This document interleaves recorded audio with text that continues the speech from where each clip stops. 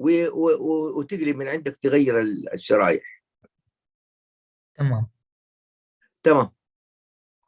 والكلام هذا لجميع الحضور. لا قدر الله لو حصل أي تعثر، طبعا احنا عندنا المحاضرات. هل في أحد منكم ما أرسلها؟ أنا ما أرسلتها، بس حأرسلها دحين. أقدر أرسلها دحين وإحنا وإحنا مفتحين، أو كيف الطريقة؟ أيوة لا أقدر أدخل على الإيميل. أيوة نعم. طيب بعد الافتتاح أرسلها إن شاء الله. أيوة إن شاء الله. دكتور طاهر أرسل؟ أيوة. ممتاز. أنا أرسلتها أبر. خلاص ممتاز. يعني وهذه قيمة إرسالية المحاضرة، حتى تكون باك اب عندنا، وترى من واقع العمل هذا الشيء حصل. دكتور جدا يعني كان متوتر، ما هو قادر انه يوصل البرزنتيشن. على طول البرزنتيشن موجود، وطلعنا حتى لما كان في رقم كذا طلعنا بالرقم اللي انقطع عنده الاتصال. الله تبارك الله. يلا على بركة الله، باقي دقيقة واحدة. بس باقي دقيقة. أفتتح أنا. أنا اللي هفتتح دكتور ازدهار. طيب حاضر. طيب نبدأ الآن. خلاص صارت الساعة 9. طيب بسم الله الرحمن الرحيم. الحمد لله رب العالمين، والصلاة والسلام على سيدنا محمد وعلى آله وصحبه أجمعين. إخواني وأخواتي الكرام, ladies and gentlemen, dear colleagues, السلام عليكم ورحمة الله وبركاته. أسعد الله صباحكم بكل خير وبركة. It's a real privilege for us to have you again today with us in the third day. And thank you for attending the previous 2 days, which was quite fruitful, and the feedback was extremely very promising and encouraging for all of us, for all what we have done. And I would like to forward the thanks to the scientific committee who were so meticulous to identify the prominent emerging speaker in that particular specialty, and to allocate those topics that is related to the real world practice of those who are engaged in home health care. And as we promise you, ladies and gentlemen, we will continue, inshallah, today with the third day with a lot of important topics and eminent speakers that will enrich our thoughts and change our mindset up with the updates and encourage us to go through innovative way to upgrade our capacity to work in home healthcare. In fact, as you know, this conference is accredited by 19 CME hours, so stay with us till the day. And at the end of the day, inshallah, we are going to have in the closing remark, we will announce the recommendations. And according to the last year, our recommendation, alhamdulillah, has been perceived by the decision-making authorities, and they have implemented some of the recommendations. And this is exactly what we are looking for, and this is the real impact that we would like to have out of our scientific event, not only to impact on our practice as a physicians and nurses and technicians, but also to impact the decision makers in modifying the rules and regulation to be more adjustable to serve our patients better. So I hope that you will enjoy staying with us for the day, and I'm sure that we will gain a lot of informations and upgrades of our skills and knowledge. So without any further delay, I would like to introduce our chairperson today for the first session, Dr. Izdihar Salam Madani. She's well-known, in fact, and she's a consultant family medicine. She's the head of the scientific committee of this conference for the second year. She's a medical director in Salam Home Healthcare since 2019. She's accredited surveyor in Sibahi, and she's the first Saudi female to be designated as a healthcare center manager in Al Marwa Healthcare Center in the public health department. She's a manager of the technical affairs in the public health department as well, and the deputy director of the clinical review of health centers in Directorate General of Health Affairs in Jeddah, deputy directors of quality and patient safety, and director of the health center and sector affair for Jeddah Governorate in public health departments. She's a manager of the technical affairs and public health department. She had a lot of positions, a lot of titles, a lot of contributions, in fact, to upgrade our healthcare system in terms of primary care, and now she is leading the home healthcare as a well-expert scientific leader. And I'm hope that with her expertise, she will enrich all of us, inshallah, by moderating this session. So thank you, Dr. Azdihar, and I will just leave the floor for you. Assalamu alaikum wa rahmatullah. Shukran, Dr. Ashraf. Thank you very much for this for everything you tell about me, and for this very beautiful opening for our ceremony, for our second international home healthcare in Salam. I hope, inshallah, this day it will be, there will be a session now, session 11. We reached till session 11. Session 11, it will be under the title Cardio-Metabolic Disease and Management in Home Healthcare. And we have 4 lectures in this session. First session, it will be for Dr. Tahir Hassan Kamal. He will talk about the management of hypertension in home healthcare setting. Dr. Tahir, he is a head of cardiology and intensive care unit in Salam Hospital in Jeddah, Saudi Arabia, from 1988 till 2000. He is a membership in Egyptian Society of Cardiology and Saudi Heart Association. He's also a membership of Saudi Intervention Group, and another membership is European Society of Cardiology and American College of Cardiology. Welcome, Dr. Tahir, with us today. You can start now. Thank you very much. بسم الله الرحمن الرحيم والصلاة والسلام على أشرف المرسلين سيدنا محمد وعلى آله وصحبه أجمعين. First of all, I'd like to thank the organizer for inviting me to the second Salam International. And our topic today will be on the management of hypertension in healthcare setting. I will share my slides first.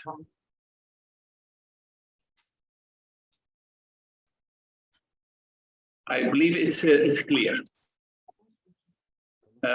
So the management of hypertension in home healthcare setting, when you talk about this subject, many physicians, they raise some questions.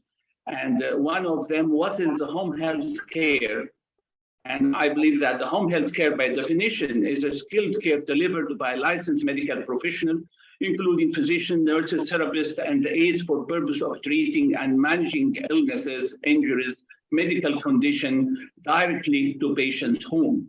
And it could be, as you know, a medical one, where skilled nurses, physical therapy, occupational therapy, etc., or a social service that's given to the patient. Then comes the next question. Hello?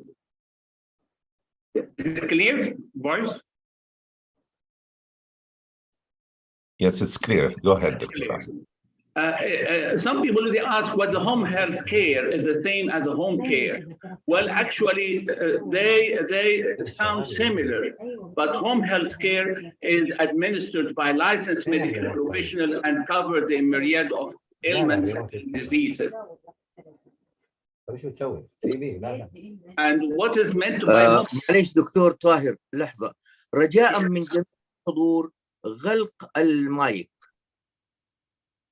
في أصوات بتطلع مع المتحدث. Please put it in mute. Thank you. You go on, please, Doctor.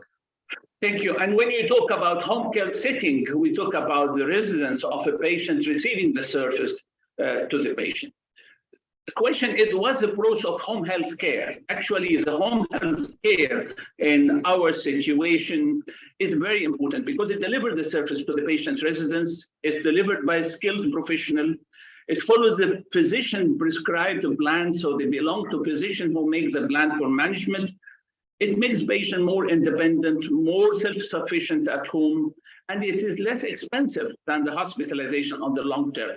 And more importantly, that is dedicated for elderly. And it's important for us to know who are the elderly hypertensive patients.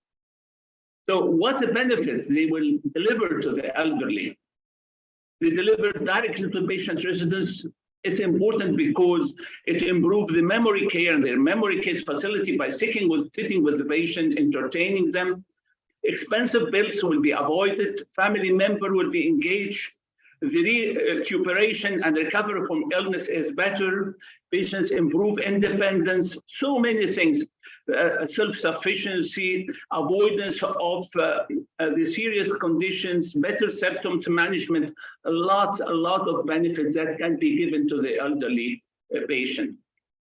So what's the status of the healthcare for elderly in USA? When you look at the diagram on the right, you will be surprised by seeing that the children below the age of 18 from 2016, 2034, and projected to 2060, they continues to be like the same of about 73 million in USA. But what's increasing is the number of the elderly, those who are exceeding the 85, from 49 to 77 to 80 million. So we are an aging nation where there is the fastest growing of the population above the age of 85. There are now increased availability of the household, which can reduce hospitalization. Knowing that many of the patients, they are homebound, they are far from reaching medical facilities. So that raises the importance of having a home health care for these patients. And good things about home health care that's customized according to the needs of the patient. So how can home health care help control of high blood pressure in the elderly? This is give you some example of how home health care can help patients who are hypertensive. They give him a dietary aids regarding low sodium, which is really essential for the patient's management. They give him a better social interaction, where stress is a fundamental role in hypertension. They encourage the patient to sit up and move, and that's essential for the patient.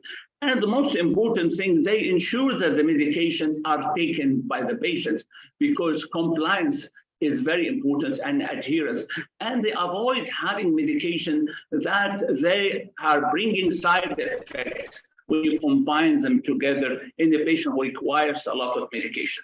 I want just to put pinpoints, because the time is short, for an important issue for the management of patients who are elderly, because they are different from when you manage patients that they are young. First, go to the prevalence. The prevalence of hypertension in the age below 60 is around 27, 30, 35. But you will be surprised that above the age of 60, the prevalence of hypertension rises up to 74%. Take another figure, and 90% of the patients who are normotensive at the age of 55 will eventually become hypertensive when they grow to the age of 80 and above. More than this, in 2060, there is an extra of 20 million populations will reach or surpass to the 8th decade of life. And I give you an information that 50% of people who are born today will reach to the age of 100, and you will see people in the 90s and 100 in the future. Blood pressures, whether systolic and diastolic, when you look at the age, they are associated. The more the people grow up, they are associated to the more ischemic heart disease and the event, whether systolic or diastolic. Same applies to the stroke mortality, which is a function of the age and the function of the blood pressure and the age.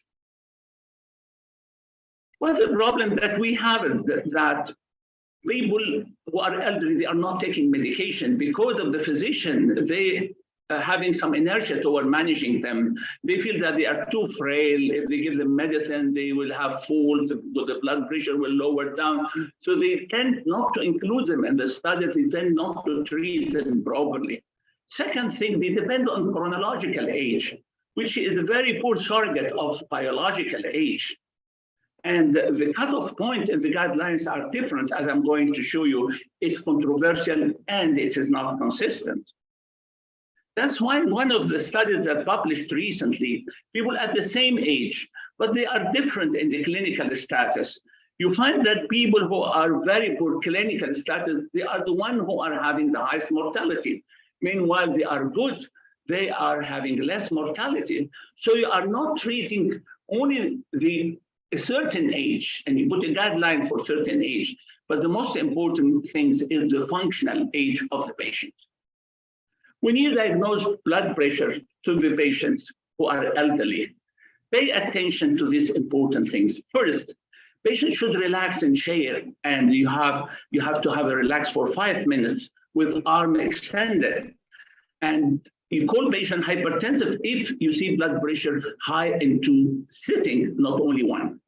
Second thing, white coat hypertension is there, and this is more aggravated in the elderly. So make sure that the patient should be relaxed and adopt ambulatory or out of office blood pressure if you see that the blood pressure in your office is a bit high.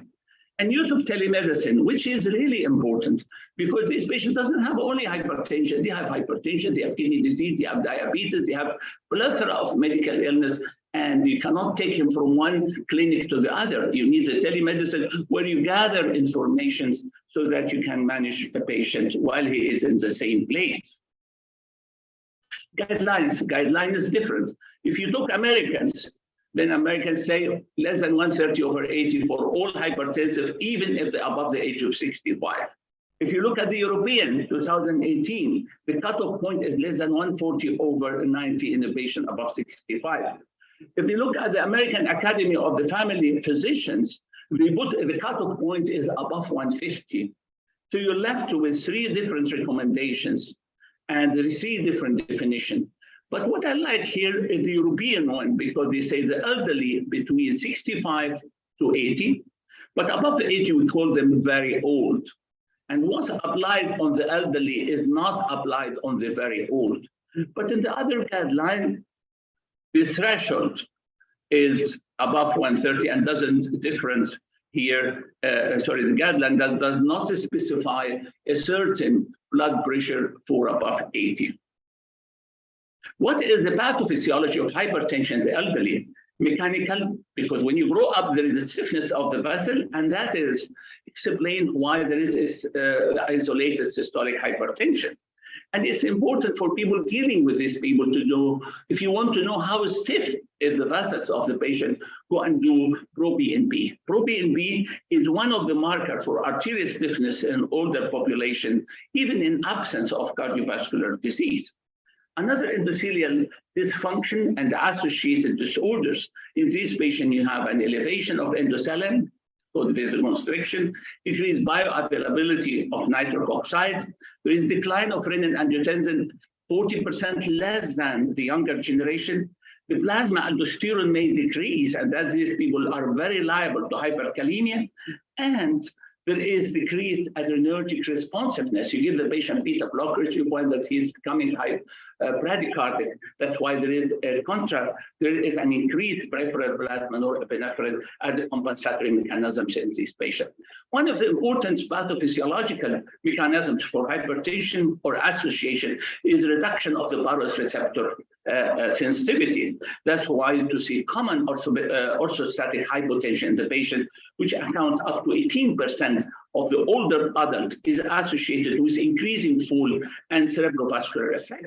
And that has an implication of the choosing the medication, don't combine medication, that lower blood pressure causing orthostatic hypotension. The most important thing in the management is the non-pharmacological intervention. I repeat, this is the most important thing.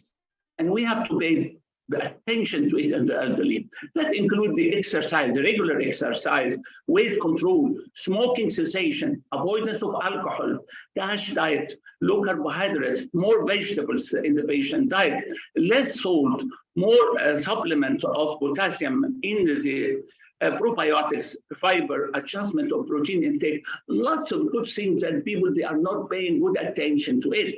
And in home health care facilities, I believe attention is given to this particular part of management. There is important thing that there is some behavior therapies that we are not performing to our patient. One, like a sport, like yoga, produce very good effect on the blood pressure. A biofeedback, and it also associated with decreased blood pressure. An important thing is that to look for the comorbidities if the patient have a sleep apnea due to obstructive sleep apnea, manage it, because by doing that, you control the blood pressure. Renal artery stenosis, look for it. Primary aldosteronism and prostatism. Review also the medications that the patient is taking. Is he taking non-steroidal anti-inflammatory, atypical antipsychotic, decongestant? All this increase the blood pressure of the patient. The wording on the salt intake. Salt should not exceed 1,000 milligrams per day. Some data has shown and argued that when you lower the salt in the food of the patient, this will increase the sympathetic activity and it activates the RAS system. But most of the data insist on the fact that lowering salt intake to less than 1,200 per day is safe and beneficial. So all the recommendation is to reduce it to 1,000 or to 1,200 and below this level.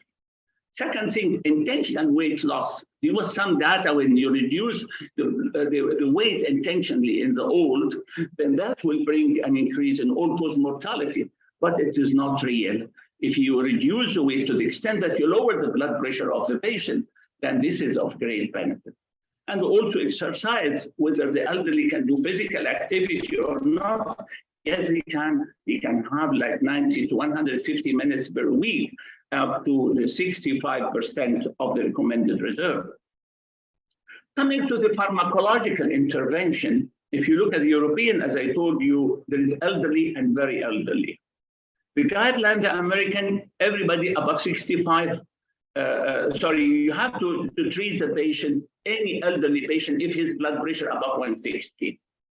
And the lower therapeutic for people that above 65 should be between 130, 139 systolic to 70 to 79 diastolic, but not for those above 80. Third thing, that in the above 80, you can still lower the blood pressure to this level, but if they are functionally fit, so you have to have a clinical assessment of the biological age for those above 80. So this level is for 65, which is less than 140, less than 80. But if you are above 80, you have to have a bit, you allow the blood pressure to be a bit higher, and you can keep on the 130, 40 over 80 only if they are fit and if they are functionally fit. Second thing, there is special consideration when you administer medication to the elderly patient. Look for the comorbidities. Look for the people around him. Someone will give him medicine or not. What is his electrolyte? What is renal function? This is before setting the medication of the patient. When we talk medicine, the four pillars are very important: the thiazide diuretic, the ACE, ARBs, and CCP. Third, stay away from beta blockers in this patient, because above the age of 65, beta blockers can produce some bradycardia and hypotension.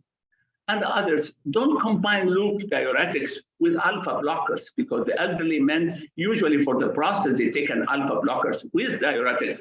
It will bring their blood pressure down and orthostatic hypotension.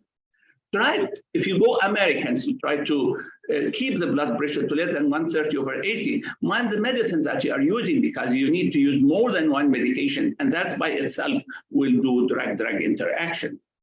Don't combine nifedipine with peripheral alpha-1 and antagonist because of the orthostatic hypotension.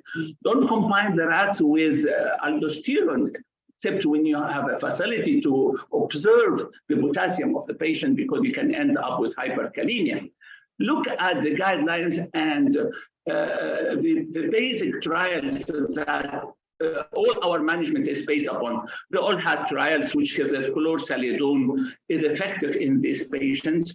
Look at the ASCO trials, which tell you that the CCB and the ACE and ARBs are very beneficial in this patient. Look for a single pill combination, because by doing that, you're improving the compliance. And stay away from medicine that cause orthostatic hypotension. Always keep an eye on renal function of the patient, because they are liable to reduction of GFR if the blood pressure is not managed, or if you turn the patient to be hypotensive. Hypokalemia is an essential issue. So for my colleagues, I tell them, if you want to treat an elderly hypertension, be aware of UKBDS, SHIP trial, SPRINT trial, URIN trial, Medical Research Council Working Party, the MRCP, and hypertension, the elderly, they are fundamental trials for people who want to know how to manage their hypertensive patient. And you look at the target, it was high, then it went down, and the spread is now less than 130/80. So guided by these trials, we are changing the management and the guidelines of the patient. I don't want to go more than another 5 minutes, but there is important topics that I want to direct your attention to it. Treatment of hypertension in a patient with coronary heart disease. Is 130/80 and below is good for this patient or not? This is a very controversial matter. The earlier studies in 2015 that includes patients above the age of 80, so you talk about the J-shaped curve. And we should not reduce the blood pressure below 140/90, because according to the J-shaped curve, if you have a diastolic blood pressure that's below 60, you have a higher mortality. And you have a systolic below 120, you also can have a mortality. And the study called the Clarify had shown that if you are above 140/80, then you have an increased event. And if you have patient above 75 and you tend to lower the blood pressure less than 110/60, you bring an increased risk of cardiovascular event. That's why Sprint has mentioned that you can load as low as 130/80. And even if you go down with the diastole, you can have a lower risk of primary cardiovascular outcome. By my advice, and an old man that has been working in this field for years, I will tell you, base your management on the comorbidities, quality of life, patient preference, and that is important to make a decision regarding blood treatment plan for every single individual.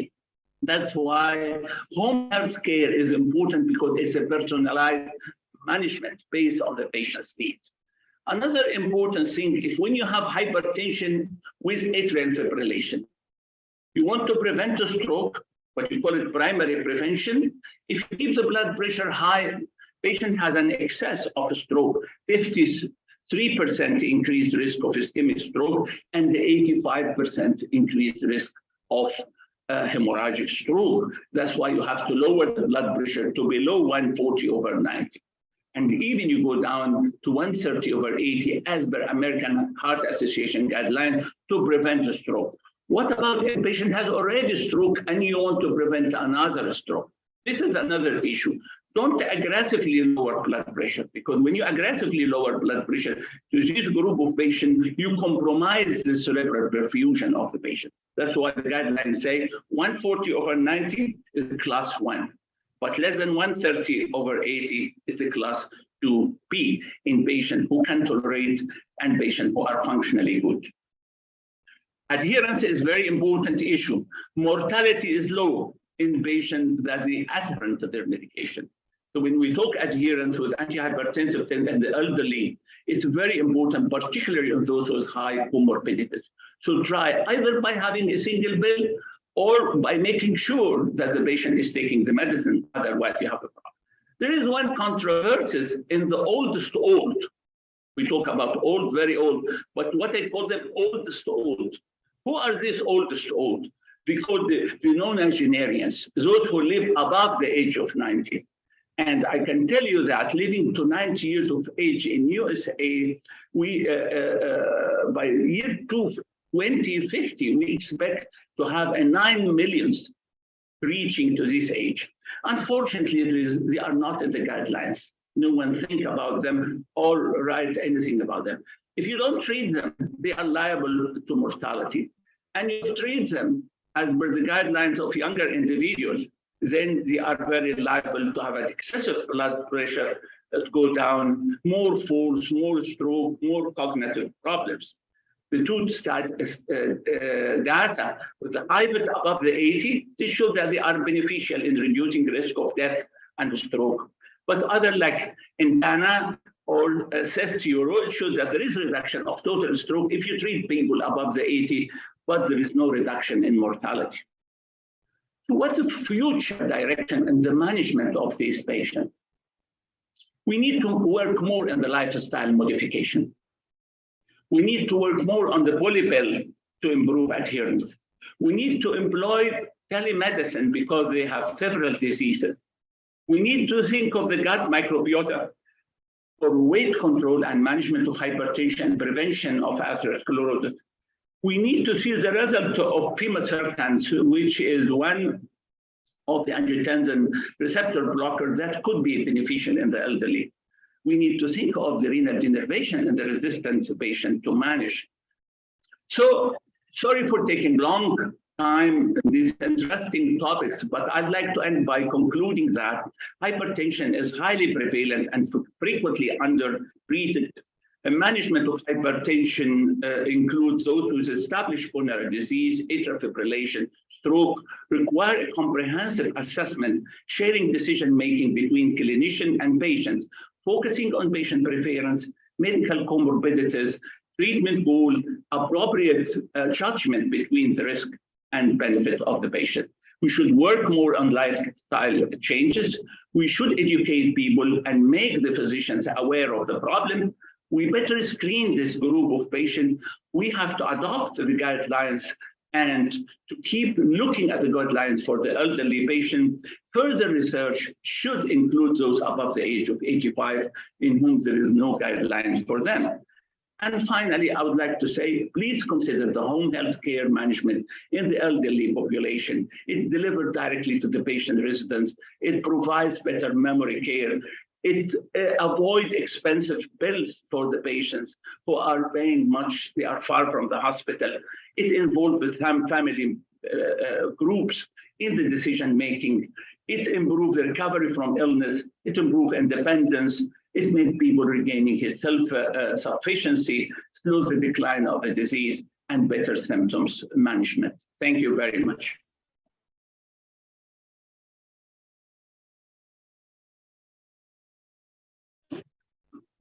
Thank you very much, Dr. Tahir. Your information is very informative, very practical, especially in home care setting. Thank you very much. The question, you are be with us till the end of the discussion, or yeah, I will try to be with you for another hour. Thank you very much. Okay, thank you very much. Thanks a lot.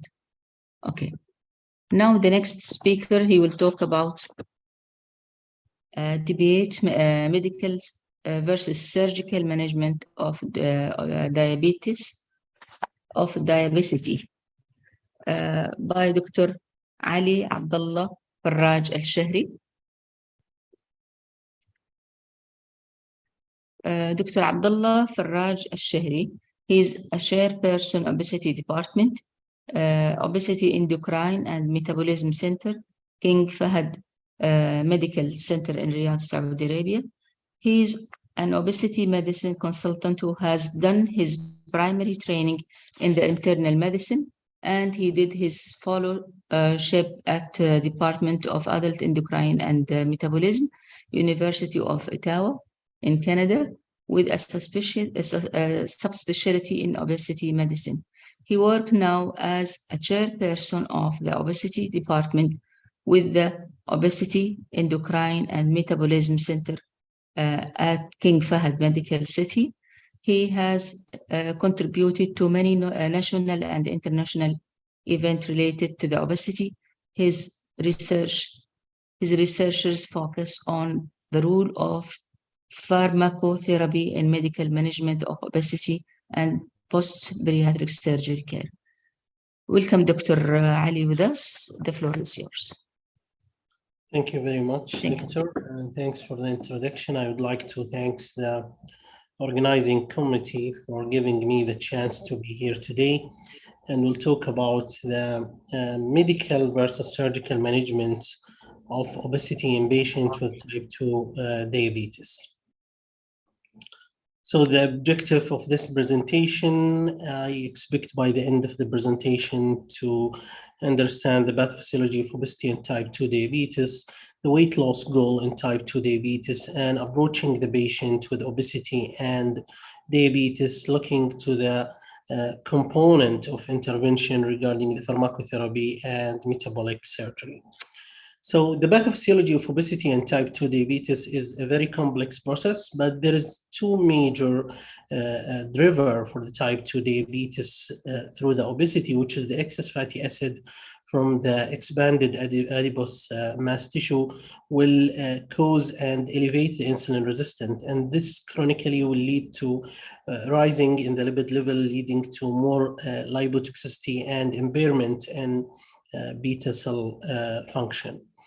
Various adipokines and inflammatory process happens in the case of the obesity. All these contributed to the pathophysiology of obesity in patients with type 2 diabetes, as you can see in this picture. It's a multiple and complex inflammatory and vascular and autoimmune process that has all contributed together to the pathophysiology of type 2 diabetes in case of patient who has obesity. So with increase the insulin resistance and increase the lipolysis process and the free fatty acid in the blood, more disruption to the glucose uptake and production through the liver and through the different organs. This will lead to more glucotoxicity and lipotoxicity, and by the end it will lead to beta cell dysfunction and the development of type 2 diabetes. So what's the weight loss goal in patients with type 2 diabetes? Actually, the goal is a very important here. So you need to look to that and address your target regarding the weight loss in patients with type 2 diabetes. So if we look here, that modest weight loss can be associated with significant improvement in hemoglobin A1C and in the obesity-related comorbidities in case of patient with type 2 diabetes, lead to improvement in mobility and quality of life and decrease the risk of mortality and morbidity, especially that's related to the cardiovascular mortality and morbidity. So approach to the patient with obesity and diabetes is a very important to approach those patients through the measurement of the height and weight and calculate the BMI, classifying the patient according to the standard with overweight, class 1, class 2, class 3 obesity, and then targeting the treatment based on the classification of the obesity. Very important module has been developed by Obesity Canada to help the healthcare practitioner in their assessment of patient who has obesity, which is the 5 A's module. This is a very, very helpful module. I would encourage everyone, especially in the primary healthcare setting, to use this module during the assessment of the patient with obesity and type 2 diabetes. And the 5 A's is, first A is assess. So assess your patient for the obesity or overweight with a metabolic risk factor, assess the patient readiness and ability to make change at the current time. The second A is advice. So advise your patient about the importance of the weight loss and the increased risk of cardiovascular and other complications that arise due to the high weight. Third A is about agreement, which you should agree with your patient on realistic goal and an achievable target regarding the weight loss. And then assist your patient by defining for them the weight management strategy and the available option for the weight management. And the fifth A is to arrange follow-up to create long-term follow-up and long-term continuity of the care. So go deep now about the clinical management of the obesity. I would say that in the last 2 months, we have a major change in the guideline regarding the obesity management in general, including the obesity management in the setting of diabetes, whether type 1 or type 2. So last October 2022, ASMBS and the EFSO has updated the American guideline regarding the metabolic surgery.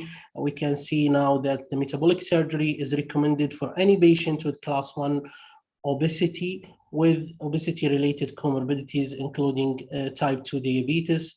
So, and obesity pharmacotherapy will start from the BMI of 27 and more in the presence of comorbidity. So this is really a big change, and this was driven by data, and all these changes or major changes that happen in the guideline, it's all emphasized in one point, which is early intervention.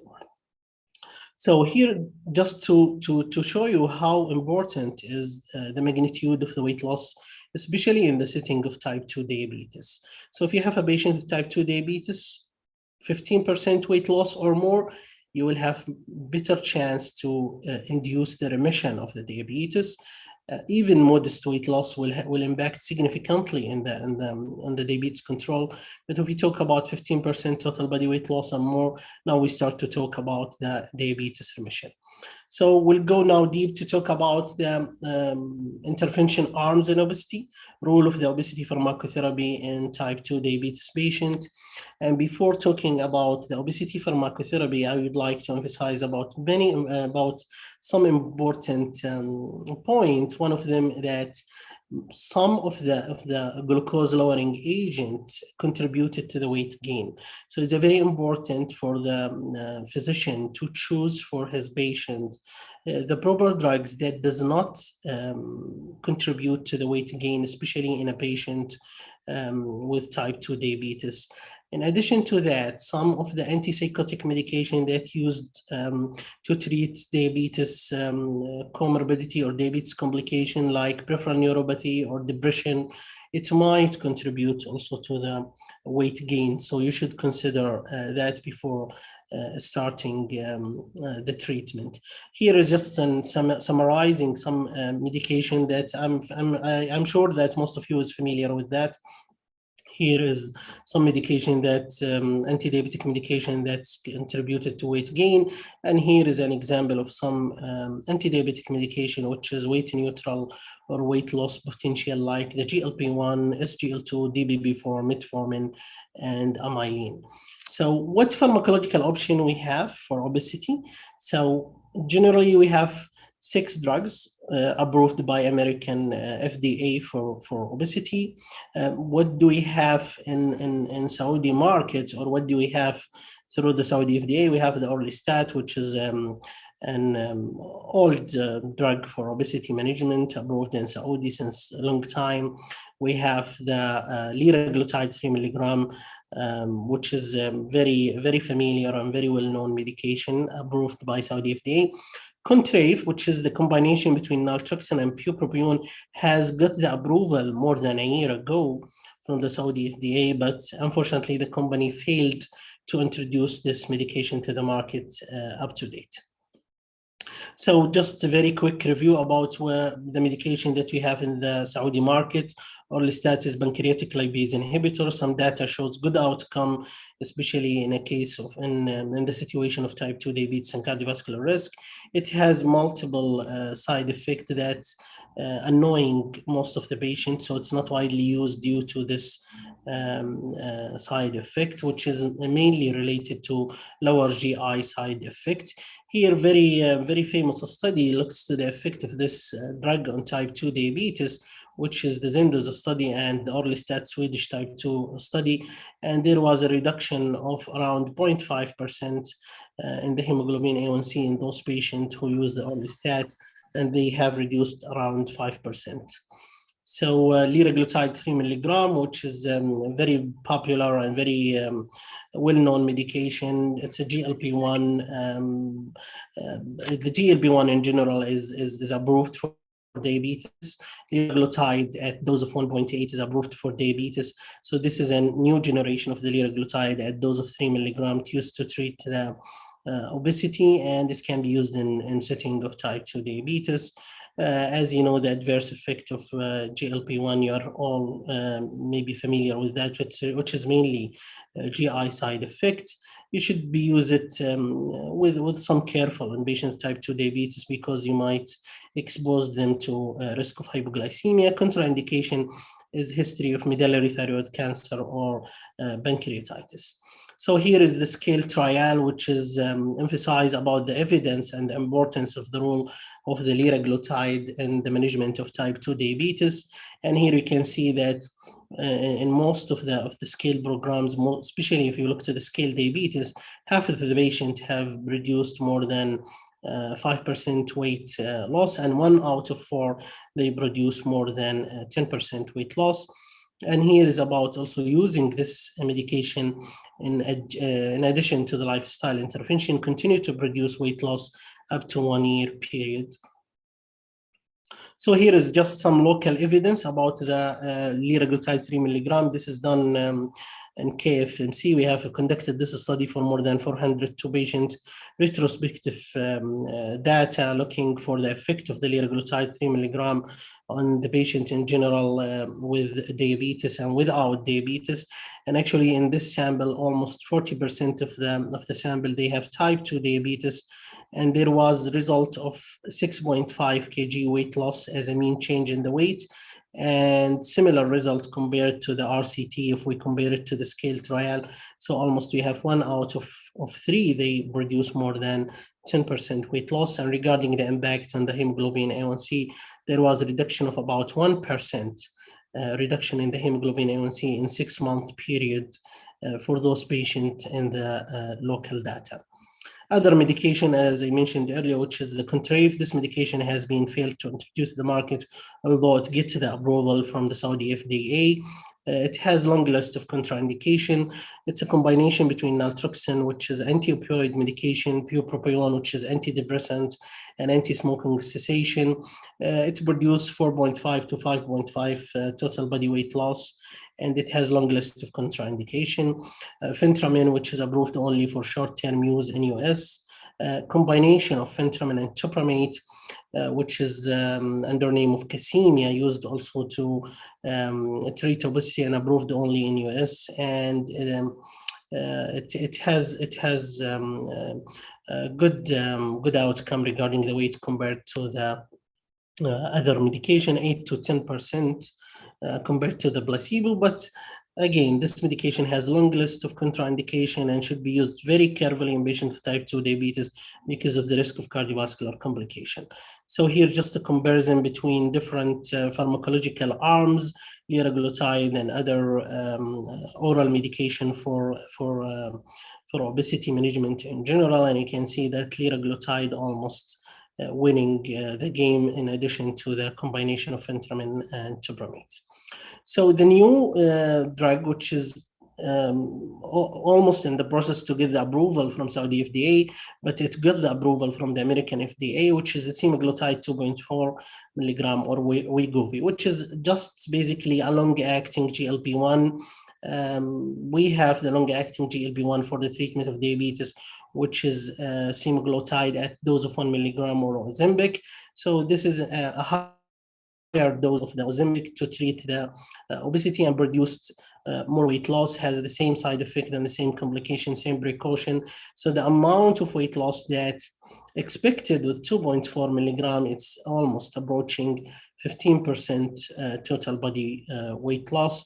And here is the cardiovascular impact regarding the improvement of cardiometabolic marker, including the waist circumference, systolic blood pressure, and other markers, including the reduction in the hemoglobin A1C and lipid marker. What emerging pharmacotherapy for weight management we have in the pipeline?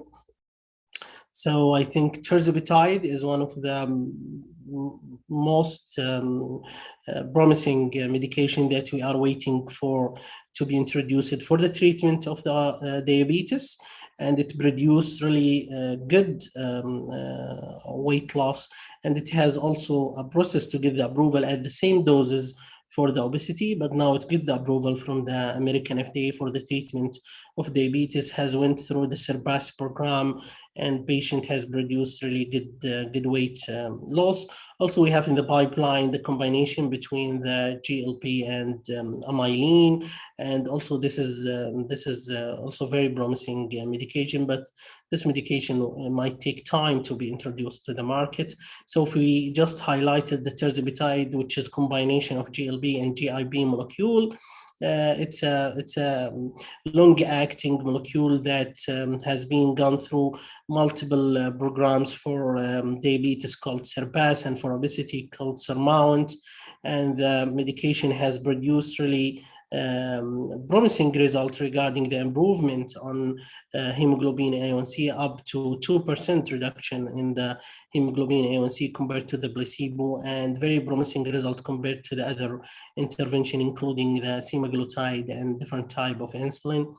And regarding the improvement in body weight with this medication, we can see that it produced almost 22% total body weight loss with the maximum dose, which is 15 milligram. So this is very significant magnitude of weight loss that almost hitting or similar to the results of the bariatric surgery, which is producing something between 20 to 35%. This is regarding the bariatric surgery. So this medication is 22.5%. So this is very promising results, telling us that the future for the management of diabetes and obesity is very promising. And we are all waiting for this drug to see the effect in our population. So what's the recommendation regarding the pharmacotherapy and treatment of obesity in setting of type 2 diabetes? So when choosing glucose-lowering medication for patients with type 2 diabetes and overweight or obesity, consider the medication's effect on weight. So this is a very important message. And when it's possible, minimize the medication for other comorbid conditions that could contribute to the weight gain. Weight loss medication are effective if it's associated with weight, lifestyle intervention and physical activity and behavioral counseling.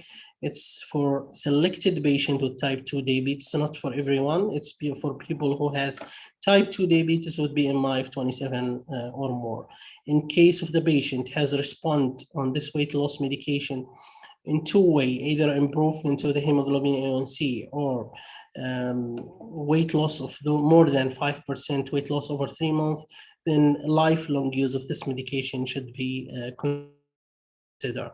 In case of non-response, so a different option should be discussed with the patient regarding this. So what about the metabolic surgery or bariatric surgery? As I mentioned earlier, big change or a major change has done in the last 2 months regarding the indication for the bariatric surgery in a patient with type 2 diabetes. So the recommended BMI now in case of patient with type 2 diabetes, BMI 30. In case if the patient fail to introduce sustainable weight loss and improvement in the diabetes, so he will be eligible to go to the metabolic surgery, where here we are giving him more than the benefit of the weight loss and the bariatric surgery. And we always say that bariatric surgery has a benefit more than the weight loss because it changed the physiology, it changed the metabolic condition of the patient, and this is why they call it metabolic surgery.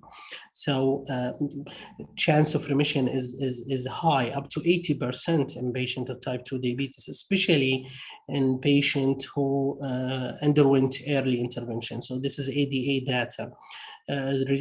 Remission or resolve of the blood pressure in more than 60%, obstructive sleep apnea more than 80%.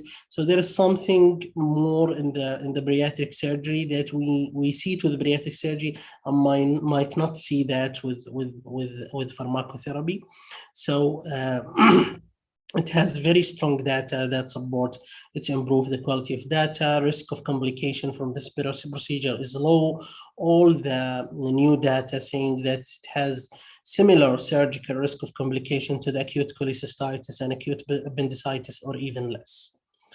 So why do we have type 2 diabetes remission post-bariatric surgery? Actually, not all the process has been understood, but there is two hypotheses that can explain that, which is the hindgut and foregut hypothesis. So the hindgut hypothesis, it states that diabetes control results from the rapid delivery of the nutrient to the distal small intestine, and this is enhancing the release of the hormone that contribute to resolve or remission of the diabetes, like GLP-1, and the foregut hypothesis, which is contends that exclusion of the proximal small intestine reduce or suppress the secretion of anti-incretin hormone, leading to improvement of the blood sugar as consequences of that, and lead to remission of type 2 diabetes.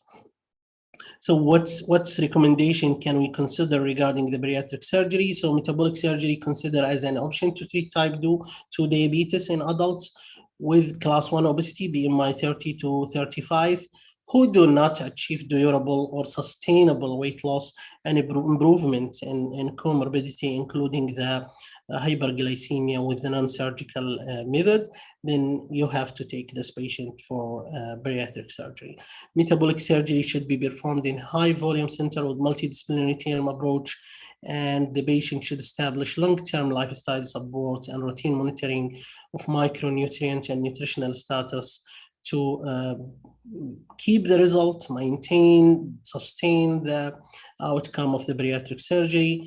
People who undergo metabolic surgery should routinely be evaluated to the need of the ongoing mental health services to help with the adjustment to the new change in their life after the surgery.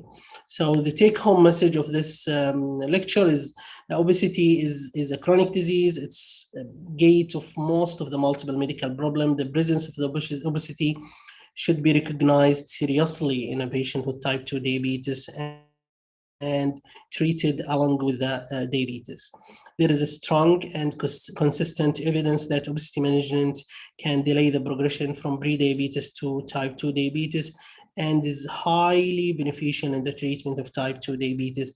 And as we mentioned earlier, 15% weight loss and more can induce the diabetes remission. In patients with type 2 diabetes who has or who have overweight or obesity, as we mentioned, modest and sustained weight loss can improve the glycemic control, and high weight loss can induce the diabetes remission.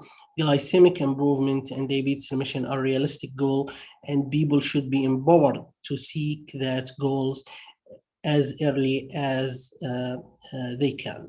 So by that, I will conclude my presentation. I hope I was strict to the time. Thank you very much for your time to me, and I'll handle the mic back to the chairman. Thanks a lot, Dr. Ali. Very informative, very practical. Actually, I got benefit from from your guideline, and the one which is used as fifth as a model for behavioral changes, and it's used for weight management in practice. This is very practical, and I think it is very practical also for family physician in their clinic and even in the home care. Thank you. Thank you very much. Very informative. Thank you to be with us. I think, Dr. Ali, you finished before the time, so we have two questions for you and for Dr. Tahir, if he's with us. Dr. Tahir, still you are with us? You hear me now? Yes, yes. There is two questions, for one for Dr. Tahir and the other one for Dr. Ali. The first one for Dr. Tahir. How safety we can go in lowering the blood pressure in elderly patient with CV risk factor from the SPRINT trial point of view? Yeah, that's a great question. There is a publication of the SPRINT trial for the senior. We call it the senior SPRINT trial, because simply the SPRINT trial showed that patients who lower the blood pressure to 130/80 and below, they benefit more from those who are having a higher blood pressure. So what about the elderly? Surprisingly, the study shows that when you give it to the elderly up to the age of 75, then there is a benefit when you lower it to 130/80. If you are interested, the number needed to be treated, you need to treat 27 patients to prevent one primary event. And you need to treat 41 patients to prevent one secondary event. So the data was in favor of lowering blood pressure, even in the elderly, based on the senior SPRINT. But when you go back to previous trials, Let me take an example of a study called the Roadmap. The Roadmap was on olmesartan, and they lowered the blood pressure, but mortality was higher in a group of patients that had cardiovascular disease. So when we talk about cardiovascular disease, there is two groups of cardiovascular disease. A patient that they have their coronaries not fixed, it's not recanalized. They live under this diastolic blood pressure. If you lower the diastolic blood pressure low, you deprive them from the diastolic filling of their coronaries, and mortality is high. And if you have a patient that they have good coronaries or they revascularized, then this patient, they will tolerate lowering the blood pressure. This is another thing. Second thing is, it's not the chronological age. It is the functional age. It is the comorbidities. It is many things. So it comes by the end of the day, try to lower it. If patient tolerated is good enough. If patient is functionally all right, it doesn't have lots of comorbidities, then you can go low as the SPRINT trials say. That is my answer to the question. Thank you. Thank you very much, Dr. Tahir. Another question for you, Dr. Ali, about bariatric surgery resulted in a relapse in weight gain in a large proportion of patients with diabetes. Do you think with the current excellent result of Ozempic, we will have less trend of surgery for treating the obesity? Oh, this is a very good question. So let me divide the answer to two parts. So bariatric surgery, as I mentioned in my presentation, when we came to the bariatric surgery, then it has to be done in the setting of well-established center, presence of multidisciplinary team. And one of the messages that I brought that the patient should establish long-term follow-up process post-bariatric surgery. If your patient does not have the access to a good surgical center that will do the bariatric surgery and do not have the access to establish long-term follow-up post-bariatric surgery, then that's sending him to the bariatric surgery is wasting of time. Because unfortunately, as mentioned in the question, the chance of the weight regain, especially in our population, is very high. So some local data talks about 50% chance of weight regain.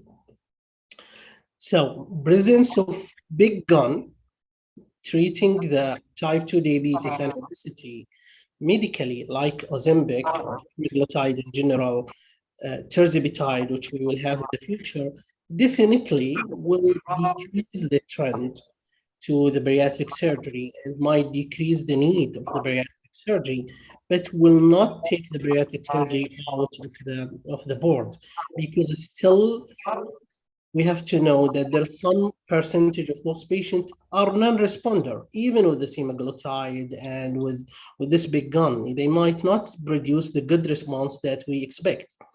And the other thing, that there is something beyond the weight loss in bariatric surgery. So chance of remission of diabetes, the change in the physiology that happened that lead to resolve of the other comorbidity. So yes, we will have less trend to the bariatric surgery with this new generation of obesity medication, but still the bariatric surgery is still there. And I recommend the bariatric surgery only in case of the two requirement that I mentioned earlier. I hope I answered the question clearly. Thank you, Dr. Ali. There is another question also about now all the people, they are using Ozempic, semaglutide as an agent for lowering the weight, even if they are not diabetic. How it's the effective of this in lowering the in lowering weight, even if the patient is not diabetic, and if there is any side effect for all of this, and how long they can use it. Okay, so we'll answer people without diabetes. Yeah, we'll answer the question now for people who is non-diabetic. So, semaglutide in general has been approved for the treatment of obesity at dose of 2.4. It's the name of this drug is Wegovy. It's available in the market in US. Most of the physicians in the US, they have the ability to prescribe it right now. The company has shortage in the supply of this medication. This is why it's not introduced to our market. So this is when we talk about the semaglutide as a molecule itself. What we have in our market is a semaglutide 1 milligram. Yes.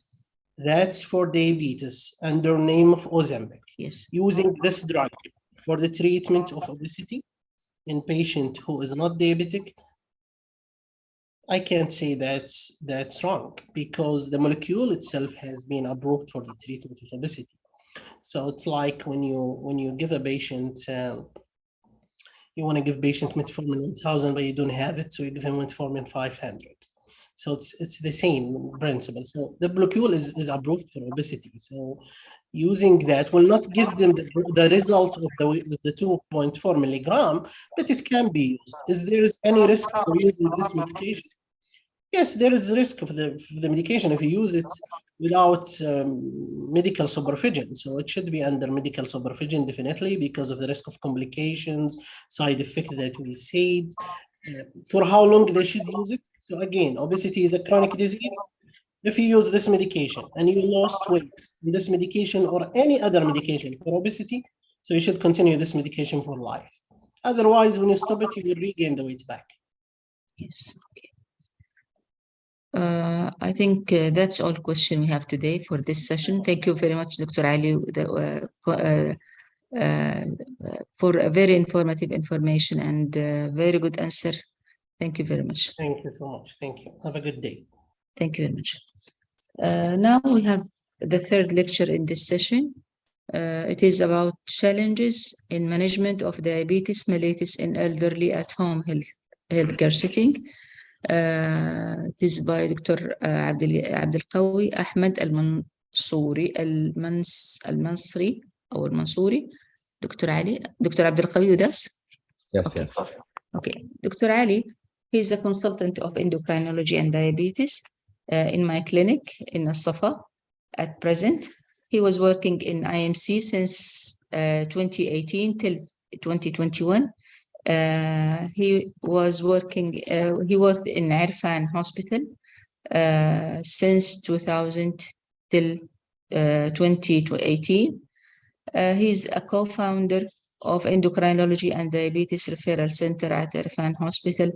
He's one of the most invited speakers in diabetes and endocrinology conference nationally, and he's co-founder and annual lecturer of the Arab Diabetes Forum in Cairo, which is dedicated to the diabetes in the Arab world. Welcome with us, Dr. Abdelqawi, and you can start now. Thank you very much. Bismillah ar-Rahman ar-Rahim. First of all, thanks for having me. In this presentation, I will go about 25 minutes talking about diabetes management in elderly. Before that, let me introduce three elderly people. The first one is Sylvester Stallone. He's 76 years old man. So this is a 76-year-old, and this is a 96-year-old Charles Eggster, who was running the marathon and winning the marathon at age of 96. And this is an old man. So when we talk about elderly, we're talking about different people, though the age is over 65, but they have different conditions, different medical status, and different activity status. So the person age of 65 or more is they referred as elderly, but again, as we said, we need to individualize this elderly. If he lives alone, if he has a risk of fall, if he has a good cognitive or bad cognitive function, if he has a good motility, or he's like bedridden or wheelchair dependent. Why we talk about diabetes in elderly? Because it's really very common, because these patients already had diabetes long ago and it's for long duration, or they just had it recently. Anyway, if we see here, this is diabetes in over 65 years. If we see North America and Middle East, they are the highest actually. So we can see about 26% of elderly population are diabetic in North America, and again 20% of elderly are diabetic in Middle East. Let's start with this case. This is 72-year-old male, newly diagnosed type 2 diabetes with hemoglobin A1C of 8.6. Actually, I saw this patient about 2 years ago. Now the question, what is the hemoglobin A1C target? Okay, if you want to go through any information from this presentation, actually, this is the main reference, which is the Journal of Clinical Endocrinology and Metabolism, 2019, Treatment of Diabetes in Older Adults and Endocrine Society Clinical Practice Guidelines. Now, what we need to do first is to have check our patient if he has a good health, intermediate health, or poor health. And then we can ask if this patient has some medication which might cause hypoglycemia or there is no hypoglycemia. Based on this, usually the targets are, if the patient is good health, then he should be with hemoglobin A1C less than 7.5. If intermediate health, less than 8. And if the poor health, we can accept up to 8.5 hemoglobin A1C. Now this, if the patient has no sulfonylurea and no insulin, and there is no risk of hypoglycemia. But if there is a risk of hypoglycemia because of sulfonylurea or insulin, then we need to have the same target, but with high target also, not below 7, not below 7.5, or not below 8. So whatever is the target, it depends on the patient actually according to his status. What the main reason here is, yes, to control, but without hypoglycemia. Always when we need to have any medications in diabetic patients in general or elderly population, we need to remember that we need to have this target without hypoglycemia. Now, so our patient now diagnosed diabetic, and we wanted, of course, his target is very good health. So his target will be below 7.5. So what is the next step? And going back to the Endocrine Society recommendation, the first step is lifestyle modifications. So we start with lifestyle modification, but as we said earlier, we need to assess this patient naturally. If he has malnutrition, if he's well, of course, he need to have a rich diet with of course, protein, with vitamins, vegetables, fruits, and we need to limit the simple sugars. Now, we need to remember that what's the difference between the fruit and the juices. If you have the fruit, this is high glycemic index, and it's preferable to have for everybody, even diabetic patients. While if you have the juice, actually, you have something with very high glycemic index. So if you drink orange juice, then the blood glucose will go up very high, and then in less than 1 hour, it will go to the low side. So, and you will feel hungry again. If you eat actually fruit, orange, not orange juice, then this green is the glycemic index curve. So the blood glucose will go much lower than the juice. And then after 2 hours, you still have full. So our patient is still uncontrolled on diet. What is the next step? And going back to the recommendation, the first step actually is metformin. So usually it's indicated to start with metformin. It's very effective, and at the same time, it does not cause hypoglycemia. When we talk about metformin, we need to remember that we need to reduce the metformin if the GFR goes below 45 to 1000, and we stop if the GFR is below 30, if the patient is going to radio contrast study, if the patient has acute declining kidney function, sepsis, hypoxia, shock. In all these states, if the patient has one of these, we should stop metformin at that time. This leads us to the kidney function in diabetic in elderly population, and we need also to know that GFR in elderly population usually decrease by up to 1% per year. So we need to annual screening for albumin creatinine ratio and GFR. This reduced kidney function results in a prolongation of insulin half-life. So if the patient has insulin or is treated by insulin, we need to remember to decrease the dose, or at least follow up the follow up the blood glucose. Now, if the patient is on basal insulin, of course, we need to check the fasting blood glucose and adjust the dose of insulin, whatever is the dose, according to the fasting. The target fasting blood glucose in elderly should be higher to prevent hypoglycemia, something like in the morning between 100 to 150 fasting blood glucose. If the blood glucose is less than 100, then we will decrease the basal insulin. If it's over 150 for 3 days, we will increase the basal insulin. If the patient on rapid insulin or ultra short insulin, then the dose, of course, depends on 2 hours postprandial. If this is again, the target should be higher in elderly population. Let's make it like between 140 or 150 to 200. And the 2 hours less than 140 means that we will decrease the dose next day. And if it's over 200, we will increase the dose. As long as we are talking about insulin, let me see this patient. This is really very nice case. She was 78 years old, female, diabetic for 16 years, Janomate, Amaryl, high dose, polyuria, polydipsia. Fasting blood glucose is still 240 and hemoglobin A1C is 10.2. When I told her that we need to start basal insulin, she said actually nobody with her at home. Usually one of her sons or daughters, they will come once a day, different types of the day. So in this patient, basal insulin is really very nice, and we look for some basal insulin which is flexible.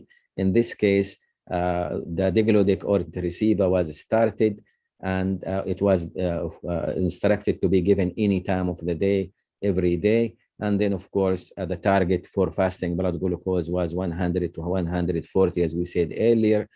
And we will change or we'll adjust the dose of insulin accordingly. Now, you can see here the first day, her fasting blood glucose was 250 with 10 units, increased gradually every 3 days, and then it went to 145 fasting on 20 units. After 3 months, we stopped already sulfonylurea Amaryl because of risk of hypoglycemia. She was in degludec 30 units and Janomate 50/1000 twice a day, and hemoglobin A1C went down to 8%. So it was really very good response from 10.4 to 8% with easy insulin, basal insulin. So this is another case, 60 years old male, diabetic, hemoglobin A1C of 8.4, was on metformin. What is the next step? Now, we have different options. We have DPP-4 inhibitor, SGLT2 inhibitor, TZDs or pioglitazone, GLP-1 receptor agonist, sulfonylureas.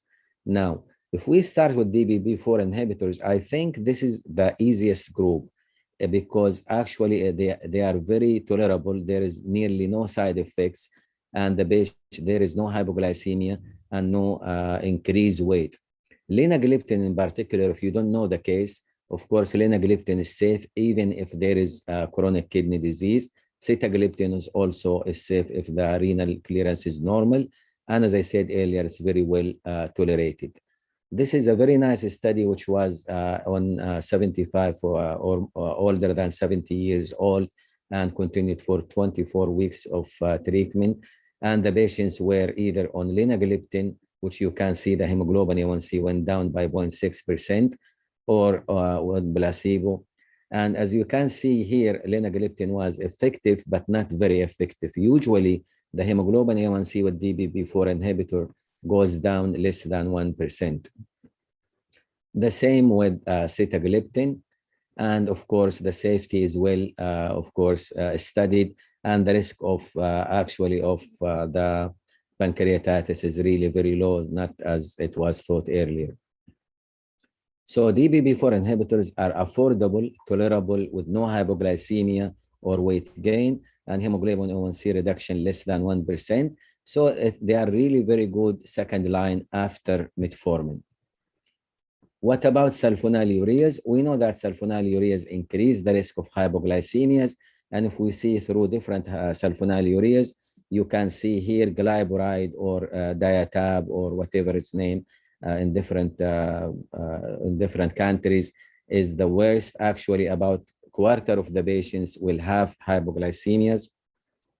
The new are less, like glimepiride, or glycoside have much less hypoglycemia, but still they are not preferable, especially if the patient lives alone or he has some limitation of movement. So sulfonylureas, glyburide should be avoided with everybody, even if the GFR are over 60. Glimepiride is a choice. Glycoside is also another choice, but we need to decrease the dose to minimum. And if the GFR is less than 30, should stop. What about ribaglanide, or what's called short-acting sulfonylureas, or Novonorm in Saudi Arabia? It's not available that easy now, but it's very safe in diabetic patient, elderly patient. He can take it if he will eat. If he doesn't eat, he will not take it. It's very safe, even if the GFR is low, but it needs, of course, to be followed up, and it needs to be when the food is ready. SGLT inhibitors also are really very good medications, have been shown to delay the progression of chronic kidney disease, congestive heart failure, coronary artery disease. There is no hypoglycemia and there is no weight gain. Actually, there is some weight loss, but we need to see our patient. Actually, sometimes you will see a patient in your clinic in wheelchair. You will ask her, is it easy to go to the bathroom? Or if she has like some catheter or something, but you need to solve this problem with polyuria before giving the sulfonylureas. Sorry, before giving a SGLT2 inhibitor. GLP-1 receptor agonists also are very good. We have many patients, many elderly patients on GLP-1 receptor agonists. Just make sure that the patient is eating well, he doesn't have nausea or he has malnutrition. Of course, there will be weight loss and there will be decreased intake. So you need to ask the patient, and if the patient is in very good health, you need to tell about nausea and follow up after starting the medication to make sure there is no limitation of dietary supplements or dietary intake, which are essential. This is another case who was 70-year-old female, obese, congestive heart failure on metformin, hemoglobin A1C 8.1, and the question what not to add in this case. And of course, we will say pioglitazone or TZD because it will increase the fluid retention and edema. It's associated with increased fracture rate and bone loss. So pioglitazone is not a good choice in postmenopausal women because they might increase the osteoporosis. And also, of course, there is increased weight. But keep it in mind if there is a patient who does not have any contraindication for TZD. TZD, they are very good because they're not causing hypoglycemia. They are effective in hemoglobin A1C reduction more than 1%. They are affordable and there is no dose adjustment. The only one available is pioglitazone or Actos 30 milligram or 15 milligram. So the question is, what happened to my patient? Now, going back to our patient here, 72-year-old male, newly diagnosed type 2 diabetes, hemoglobin A1C 8.6. Now, he is 72. He has a good health. So if he is a good health, we need to have a target of hemoglobin A1C is less than 7.5. If sulfonylureas or insulin, we will say between 7 to 7.5. And then he started first on lifestyle modification. He was non-compliant at all. Actually, he was eating sweets nearly every day. So the choices were metformin, the first choice. Then after a while, DPP-4 inhibitor added because it was not controlled. And the last thing which was added is SGLT2 inhibitor after asking the patient about how actually is simple to go to the bathroom. After 1 year, you can see he was on multiple medications. Glucophagics are 750, 2 tablets for Ziga, 10 milligram, and Trajenta 10 milligram. And the blood glucose were excellent, fasting 121, 119, 109. So it's all, as you can see, below 140, except 1 reading or 2 readings. So it's really very good control. After 2 hours, again, nearly all of them are below 200. And there is no hypoglycemia because actually none of these will cause hypoglycemia. And hemoglobin A1C went to 7%, which is excellent for this patient below 7.5. So diabetes is very common in elderly population. Lifestyle modification always the first step in the management. metformin is the first drug of choice. If we need addition, DPP-4 inhibitor usually are affordable and tolerable. Reduction of GFR in elderly population is about 1% annually. We need to remember that. Other, of course, like TZDs or GLP-1. Always when we think about the target for our specific patient, we need to individualize according to our patient. If he is in good health, then below 7.5, the A1C target, the fasting between 90 to 130. If immediate health, below 8%, and fasting should be again 90 to 150, this is higher.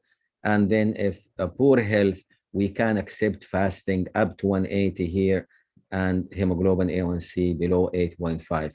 Now, if there is a risk of hypoglycemia, then we need always to put a lower range of the target, which is 7 or 7.5 or even 8 in poor health. So always what we need to remember in the old patients is to avoid hypoglycemia.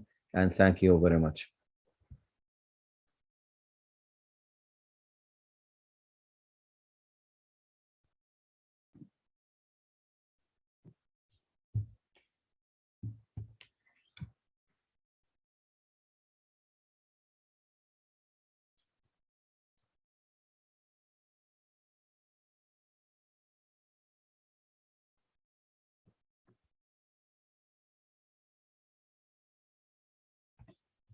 I can't hear anything.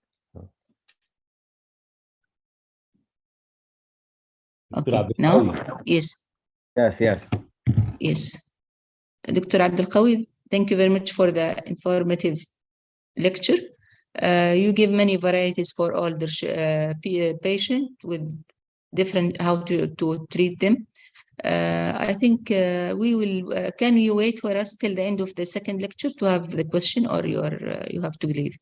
No, I'm leaving now, but I still have time. I finished in much shorter time if you want to ask. Yeah, okay. I think we have one question. Lifestyle is very important in order to alter the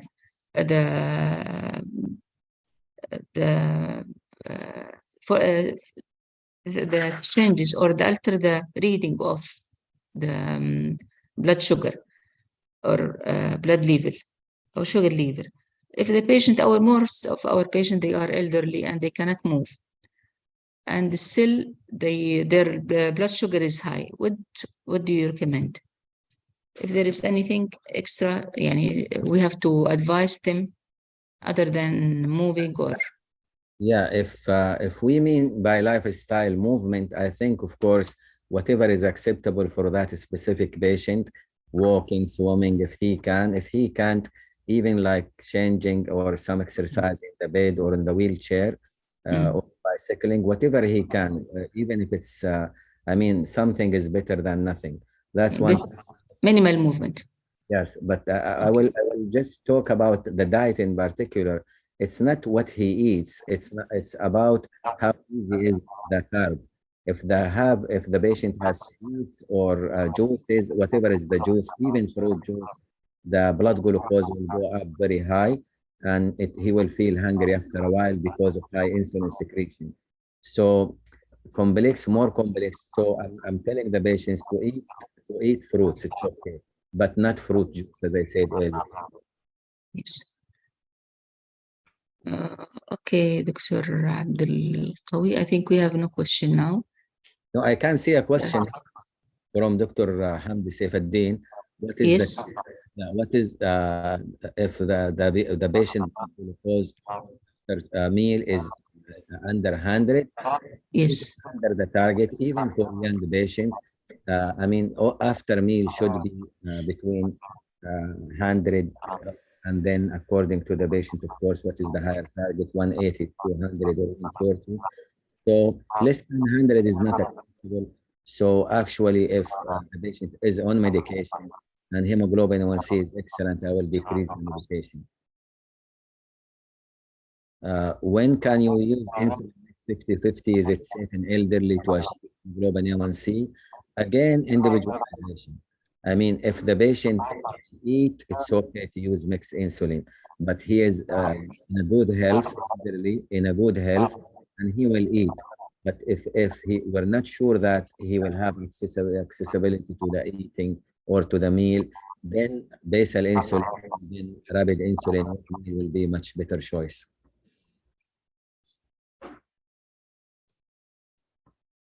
Okay.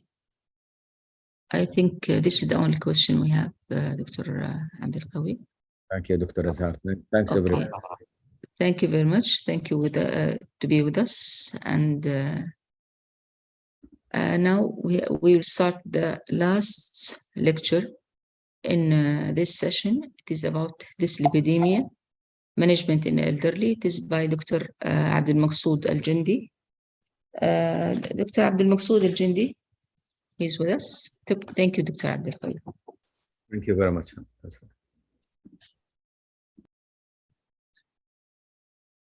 دكتور عبد المقصود الجندي with us. السلام عليكم. السلام عليكم. الأخبار؟ السلام عليكم ورحمة الله. مرحبا دكتور. عليكم السلام ورحمة الله وبركاته. Today your lecture is dyslipidemia management in elderly. دكتور عبد المقصود الجندي. دكتور عبد Dr. Abdul Maqsood Al-Jindi. He is Assistant Professor of Cardiology in Cardiology Department, Faculty Medicine in Al-Azhar University, Cairo, Egypt, from 1998 till now. Consultant Invasive Cardiology in Cardiology Department, Dr. Irfan and Baghdad Hospital in Jeddah, Kingdoms of Saudi Arabia, from 2005 till now. Welcome, Dr. Abdul Maqsood. I hope, inshallah, we will enjoy with our lecture. You can start. Thank you very much. السلام عليكم ورحمة الله وبركاته.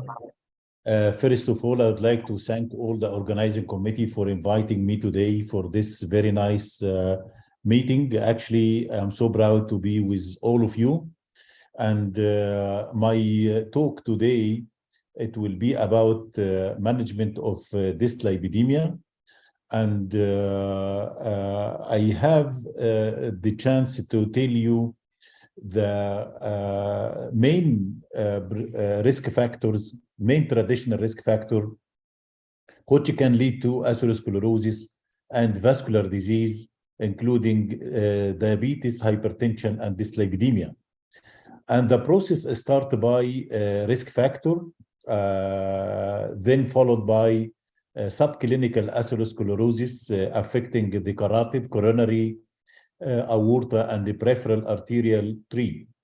And once the patient developed significant obstruction in the carotid, coronary, and aorta or peripheral arterial disease, he will develop major vascular event, including acute ischemic stroke, acute myocardial infarction, a critical lower limb ischemia.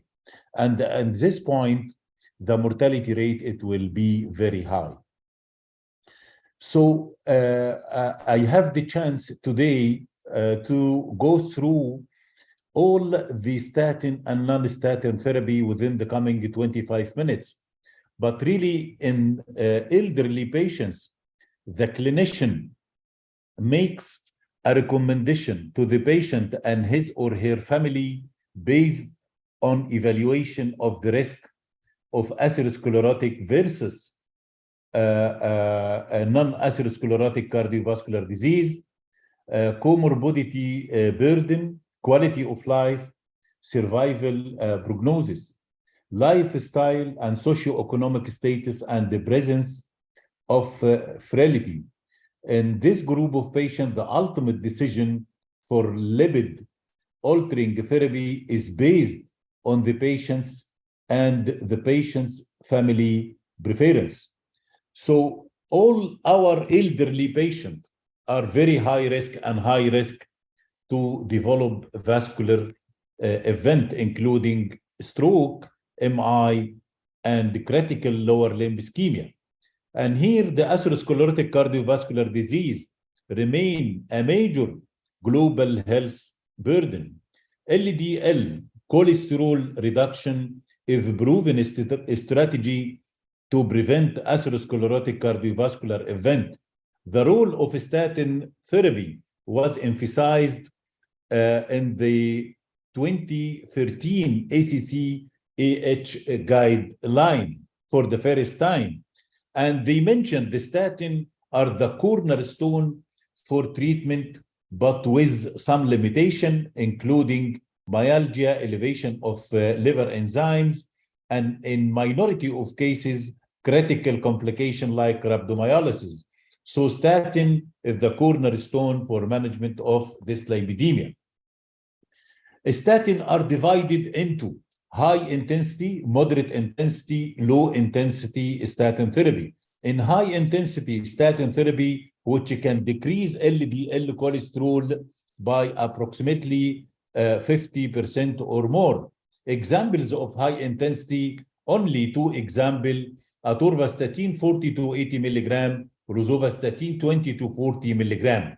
Moderate intensity statin therapy, which can decrease LDL cholesterol by approximately 30 to 50%. And the examples here, moderate dose of atorvastatin 10 to 20, rosuvastatin 5 to 10, simvastatin 20 to 40, and low intensity statin therapy, which decrease LDL cholesterol by less than 30%, like Simva 10 milligram, bravastatin 10 to 20, luvastatin 20, fluvastatin 20 to 40 milligram, and pitavastatin 1 milligram. Also in the guideline, they are subdivided the patient into very high risk, moderate risk, low risk, according to the European Society of Cardiology latest guideline. And the treatment goal for each group differ.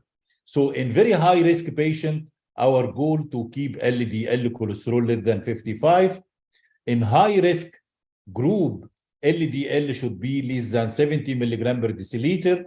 Moderate risk, LDL cholesterol should be less than 100, and low risk, the LDL cholesterol should be less than 116. And definitely, we need to keep more than 50% reduction from the baseline. Primary and secondary prevention trial showed the following message: the lower the better.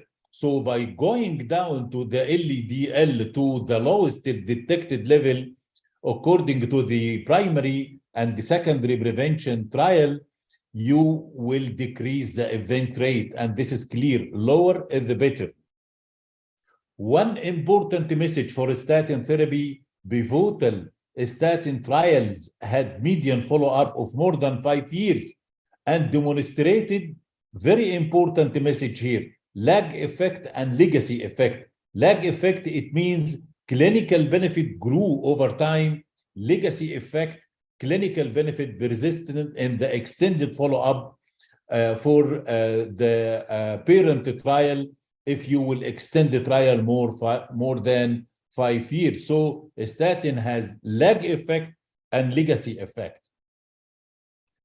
Then we have, according to the ACC guideline 2016, they mentioned the role of non-statin therapy for LDL cholesterol lowering and the management of atherosclerotic cardiovascular disease.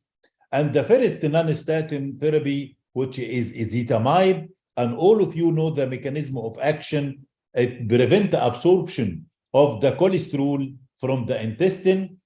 Improved trial demonstrated the efficacy and safety of addition of ezetimibe to simvastatin. There is two arm receiving simvastatin 40 milligram, and the other arm receiving ezetimibe plus simvastatin 10 over 40 milligram. And the primary composite endpoints, 5-point MACE, which is cardiovascular death, MI, hospital admission for unstable angina, coronary revascularization, or stroke. And look here, by addition of ezetimibe to simvastatin, there is significant reduction of LDL cholesterol if you compare it with simvastatin alone with significant p-value. This reduction in LDL cholesterol translated to clinical benefit which is significant reduction of 5-point MACE composite endpoint, cardiovascular death MI, documented unstable angina requiring hospitalization, and coronary revascularization or stroke.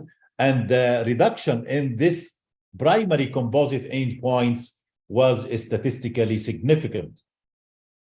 The second non-statin therapy, which is BCSK9, and we know that BCSK9, it's a target now for proper management of dyslipidemia. And there is two treatment strategy for treatment of dyslipidemia by BCSK9 intervention, which is monoclonal antibody and small interference RNA. I will start by monoclonal antibody, and this is the mechanism of action of BCSK9 inhibitor. If you can see here on the left side of the screen, patient with low BCSK9, and in this group of patients with low BCSK9, there is a lot of expression of LDL receptor, which allow to take all the LDL cholesterol inside the lysosome to be hydrolyzed, and then this LDL, it will be recycled again and to be expressed on the surface of the liver to make its function. So in patients with low BCSK9, there is very low incidence of atherosclerotic cardiovascular disease. On the right side of the screen, patient with high BCSK9,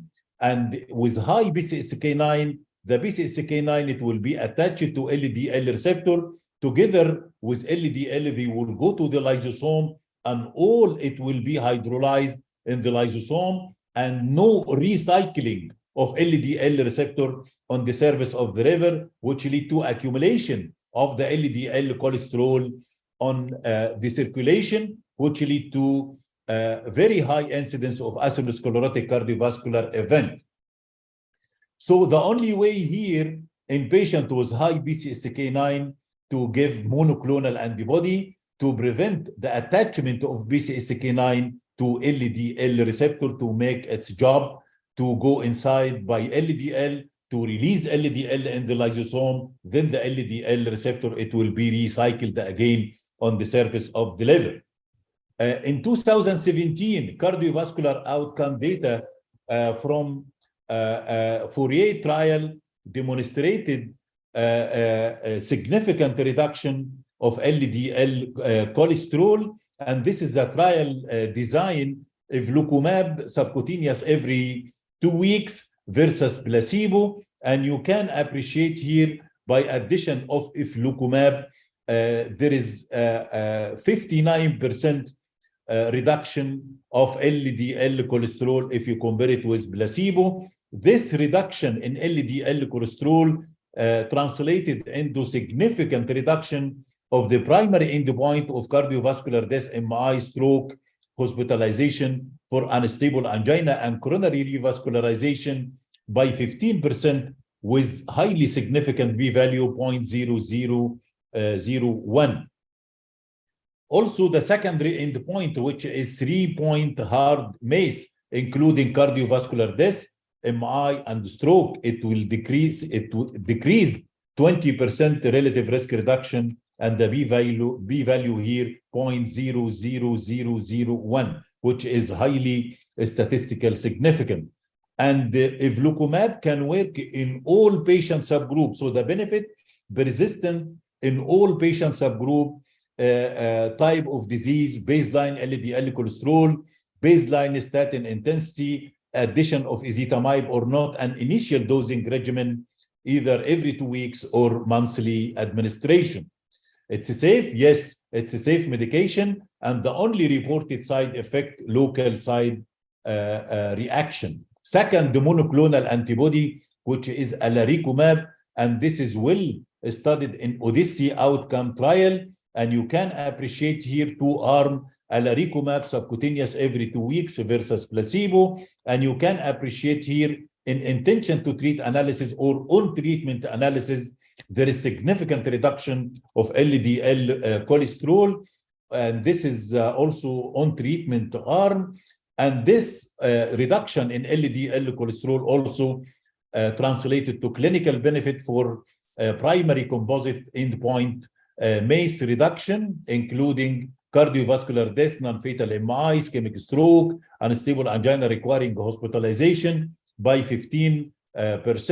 All cause decreased by 15%, and this is the first time drug to treat dyslipidemia to decrease all cause mortality. And the subgroup analysis showed also persistent of efficacy of this molecule if you will give it to old or young age patient, female or male, region, time from the index event in randomization, and the level of LDL cholesterol. Efficacy, who will get the maximum benefit? The one who will get the maximum benefit if the LDL cholesterol more than or equal 100 milligram per deciliter. It's a safe medication. Yes, it's a safe medication. And the only reported side effect, as I mentioned in the uvlucumab, the local side allergic reaction. The third non-statin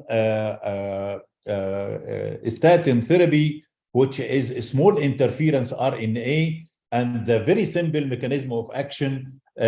This small interference RNA, it will interact with the messenger RNA, which is responsible for the synthesis of PCSK9 from the start. So there is no more synthesis of the PCSK9 in this group. And this is a new small interference RNA against the PCSK9. And the name of medicine, definitely all of you know, inclisiran. And this is the mechanism of action of inclisiran. I don't know if the video, it will work or not. This is from New England Journal of Medicine, and you can appreciate here. Elevated low-density lipoprotein cholesterol is a major risk factor for cardiovascular disease. Proprotein convertase subtilis kexin type 9, or PCSK9, is a novel and well-validated target for lowering LDL cholesterol. PCSK9 is a serine protease enzyme that is secreted into the bloodstream by the liver. It binds to LDL receptors extracellularly or intracellularly and promotes degradation of the LDL receptor within hepatocytes. As a result, circulating LDL cholesterol levels can increase. Reducing circulating PCSK9 levels has been shown to reduce LDL cholesterol levels. A novel method of reducing PCSK9 levels involves the use of a small interfering RNA, or siRNA, targeted to PCSK9. The siRNA binds to an RNA-induced silencing complex, which can then bind to messenger RNA molecules encoding PCSK9, leading to their cleavage and degradation. To enhance the efficacy of this agent, the siRNA is conjugated to carbohydrate residues that bind to asialoglycoprotein receptors in the liver, leading to uptake of the agent specifically into hepatocytes, where PCSK9 is expressed. This siRNA agent has been given the name inclisiran. So this inclisiran, there is pooled analysis of phase 2 study, which was published in American College of Cardiology 2020, and published also in the New England Journal of Medicine Orion phase 3 pooled analysis.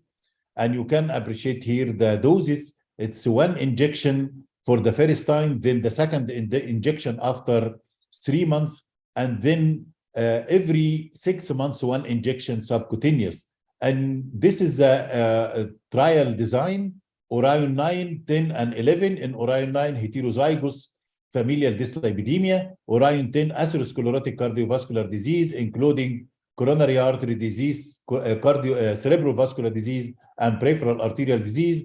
And on Orion 11, atherosclerotic cardiovascular disease plus risk factor like diabetes, and even heterozygous familial dyslipidemia. And the LDL cholesterol in familial should be 100 milligram per deciliter or more.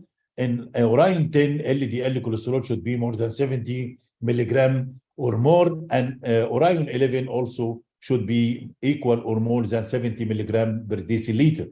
And here you can appreciate by using inclisiran, there is 55% reduction in LDL cholesterol, and the time average change in LDL over time, 25%. Not only the LDL cholesterol, PCSK9 significantly reduced, total cholesterol significantly reduced, non-HDL cholesterol significantly reduced, ApoB significantly reduced, and lipoprotein little a significantly reduced.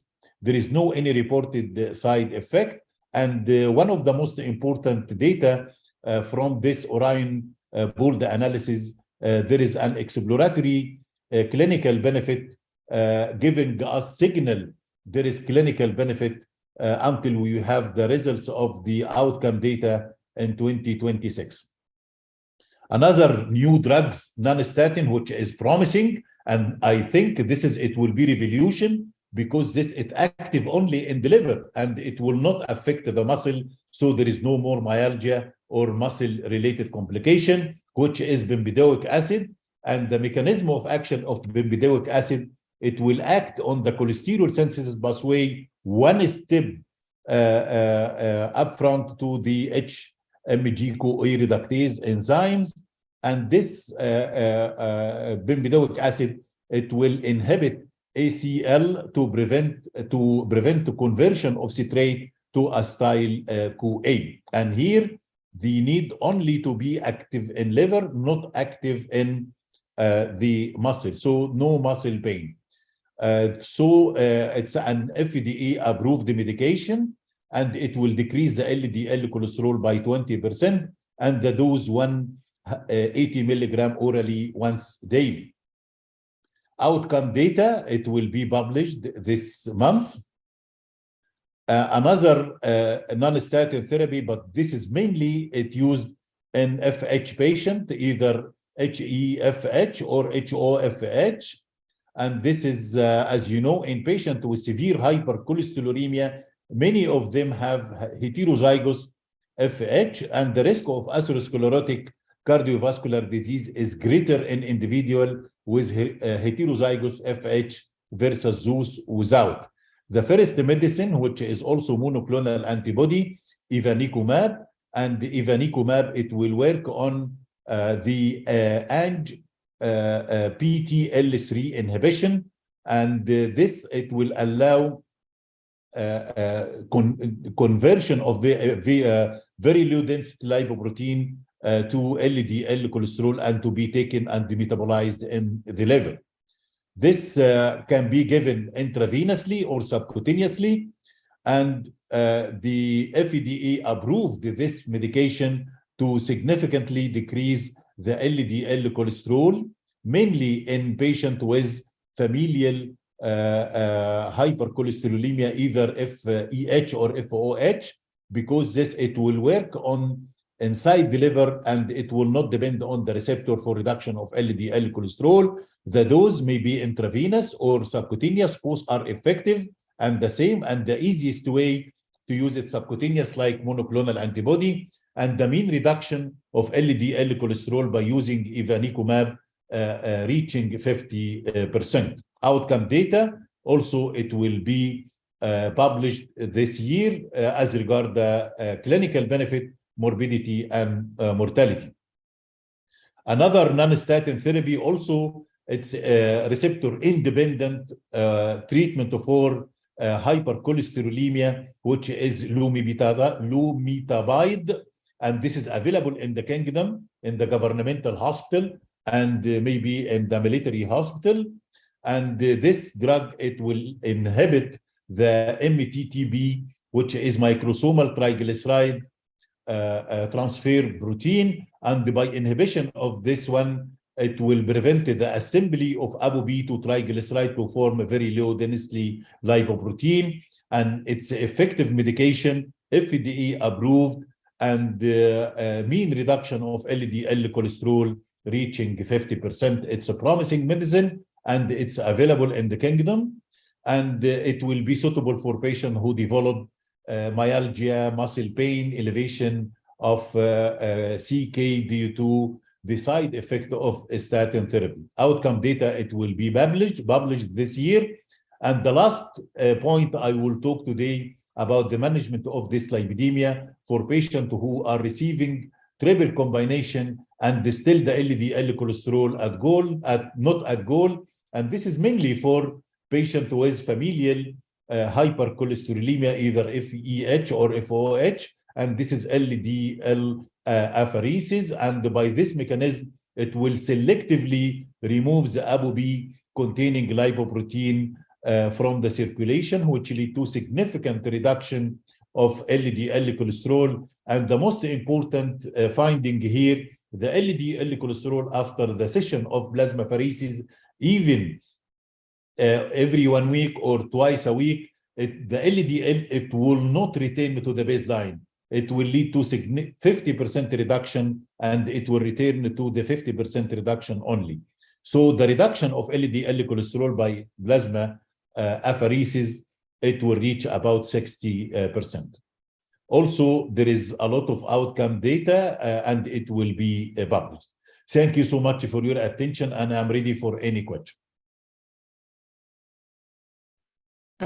Thank you, Dr. Abdul Maqsood.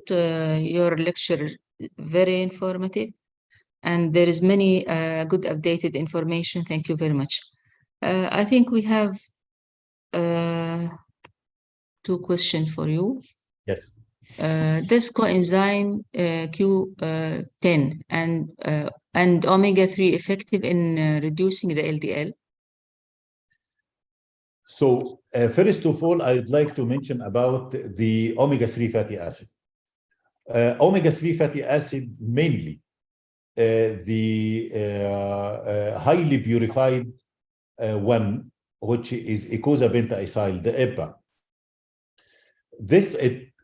There is excellent trial, which is reduced trial, and by reduced trial, they use this omega-3 fatty acid to treat hypertriglyceridemia in patients with normal LDL cholesterol or LDL cholesterol well controlled by statin therapy. So omega-3 fatty acid, it's for treatment of hypertriglyceridemia, not treatment for the hypercholesterolemia, not an LDL medication. It's for treatment of hypertriglyceridemia.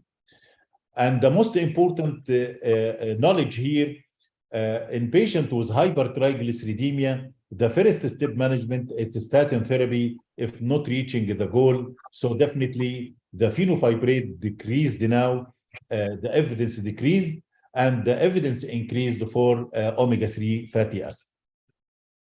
So sorry, the second question?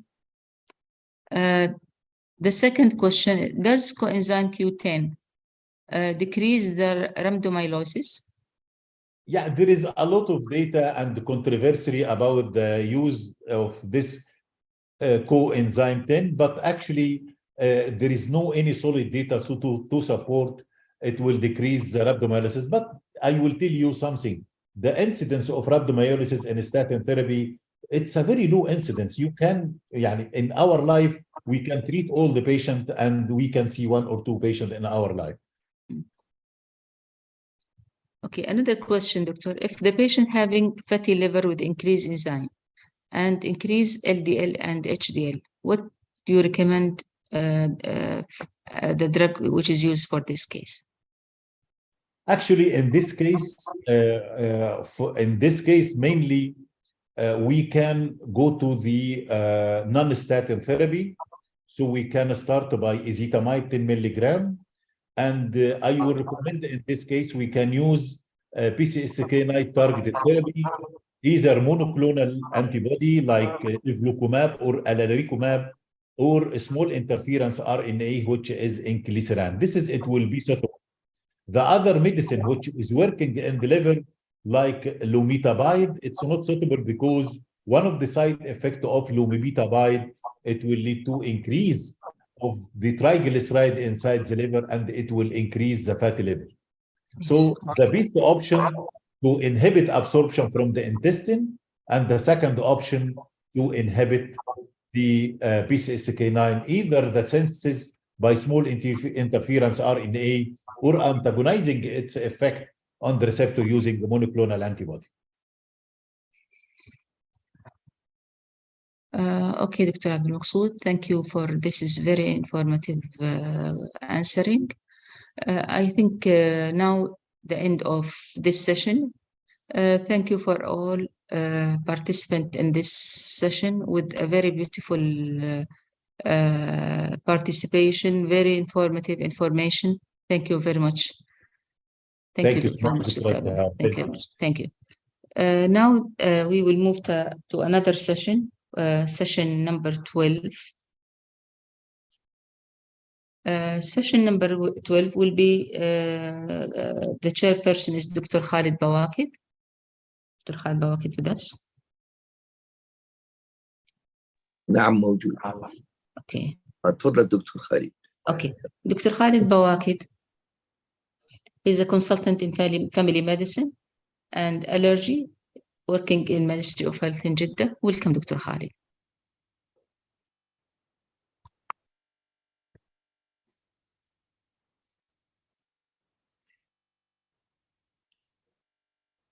You are muted دكتور خالد. دكتور خالد ما بنسمعك.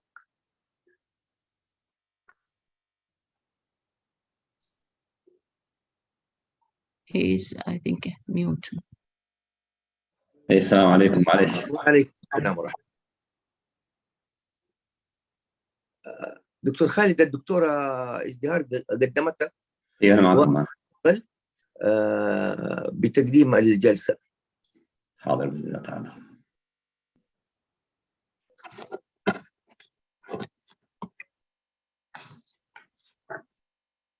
طيب بسم الله الرحمن الرحيم. Our next session will be on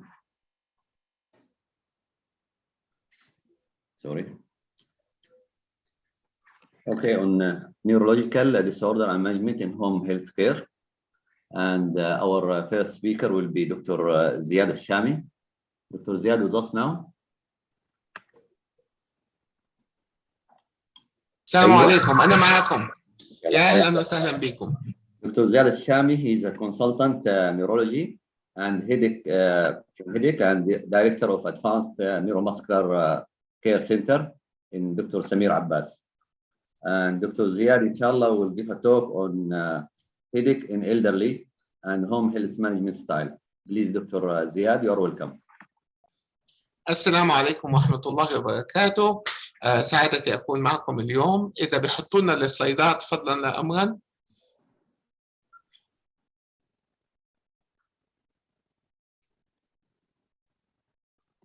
طيب دحين هنتكلم على موضوع جدا مهم، ألا وهو الصداع عند كبار السن.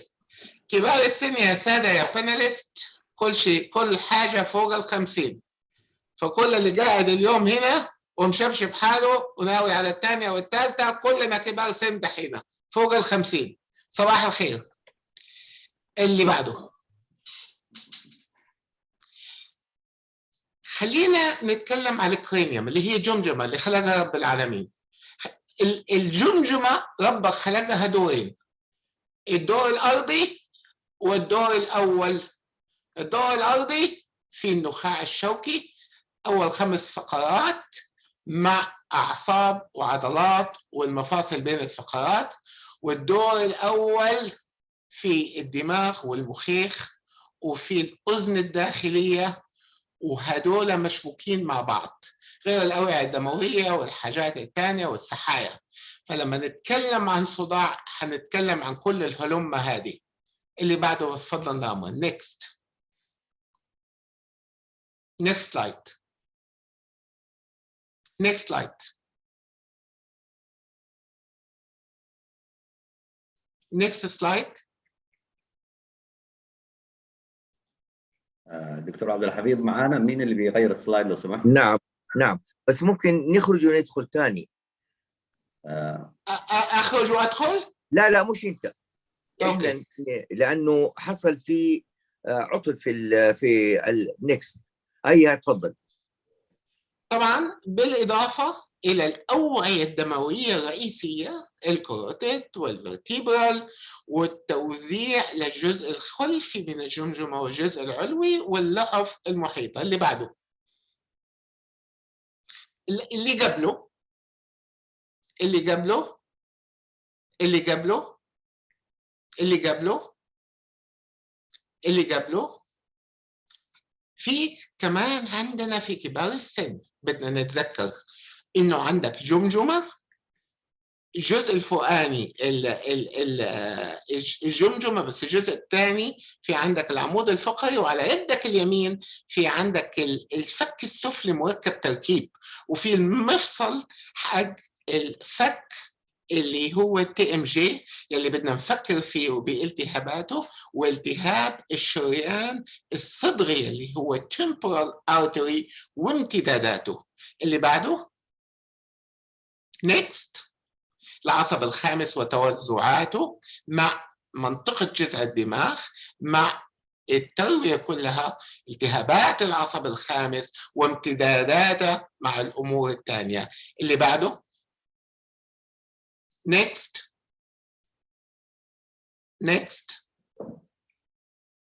اللي قبله التوزيعة. طبعا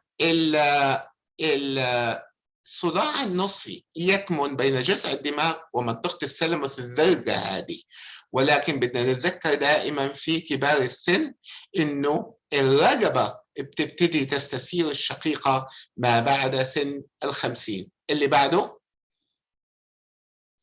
يجب أن لا ننسى السحايا والتهابات السحايا وردة فعلها سواء بالصداع النصفي الشقيقة أو بغيره. اللي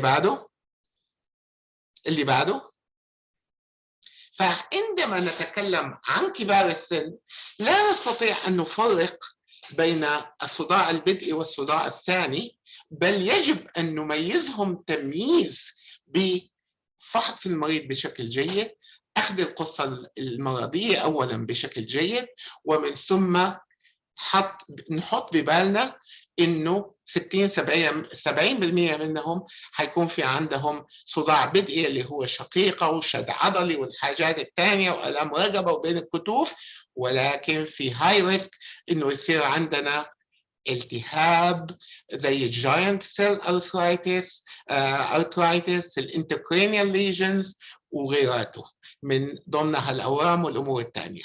اللي بعده طبعا دائما زي ما قلت بدك تفحص وتميز وتشوف. اللي بعده next. طبعا عادة بيخف الصداع فوق 40، ولكن ممكن انه يزيد كمان احيانا للاسباب اللي ذكرتها، سامحوني. اللي بعده طبعا نميز الامور عن بعضها، وحنتذكر انه في ادويه عديده بيستخدموها الناس اللي فوق 40 وال50، وحتكون بولي فارماسي وسكر وما سكر، وكل الامور هي بتخلي التغيرات الاستقلابيه عبر الكبد والامور الثانيه تزيد. اللي بعده الصداع الثانوي اللي هو السكندري هيديك. بتحبوا اكمل بالعربي ولا اتكلم اكثر بالانجليزي؟ How do you want me to do it? Just a mixture between عربي وانجليزي. Are you okay with this? تمام يا دكتور، اتفضل كمل. الصداع الثانوي زي ما قلنا بدنا ندور دائما عن الاسباب يلي بتخوف، الحراره ونزول الوزن والامور الثانيه والى اخره. اللي بعده طبعا دائما بدنا سنوب حلوه دي، لانه you need to snoop in، you need to see في عندك systemic symptoms، في عندك fever، في عندك chill، في عندك weight loss، في عندك acute or chronic، في cancer، في امور ثانيه، في focal في neurological changes. قلت لكم older يعني فوق 50. فهل في thunder clap معناته حاجة خلال ثواني لا أقل من دقيقة. هل هو جلطة؟ هل هو نزف؟ هل هو حاجات تانية؟ وفحص العين ونشوف إذا في وزمة، في بابيليديما والأمور التانية هذه. اللي بعده طبعا دائما بدنا نميز إنه إحنا قاعدين فوق بالجمجمة، معناتها ممكن نحن في الدماغ ممكن يكون ستروك، ممكن يكون TIA، ممكن يكون ريل ستروك، ممكن يكون سايلنت ستروك زي اللاكونر انفاركت، ممكن يكون ستروك with bleeding خاصة لما نتكلم عن البوستيريور فاصة، الحجرة الخلفية من الدماغ، وخاصة إذا كانت بثندر كلاب، إذا كانت مفاجئة ومباغتة بدنا نشوفها. ونفكر دائما بالنزف بالكبار، أحيانا بيكون نزف صامت وبعدين بدأت تتغير الأمور.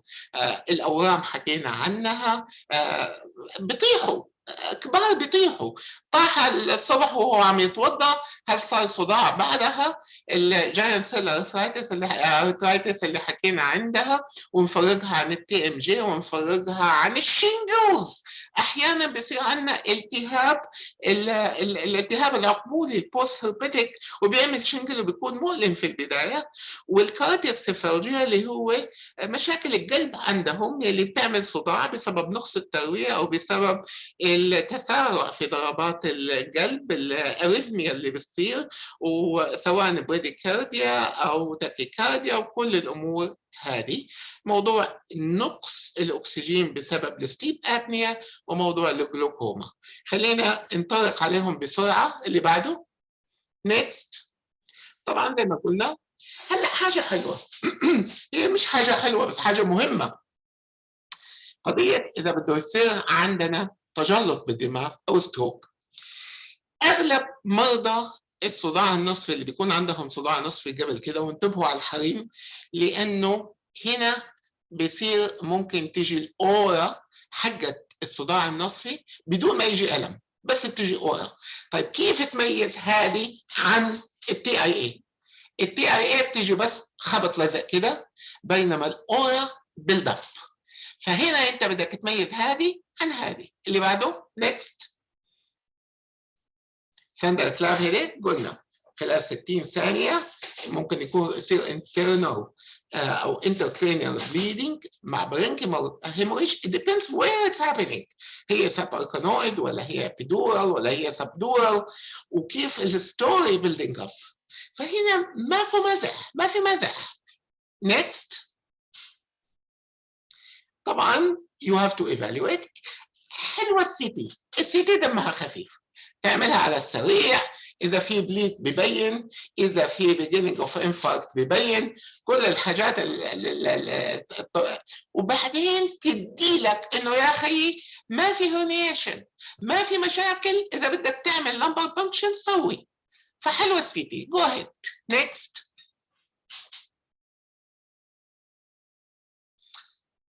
نيكست. نيكست. عظيم. كارديوسيفالجيا زي ما حكينا قبل شوي، هل هو نقص ترويه بسبب تاكيكارديا او براديكارديا، او عندي مشاكل ان تضيق بالكاروتيد؟ ما بعد عند الكارديولوجي صاحبنا او الفاميلي ميديسن هو يشوفه ويحول للكارديولوجي. وبنفس الوقت I make sure انه I look up everything. بشوف الكاروتيد، بعمل هولتر فور ذا هارت، بعمل الايكو، بعمل كل الحاجات. I look him over. next. sleep apnea. sleep apnea 20% منهم مساكين بس عندهم sleep apnea. هي مشاكل بالحنجره، مشاكل بالتنفس، هو غبو، هو انتم معلمينا بالفاميلي ميديسن. ولكن if we fix it 50% من الصداع بيروح 100. next. طبعا الجلوكوما. الجلوكوما ميز موضوع الجلوكوما، حيصير في تغير في الرؤية في عين واحدة غالبا خلال 4 ساعات أو أقل. بليري فيجن، تروح الفيجن فجأة، يصير صداع شديد، منطقة محددة. we need to think about it. next.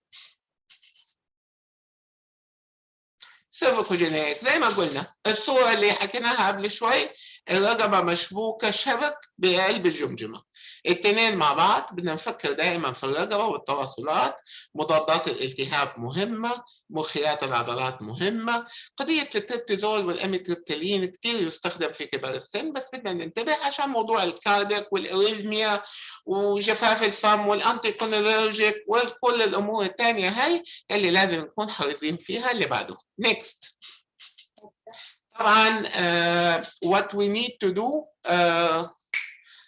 need to do is بدنا ننتبه على الميديكيشن اوفر يوز and that we need to be careful about polypharmacy and that could be the reason for headache. Next. هلا ممكن يكون الحاجة بس عبارة عن صداع نصفي شقيقة أو تنشن هيديك. طبعا إذا شقيقة بدنا نشخصها، إذا تنشن هيديك بدنا نشخصه. اللي بعده طبعا حعملها فيري سمبل. هي تيبل طويلة عريضة قبل 4 ساعات وبعد 4 ساعات. إذا قعدت أقل من 4 ساعات، إذا قعدت أقل من 4 ساعات بدك تفكر يا إما بكلاستر هيديك، يا إما بباركسيسمال هيموكرينيا، يا إما بدك تفكر بحاجة من السيفالجيا اللي هم سريعين. إذا كانت فوق 4 ساعات بدك تفكر بالتنشن هيديك وتفكر بالمايجرين اللي هو الصداع النصفي. اللي بعده عمليا الموضوع كله تبع الصداع النصفي هو عبارة عن 3 حاجات. تنبيه كهربائي بيتم بين جذع الدماغ والمهات between the brainstem and the thalamus. بيصير عندنا meningeal irritation، السحايا تتنبه، التهاب على مستوى الأوعية الدموية، توسع أوعية دموية، نبضان، تاخد على خاطرها. The signal goes to the brainstem، بيتنبه البرين بيروح هو زعلان يقول أزعل معي للترايجيمينال نيرف والكومبلكس. ترايجيمينال نيرف والكومبلكس بيزعل، بصير احتقان في الجيوب، احمرار في العين، آلام في الجبهة، آلام في الخد، وآلام بالفك السفلي. Next. هذا المنظر بالفانكشنال MRI، تغيرات الأماكن اللي بيصير فيها. Next. زي ما قلنا هنا يجب أن نشخص، نفرق، نعرف إيش الأورا والغير أورا، وكيف نميز الأشياء السلبية اللي حكينا عنها secondary headache. Next. دائما بدنا نعرف إنه المايجرين ممكن تقعد من 4 ل 72 ساعة. بدايتها تغير مزاج وكهرباء في المخ وتغير في الأورا وحاجات طويلة عريضة. جواها هو الصداع النصفي نفسه المؤلم يلي ممكن يختلف، وبعدها الدماغ بده يرجع يشحن من أول وجديد، فحيكون تعب وإرهاق وإلى آخره. اللي بعده، إذا لم نعالج الشقيقة بشكل جيد ستزمن الشقيقة، وحندخل بصداع نصفي مستمر 15 يوم أو أكثر، ألم مستمر إلى آخره. اللي بعده، هذه حلوة لأنه هذه بتورجينا الصداع النصفي، أو خاصة إذا صار مزمن، عن الصداع منتصف الوجه اللي هو هيموكرينيا كونتينيو أو باركسيسمال، وهدول بيستفيدوا بالأنتي إنفلاماتوريز. الإندوسين، طبعا الإندوسين ما عاد موجود بالبلد، فممكن تستخدم أنتي إنفلاماتوري من طويل الأمد، سواء السيلبريكس والألكوكسيا والحاجات هذه أو غيره من الأشياء الثانية، وتشوف كيف ردة الفعل. طبعا والكرونيك تنشن هيديك. اللي بعده التوزعات زي ما حكيناها ضمن العصب الخامس وضمن الفرونتال هيديك. اللي بعده طبعا الامتدادات اللي بتصير والالتهاب والسرعه في انتشار الحدث، واذا ما عالجت منيح حيصير صداع مستمر، فبتشوف المنطقه كلها كيف مشبكه مع بعض. اللي بعده هنا بقى لازم يكون عندك دواء نضيف ليوقف النوبة، لأنه النوبة إذا ما وقفتها بشكل مبكر هتدخل بمشاكل تانية. طيب عد خدماتك يا جحا. إيش عندنا؟ في عندنا التهاب، بدنا نستخدم مضاد التهاب بشكل كويس. في عندنا توسع أوعية دموية، وفي عندنا تنبيهات على مستوى الدماغ كله. بدنا نستخدم التريبتانز اللي هم زي السوماتريبتان والإليتريبتان، الباكس والإميجرين والحاجات هذه، وبشكل مبكر. طيب حتقول لي يا ابويا نحن بنقول لك هدول كبار سن، ودول التريبتان لهم مشاكل في القلب وفي الدماغ، وهيعمل لي دوخه وهيعمل لي دوار وهيعمل لي تسرع في القلب، ويقول لك انه ما اخذ السوماتريبتان هيوقف قلبه، واحد وزنه 100 كيلو واقف على صدره. في ادويه دحين جت جديد يلي هي سواء الجيبان او الدايتان. ايش هدول؟ الدايتان قريب على فكرة التريبتان. ايش التريبتان؟ التريبتان في عنا سيروتونين، هنا بيكون في عندك سيروتونين ريسبتور انتاجونست، هذاك بيشتغل على الواحد وال1 بي و1 دي، هذا بيشتغل على ال1 اف. ايش فرق ال1 اف؟ انه هذا ما يقرب على شرايين القلب ولا يعمل كتمه ولا يتدخل ونفس الحاجه في الدماغ، ولا يعمل تاثير وتقلص في الاوعيه الدمويه سواء في القلب او الدماغ.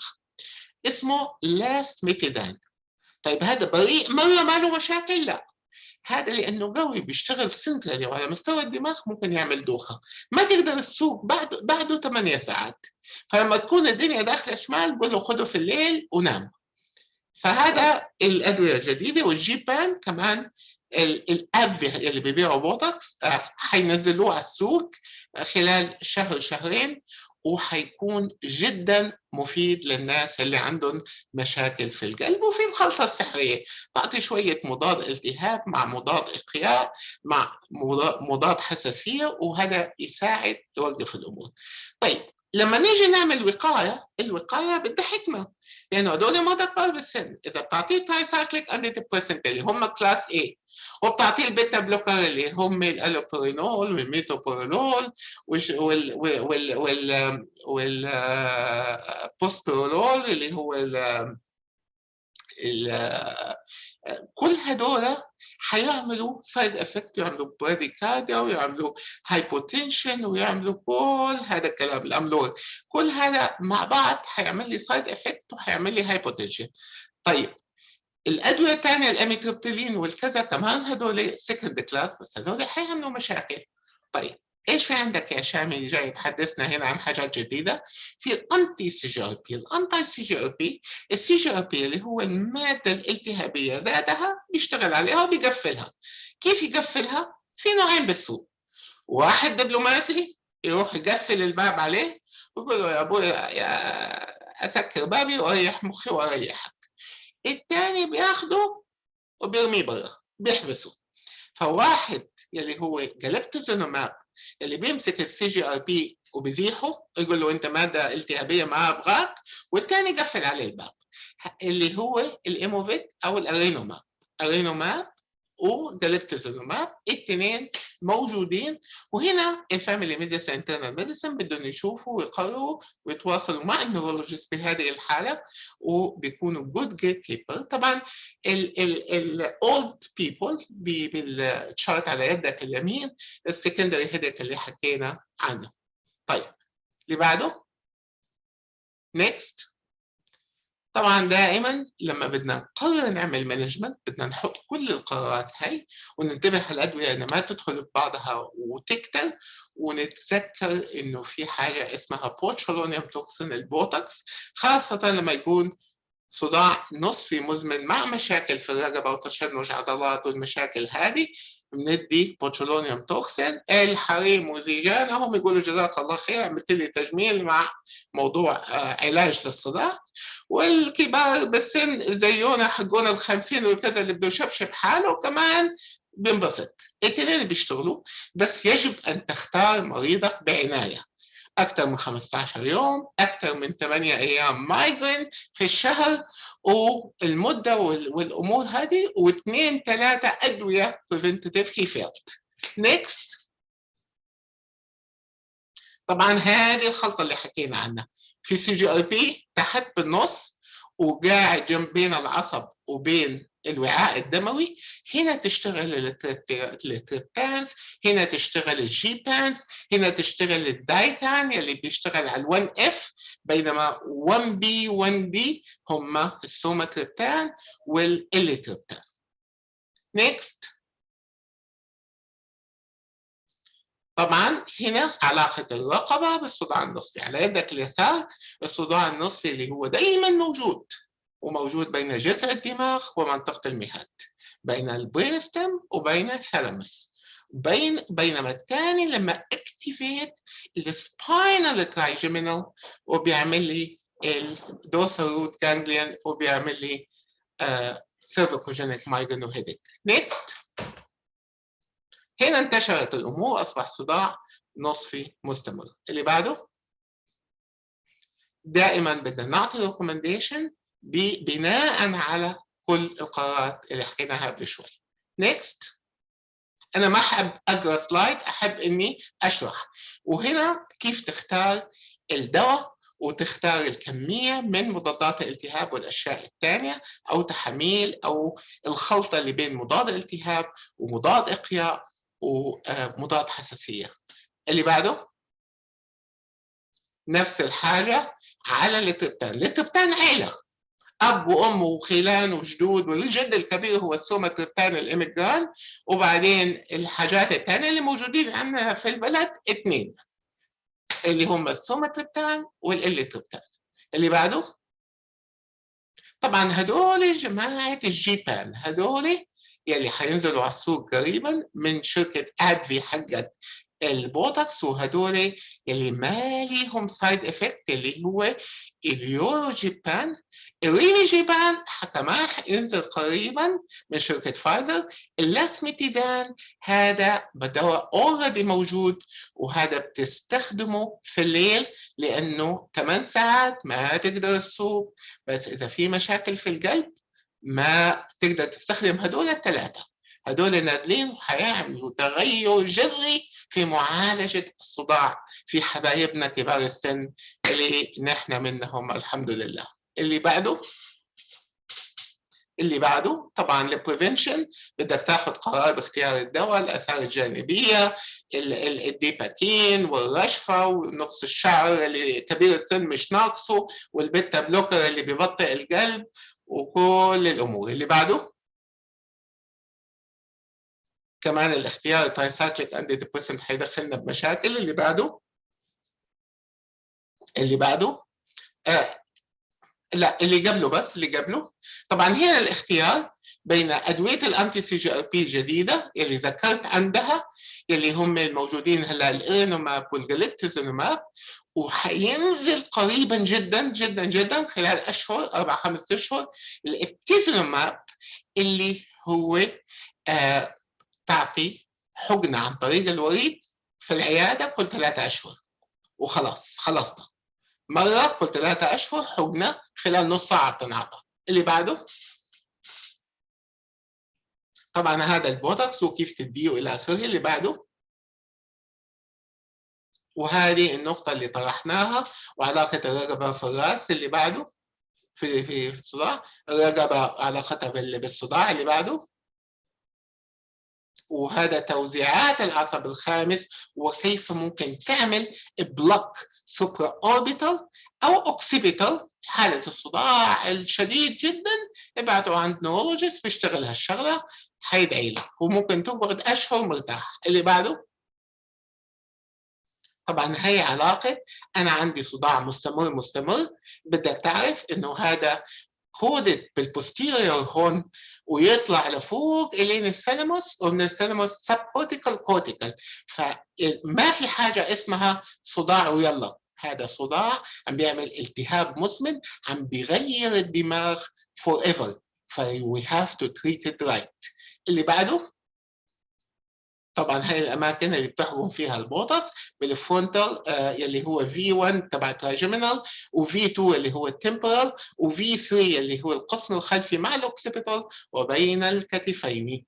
اللي بعده الكتفين، اعلى الكتفين. اللي بعده طبعا البوتوكس لما تحقنه انت بتحقنه في العضله، وهو ايش بيصير؟ العصبي بياخده، طبعا هو بيشتغل على السي جي ار بي مضاد التهاب، فياخذوا العصب من العضله وبيسرح فيه الين جذع الدماغ وبيعيد برمش جذع الدماغ. البوتوكس علاج يا اخواننا وليس فقط تلطيفي، يعيد برمجه المخ، ناخده كل 3 اشهر لمده 9 اشهر، وحيدعونا كبار السن عليه لأنك ما في آثار جانبية زي الأدوية اللي تعدمهم. اللي بعده طبعا هذا الأوكسيبيتال نيرف بلوك and how you give it لما يكون المريض جدا تعبان وما استفاد على الأدوية. اللي بعده هذه المراحل وكيف تتدخل فيها. اللي بعده هذا السي جي ار بي، يا اما تربطه كله وتزيحه لبرا، يا اما تمسك الريسبتر حقه وتقفله وتمنع حدوثه. اللي بعده صوره صادمه. اللي بعده الم شديد يصحيك في الليل هو الهيبنيك هيديك. بال50 سنه اتاكد انه ما في مصيبه بتحصل، واذا اتاكد انه ما في سكندري هيديك معناته ممكن يتعالجوا يا بالقهوه يا بالميلاتونين. الليثيوم بدك تبعد عنه عشان مشاكله القلبيه. اللي بعده طبعا conclusion كبار السن دائما فكر انه primary، ولكن اول شيء you have to rule out السكندري. وحقون الفاميلي ميديسن والانترنست primary care are the best in doing that. once هاي صارت تذكر انه مرض وليس عرض، تذكر انه لازم استخدم ادويه محدده له يلي هو التريبتان اللي هو الجيبان والدايتان الحاجات الجديده اللي طالعه. طبعا قبل هذه لانه غاليه، اذا كان الموضوع بيمشي بالمضاد الالتهاب مع مضادات الاقياء مع مضادات الحساسيه، هالخلطه هذه بتساعد بالاكيوت. we have to choose the right prevention for the right patient. ننتبه على العمر، ننتبه على الكاردياك، ننتبه على النورولوجيكال، ننتبه على المشيه، هل حيطيح هل هيدوخ هل الى اخره. if he depressed بنعطيه مضاد اكتئاب حلو يظبطه. في عنا الفينلافاكسين، في عنا الدوليكسيتين، في عنا السبريليكس، في عنا اشياء كثيره تظبط الامور والصداع حيخف والتشنج. حلاوه الاميتريبتالين بيشتغل على العضله وعلى الرقبه وعلى العصب وعلى الصداع، بيشتغل ببوتنشيات النورابينفرين والسيروتونين فبيخفف الصداع. ولكن we have to be careful بكبار السن. في عندنا التزانيدين والحاجات الثانيه. واختم بذلك الصداع النصفي والصداع في الكبار احذروا وعالجوهم بحب وحنان. وجزاكم الله خيرا على دعوتي. شكرا جزيلا دكتور زياد، الله يعطيك العافيه على المحاضره الجميله هذه. الله يسعدكم. اذا تفضل معنا بس للنكست سبيكر. اوكي. طيب our next speaker دكتور our next speaker will be دكتور علي sorry دكتور عبد الله عبد الرحمن الغامدي. دكتور عبد الله is a medical rehabilitation service supervisor of medical rehabilitation service and extended care, and he is interested in research and disability issues in MOH. Dr. Abdullah will give us a 25-minute talk about concept of rehabilitation in home health care. Dr. Abdullah, you are with us.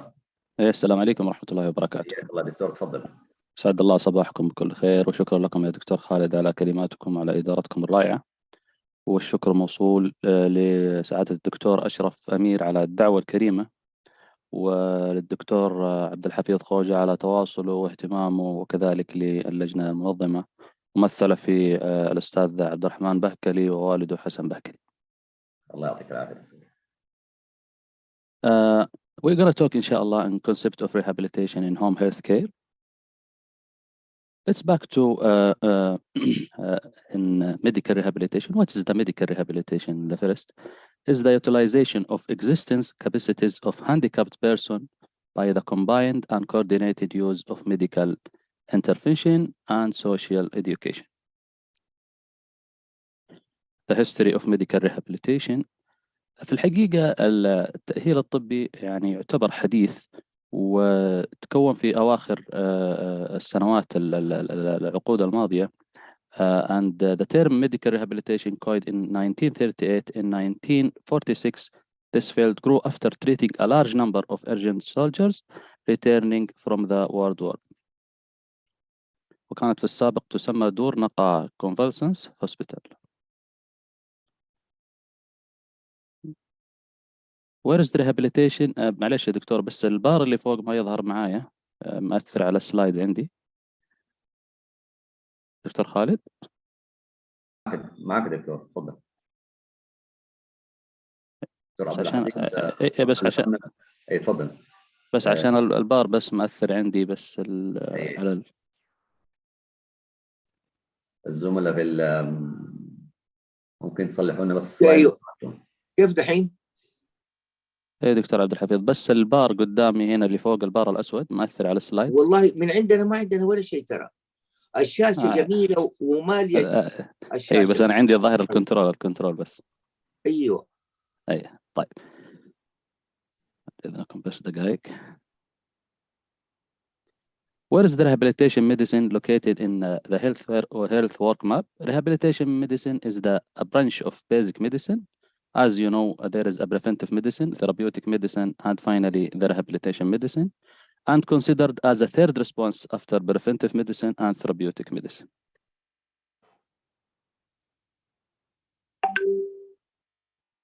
As you know, the preventive medicine is that work to prevent person from contracting any disease, and therapeutic medicine, it's the medicine that deals with person after occurrence of health problem and disease.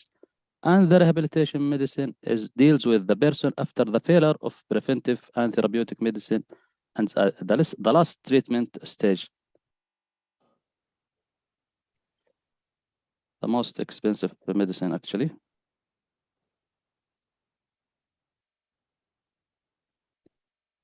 This is, as you see, a medical rehabilitation family, which includes social worker, occupational therapist, physical therapist, physician, psychiatrist, prosthetist, and one of the family is physiotherapist.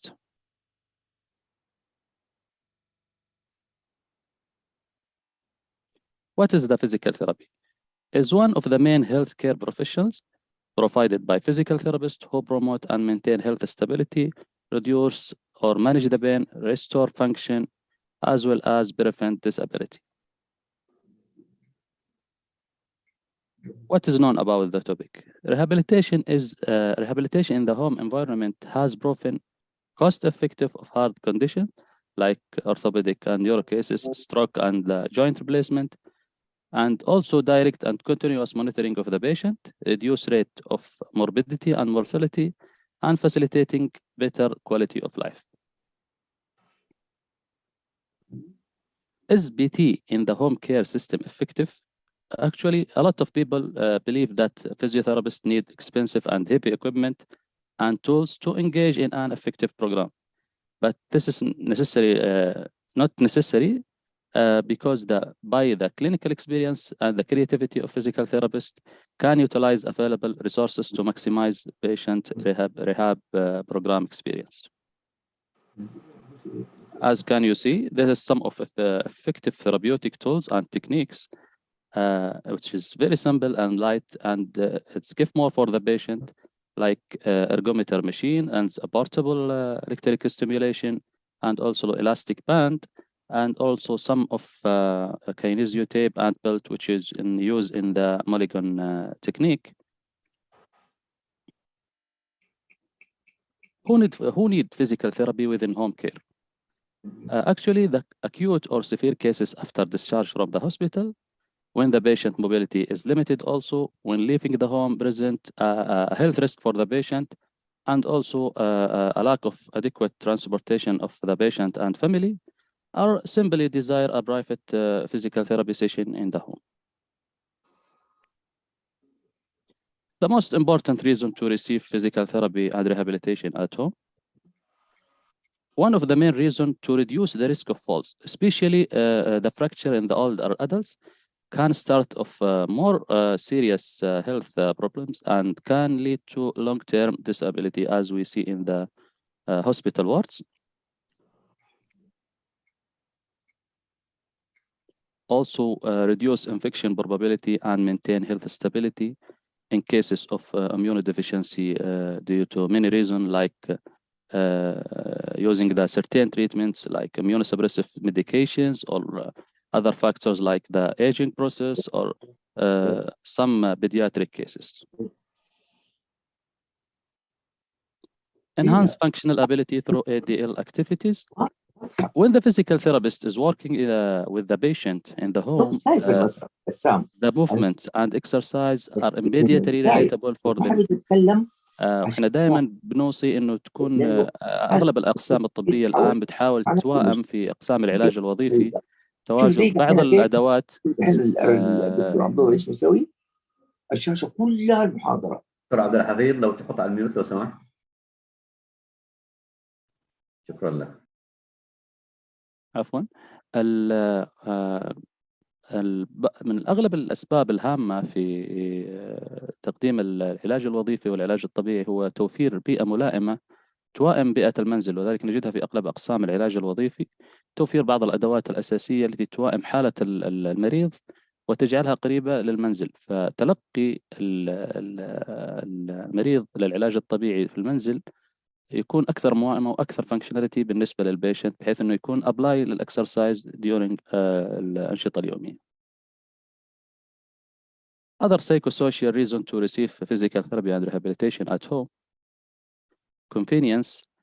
Accessibility is always the first things in home physical therapy. No dealing with travel challenges and other factors that impact when the therapist comes to the patient. Also, the patient can focus more on the healing process. This is based on the recent study. One-on-one care. At home, actually, the patient have undivided attention of the therapist. Patient also generally feel that they are receiving a higher quality of intervention. An outpatient department can be stressful for some patient. You know, some patients he feel confused in outpatient department therapy or areas because it is large and crowded and some noisy sound. Many patients can feel overwhelmed or restless when they are trying to recover from the injury or their illness. In home care, they may still feel stresses from their condition, but they feel most comfortable in their home. The role of the physical therapist in home care is not limited to providing only the treatment, but also the patient education. One of the main goals in home health care, like one-on-one teaching from the therapist to the patient directly by using picture to explain the concept of intervention, especially for that old age or for the caregiver, brochures or other printed materials. Family and caregiver also included in the education. Actually, this is very important to support the family presence during the session at home and make a regular family meeting from week to week. What should family know during the home physical therapist? How to implement. This is what focus in the hospitals or also in the home care. We try to teach the caregiver to implement the treatment plan with the patient in that days when the therapist is not present, or also in the days but in the other time like night shift. The importance of patient positioning. We focus also in the home care to teach the patients and family also a caregiver how to make the patient in the proper position, that's to avoid the pressure injury and to maintain a proper function of the body. And also one of the important reason to protect internal structure of the patient's body, like from the other injury like shoulder dislocation and joint stiffness, which is common in the after patient discharge from home. Also, one of the main reason our rules with the caregiver, we try to protect the caregiver from the possible injury while moving and take care of the patient through daily care or transferring or mobility of the patient. So we focus on this point because we need to protect the caregiver and the family from the other complication comes with the care of the patients. The recent era in telerehab for home care patients, virtual physiotherapy is an effective and appropriate remote services delivery model for home care patients. It also improve access to rehabilitation services for undeserved population, like that's older patients or poor people who don't have the ability to come to the hospital, or who live in the rural area. The growth in the virtual home care in February 2021, the use of telerehab was 38 times higher than pre-pandemic levels. That's mean in the newest study and recent study, nearly 40% of the patients, they show their desire to continue using telehealth and telerehab in the future. The experience of Ministry of Health with virtual medical rehabilitation clinics. Actually, virtual clinics have been approved for the rehabilitation services as a therapeutic platform and follow up for the cases after discharge from the hospital. And they make application to be in touch with the patient. في الحقيقة التجربة هذه أثبتت فعالية التواصل مع المرضى وبقائهم على تواصل مستمر وشرحهم للحالة، خصوصا في بعد الخروج المريض من العيادات الخارجية أو التنويم، وتلقي برنامج تأهيلي وشرح جميع العقبات اللي تحصل للمريض في المنزل، والاكتفاء بعض الحالات إنها تضطر فقط تيجي عشان تأخذ استشارة. لكن الحقيقة التواصل الافتراضي عن طريق العيادات الافتراضية يعني أوضح نتائج كبيرة جدا ومميزة في هذا الجانب، وأصبح هناك مؤشرات يعني قياس لمدى نجاح هذه التجربة. This is my reference and thank you all. Thank you all for the nice presence and for kind attention. شكرا لك دكتور عبد الله، الله يعطيك العافية على هذه المحاضرة الجميلة الشيقة.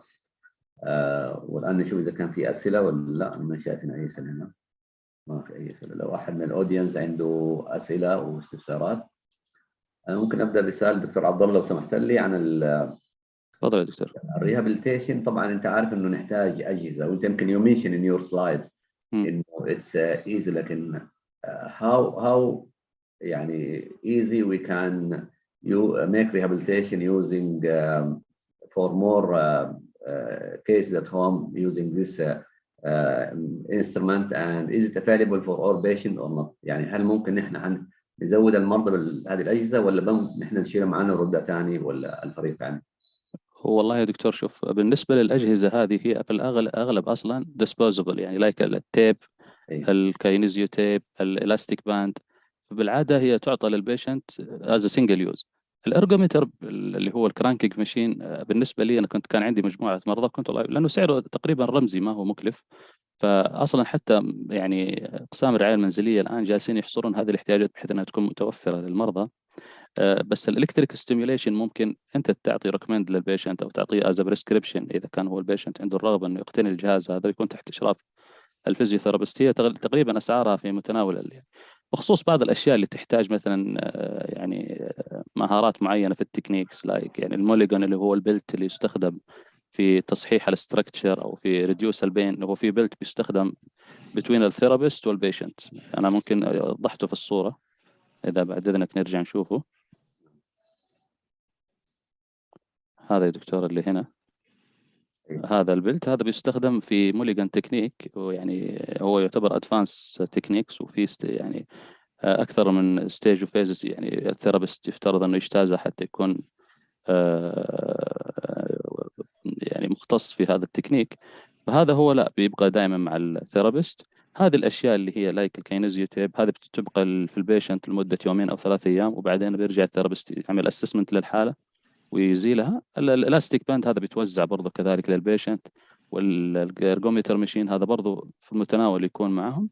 فقط الالكتريك ستيميوليشن اذا كان الكير جيفر او الفاميلي انها ويلنج انها تكون عندها ماشين يعني زي كذا بورتبل ماشين، ويكون في education من الثيرابيست هاو تو يوز، فتعتبر برضه خطوه مناسبه برضه للمريض. السؤال الثاني موضوع التيلي ريهابيليتيشن. احنا عارفين وزاره الصحه ما شاء الله يعني تجربتها رائعه بعد كوفيد على موضوع الفيرتشوال كلينيك. لكن في الريهابيليتيشن هل هي مجرد كونسلتيشن ولا ممكن يكون في تريننج كمان؟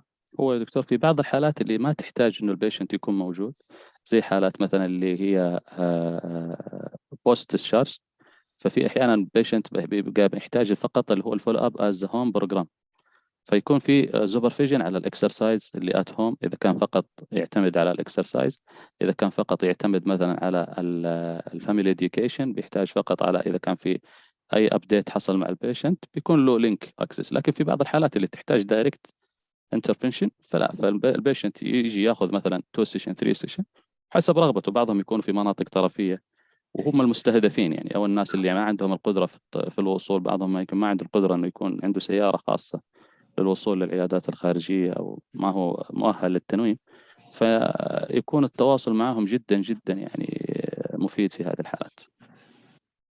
يمكن هنا في كومنت من احد الاودينس المشاركين الزملاء: rehabilitation at home by video training program telecommunication for elderly. يمكن نفس الكلام اللي بنتكلم عليه، انه في تريننج باي فيديو. ايش رايك دكتور عبد الله؟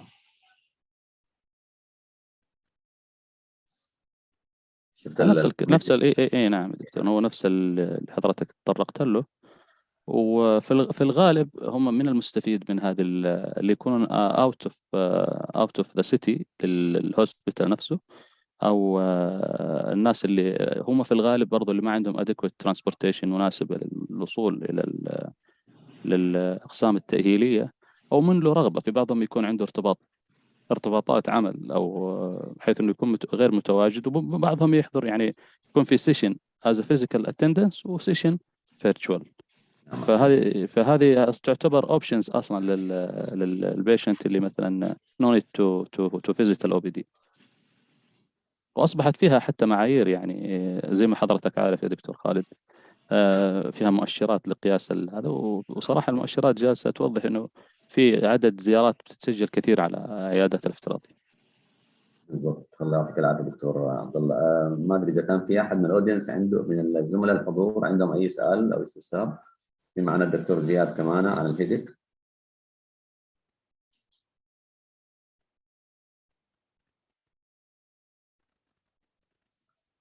طيب ما في اي سؤال. احنا بالنسبه لنا في معنا كان الدكتور احمد عبد القادر. الدكتور احمد عنده حاله وفاه، اخته توفت الله يرحمها، فاضطر انه يسافر مصر، فيعتذر منكم جميعا. عظم الله اجرهم واحسن الله عزاءهم. المغفره يا رب. الله عز وجل ان يعينهم ويغفر لهم موتاهم. يا رب يا رب اللهم امين. شكرا للدكتور زياد الشامي وشكرا للدكتور عبد الله على محاضراتكم، كانت جدا قيمه ومفيده. الله يعطيكم العافيه. وننتقل الان للسيشن اللي بعده. شكرا لك دكتور خالد، شكرا لك، الله يحفظك. دكتور عبد الحفيظ يعتقد بريك دكتور عبد الحفيظ ولا ايش؟ نعم اولا انا اشكرك يا دكتور خالد على حسن ادارتك لهذه الجلسه العلميه الشيقه. يا ريت بس نعمل شير اكزيت شير يا دكتور عبد الله. اكزيت، ايوه بارك الله فيك، شكرا. فبقول يعني نشكر المتحدثين في هذه الجلسه الدكتور عبد الله والسابقين له من الصباح الى الان. والان طبعا مع نهايه هذه الجلسه ولظروف عدم وجود المتحدث الثالث للظروف التي ذكرها الدكتور خالد، ونحن نقدم العزاء باسم اللجنه المنظمه لهذا المؤتمر وجميع اعضاء فريق العمل، وايضا اضم جميع الحاضرين معنا من الزملاء، فهو زميل كريم نقدم له العزاء ونسأل الله سبحانه وتعالى للفقيدة الغالية الرحمة والمغفرة والفردوس الأعلى من الجنة، وأن يلهمه الله إن شاء الله الصبر والسلوان، وأن يكسبوا أجر الصابرين إن شاء الله. وهذا حالنا. طبعا الآن السادة الكرام، نحن في بريك يمتد من الآن إلى 40 دقيقة، يعني خلينا نقول من 12، إحنا وشكنا على 12 إن شاء الله. 12 و40 دقيقة نستأنف الجلسة التالية، ونراكم على خير، وربنا يجمعنا دائما على الخير. شكرا. شكرا لكم دكتور عبد الحفيظ. شكرا لكم. شكرا دكتور. السلام.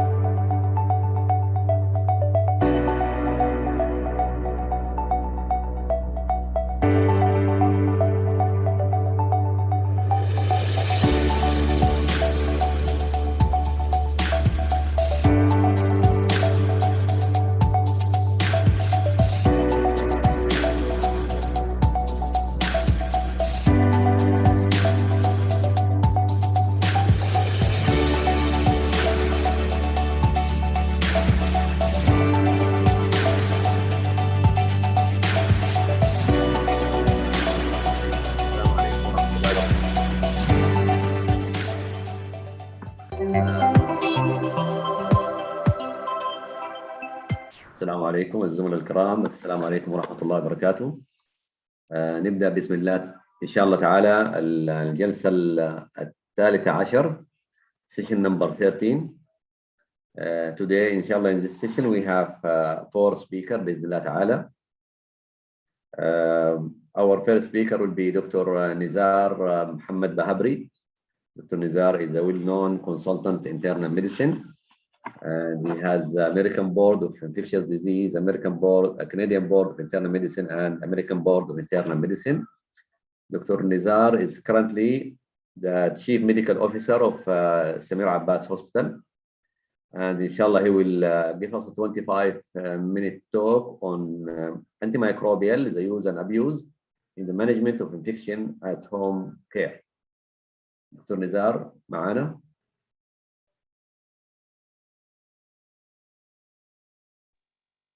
نعم هو معانا، ولكن قد يكون يعني بس بيحضر شيء.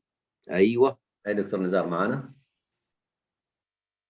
السلام عليكم دكتور نزار.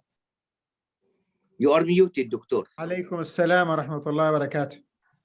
حياك الله دكتور نزار. نبدأ إن شاء الله antimicrobial use and abuse in the management of infection at home care. تفضل دكتور نزار. طيب بسم الله الرحمن الرحيم والصلاة والسلام على رسول الله. رب اشرح لي صدري ويسر أمري واحلل عقدة من لساني يفقهوا قولي. وحقيقة أن أنا ماخذ الشير صح؟ لا لسه مو باين. السلايد ما هي باين لسه. اتفضل. ايه تمام. طيب الآن تمام؟ ايه نعم تفضل دكتور. طيب بسم الله الرحمن الرحيم. أولا حقيقة أنا شاكر جدا ومقدر للجنة المنظمة. The invitation, thank you very much. And for everyone who doesn't know me, I usually mix Arabic and English. So I am really sorry for anyone who I'm going to speak in Arabic that he couldn't understand, but I will translate everything that I'm saying. I will depend mostly on English. So we'll start as usual with the case. 77 years old male, known case of diabetes mellitus type 2, hypertension, coronary artery disease, hypothyroidism, stroke, bedbound since 3 years with bedsore ulcer on a Foley catheter. He's complaining of a fever for 5 days. I think that everyone saw this patient. Physical exam, his blood pressure is stable, pulse is 110, temperature is 39, his respiratory rate is 22. He's oriented to time, place, and person. His physical exam is unremarkable except of a chronic bed sore with a significant pus coming out of it.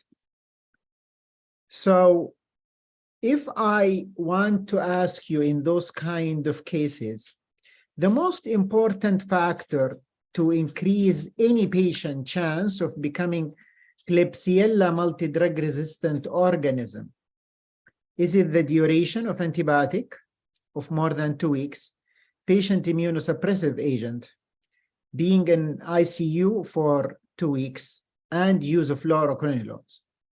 I know that there is no voting in the system, but just simply, it's everything. And I want to emphasize the misuse of antibiotics. I usually say, if you are using antibiotics for patients in bed home care, you have to remember, the more you use antibiotic for them, the faster they will develop multi-drug resistant, the faster you will not find any antibiotic to use, the faster he can die.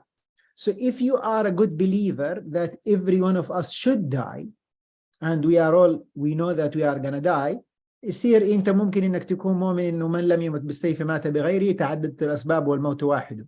So those factors are very effective, and I want to keep in mind very important points in my lecture. In anyone who is in bed care or even a normal individual, those kind of factors will increase the chance of multi-drug resistance. And if you can know that there is a very good evidence nowadays that the use of fluoroquinolones, Moxie, our beloved Cipro, wow, it's like the most wonderful thing. So if you are using Cipro, Moxie, Levo, those days, there are very well documented studies to say that they induce resistance. So usually I like to advise people to keep the fluoroquinolones in the back. It should be always beta-lactam in your brain before we use the fluoroquinolones, unless you want really to push the patient to have multi-drug resistant and there is no antibiotic then, and all of those kind of consequences. Just please remember, Cipro and Levo have two other interactions that you have to always remember. Number one, there is very good evidence that it can cause confusion in elderly. So you start a patient who is febrile, and then you put him in fluoroquinolones. 2 days later, he is confused. And then you are not sure why is he confused. Is it the worst of infection? You have to remember it's fluoroquinolone. And also the second thing that you have to remember that the whole group, Moxie, Levo, and Cipro, they have very good interaction as inducers of warfarin action. So if someone is in warfarin because he have atrial fibrillation, you put him in ciprofloxacin, and then the INR will shoot up. So you have to decrease the INR. You have to do it more frequently every day to make sure. Wallah, I saw 3 patients lost in different hospitals because of the action between Cipro and warfarin. Wallahi, I have seen patients bled from everywhere, the eye, the brain, because the physician gave them Cipro for UTI, and he did not correct the warfarin dose. INR, I have seen INR of 13, INR of 11. I have seen bleeding everywhere. People will have bleed in their Foley catheter. They think that it is related to the infection, and it's not related to the infection. It's related to the interaction, and you don't know about it. I have known that people put fluoroquinolones on patients who have atrial fibrillation, and because it's a QRS interval inducer, it do wide QRS, they will be pushed. I am not saying that not to use it, but you have to use it with caution, and people are abusing it, not using it. Second point I want to mention in our case is the ulcer. I know that a lot of you see those kind of ulcers. You are serving great individuals at home, and you are great medical staff. You have to understand, if you see pus in like those kind of ulcers, it's useless if you take a swab from the middle with the pus. You are just giving me a lot of organisms in the same swab, in the same culture. This is useless. You are giving me 3 and 4. Those are shitty swab, because you are putting the shit organism, with all my respect to all of you, in the swab. You shouldn't do that. You should put normal saline on the top of the ulcer.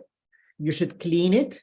Then you should take under the periphery of the ulcer, the swab, because I need one single organism to know which organism is eating the alive tissue. Or if you can take tissue and culture it, that one organism in that tissue is the one I need to treat to stop the ulcer from getting bigger. You can't take from the swab and just give me 10 organisms and ask me to treat it. This will be useless swab. So And I will give you an approach for why antibiotic in home care will not work. How can you think about it? If you are giving a patient an antibiotic and he is still febrile, you have to have a way process map for you to learn this. رقم واحد. First thing is you have to ask the organism is not covered. The most common one is it is viral. It is not bacteria. You are trying to keep on giving him antibiotic and it's a viral infection. Viral infection. They came, they had a mass gathering with his family. Children, elderly, they like to hug their grandparents, their grandsons, and then they get all the infections from them. So remember, CBC, CRP is very important. Remember, it most likely it is viral. It does not need antibiotics, so you don't abuse it. The second part of not being covered is having a multi-drug resistant organism, ESBL, MRSA, and this one you will not know unless you have a real culture for it. But if I found the antibiotics are really, the organisms are covered, then I have to think about the dose. Maybe the dose is not appropriate. And the most common one that have inappropriate dose is vancomycin. 15 to 20 milligram is the loading, 25 to 20 is the loading dose, and 15 is the maintenance dose. If you don't do it and you don't do vanco level, you are giving antibiotic to a patient at home without vanco level. You are not doing vanco trough level half an hour before the fourth dose. You are not giving vanco. If you do not know the level and the level does not reach between 15 to 20, you are not treating the patient with vanco appropriately, not treating patients appropriately. And this is why he doesn't get better. So you have to have a level at home. Third part is the antibiotic cannot reach. The most common one is having a biofilm, a Foley catheter. You keep on having fever and people like to look at the Foley catheter. There is useless of looking at Foley catheter. Nobody should look at what you see moving inside the Foley catheter. This will make you abuse antibiotic and give antibiotic that is not needed. Chest tube, prosthetic valve, or it is he's having an abscess or peripheral vascular disease or osteomyelitis in the back.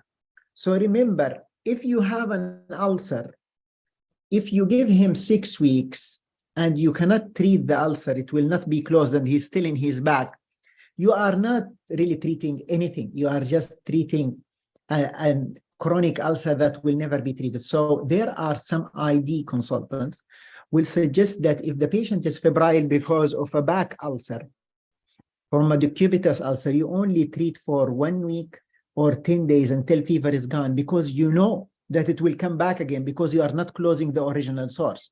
So treating him as osteomyelitis because you see the bone and you are telling me that this is osteomyelitis is appropriate.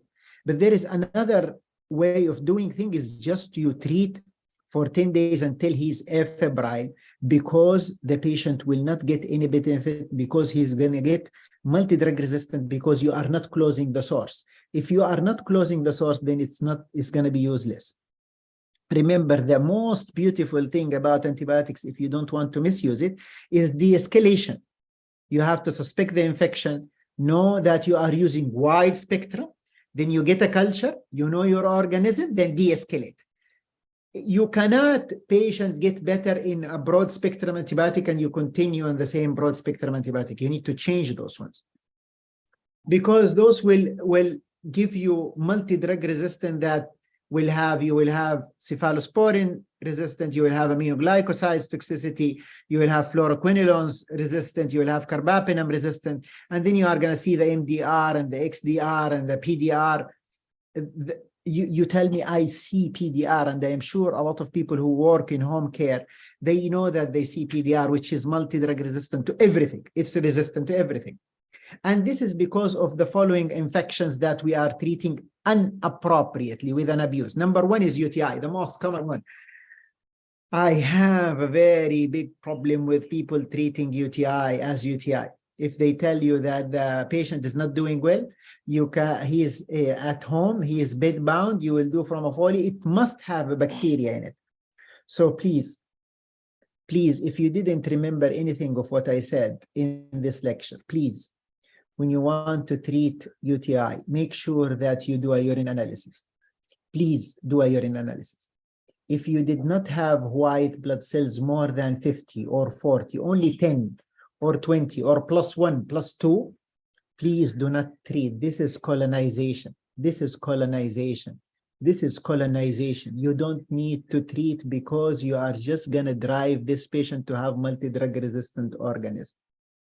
Please do not look at the Foley. Please do not abuse antibiotic for UTI unless you really want to push the patient to have multi-drug resistance. So remember, before you see culture, you have to see the urine analysis. Make sure like this white blood cells is not a lot. No need to treat. Even if you see 100,000 organisms, you don't need to treat. And you cannot treat UTI and then after a course of antibiotic, patient is getting better. He's afebrile, he's eating well. You repeat the culture to see if you got rid of it. No, you don't do this. You don't repeat the culture. You don't repeat the culture because you will find always the bacteria. This is colonization. It only needs treatment when there is a lot of white blood cells in the urine analysis. Not doing a urine analysis, making sure that you see 40 or 50 white blood cells in it is, in my opinion, unethical because you are abusing antibiotic. You are pushing your patient to have multi-drug resistant organism. Pneumonia. Remember, please, one side is okay to have bacteria, but two sides is most likely viral. And remember the sputum culture. Sputum is like urine. Number one is you have to look at epithelial cells. Please, Allah yakhalikum, everyone, you have to look at epithelial cells. It is in the gram stain, you will see it. They will tell you either more than 25 or less than 25. Or they will tell you +1, you will see only 1+, or you will see +++3+. If you see epithelial cells is in your mouth. In your mouth. That means that the sputum you are culturing and the organism you are seeing is only water from the mouth. This does not get treatment. So the first thing before you give antibiotic to sputum culture, make sure that it is sputum. Number one, you should not see a lot of epithelial cells. It should tell you epithelial cells 0 or +1. If it's +2, +3, +4, this is not sputum. This is water from the mouth. It shouldn't be treated. And you should look at the white blood cells. Remember, sputum is الخصائص حقت السبيوتم لازم يكون يمط ويلصق. يعني لما تبقى كده يمط كده يمط ويلصق، يعني لما هذا زي لما الله تصير مضاربة الرجال كده يقول from the inside، هذا sputum. Okay، هذا اللي يلصق هنا. You have to move it كده من وجهك. لما this is sputum. It have very low epithelial cells and white blood cells. If white blood cells is not a lot, like the urine, +4, +3, this is colonization. It does not need treatment, does not need antibiotic. Even if the family told you, does not need antibiotic, okay? And remember, there are a lot of things. So if you see a pneumonia with diarrhea, remember that it's most likely viral. If you see hyponatremia, it's most likely atypical. And the third infection that I want to speak about is cellulitis. A lot of people abuse antibiotic for cellulitis. Remember, bilateral cellulitis does not exist. It's very rare. It is bilateral lymphedema. It's because of fluid. The patient is elderly. The lymphatic drainage is low. It will look red. It will look hot, but he can walk on it. This is not cellulitis. Cellulitis, it is acute. It should be 1 or 2 days. It should be very hot, and he cannot walk in it, and there is a lot of pain. When he tells you that it is since 1 month, it's red, it cannot be cellulitis. It's most likely lymphedema. It needs Lasix. The most abused things is for cellulitis. You cannot treat red leg as cellulitis. You should make sure that it's not DVT. You should make sure that it's lymphedema, the most common abuse. Obese patient, abdomen pushing against lymphatic. He's all the time sitting. It will accumulate fluid in the leg. This is lymphedema. It needs Lasix. It needs elevation of the leg. So, and remember, for diabetic patient, there is also lipodermoscoliosis. This is sclerosis. This is very important. This is part of diabetes and chronic renal disease. So please do not abuse antibiotic, just giving it. Infection should be acute. It should be red. It should be very difficult to walk in. It should have pain. Remember, this is very important for infection. And don't forget that it might be necrosing. Neck fash. Diabetes and diabetic foot. We are one of the areas in the world that we are having a pandemic of diabetes, and we are very sweet people. إحنا ناس حلوين أصلا. To treat a real diabetic foot, remember that you need a really good podiatrist and vascular surgeon or interventional radiologist. You need the tissue culture. I know that based on the IDSA in 2012, you don't need a tissue culture, but remember, we are other than the States. In the States, they do not abuse antibiotic like what we do. So we are seeing a lot of multi-drug resistant organism in diabetic foot. So unless you take a culture, we will never know the appropriate antibiotic. Is it ESBL or not? So remember, some people will need for diabetic foot for ESBL like Invance, ertapenem, once a day, IV. You have very good solution. You have a lot of good antibiotics to deal with those kind of organisms. You need a good tissue culture. You need a good vascular surgeon to make sure that the road for the antibiotic is open. And then you need appropriate antibiotic that is based on the culture. Okay? So this is, I have worked in very well, and you need frequent debridement, as you all know. But wallahi, there is a lot of things that can change from this picture to this picture.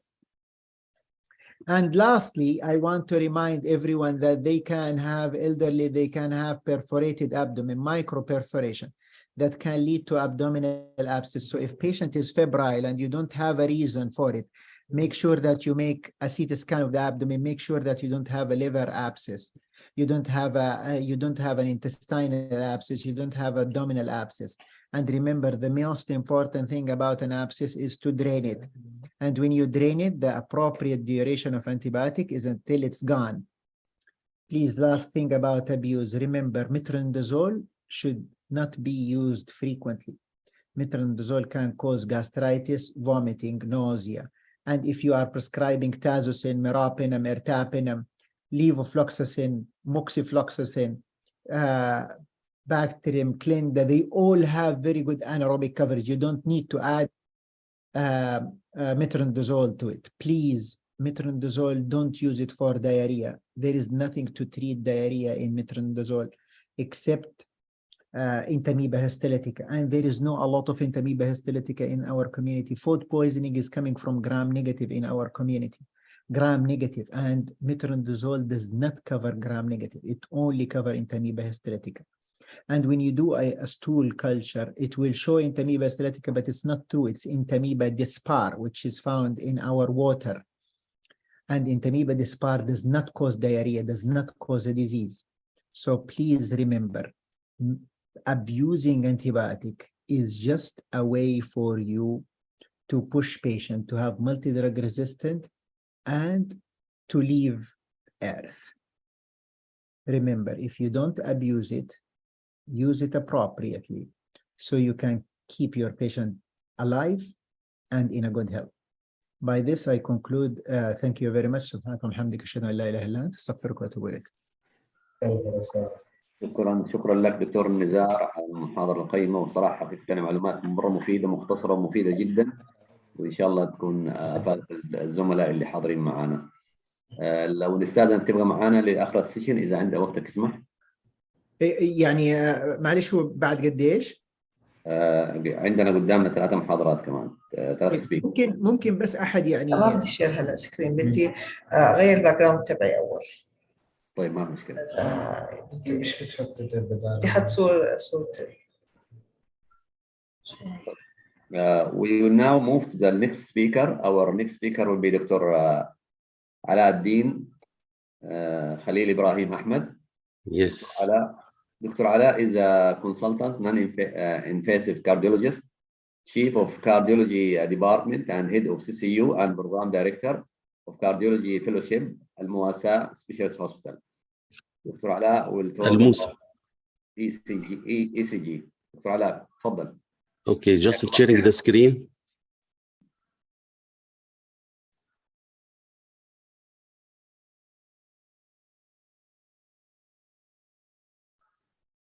Not shared now.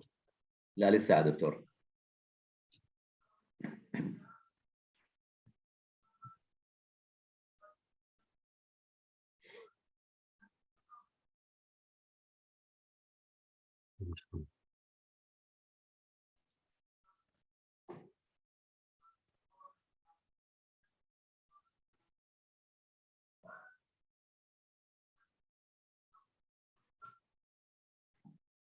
I think must be shared. ما طلعت عندنا هذا دكتور.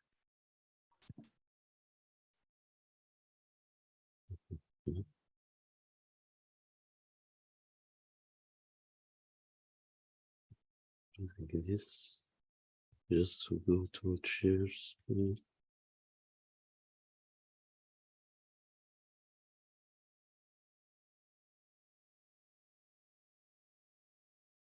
It's not coming also. لا والله لسه ما جات. لا ايوه ممكن نعرضها من عندنا. سوري نعرضها من عندنا نعرض دكتور. المحاضرة من عندنا. من عندك. ايوه نعرضها من عندنا وانت بس قول لهم نكست. اوكي تفضل.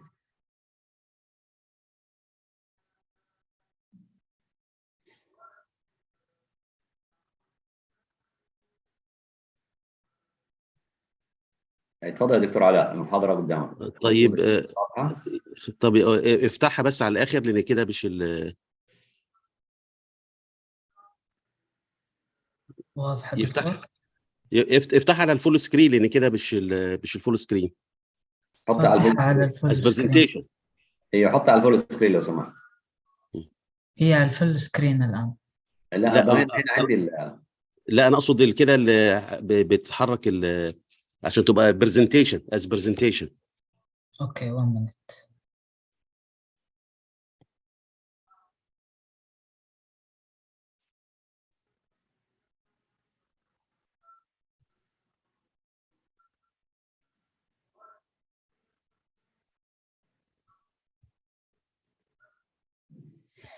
اي تمام.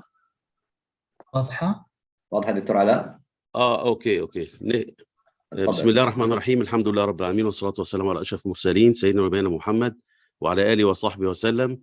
I would like to thank the organizing committee for inviting me for the second year for this very precious meeting. Okay, next slide please. Next slide please. Next please.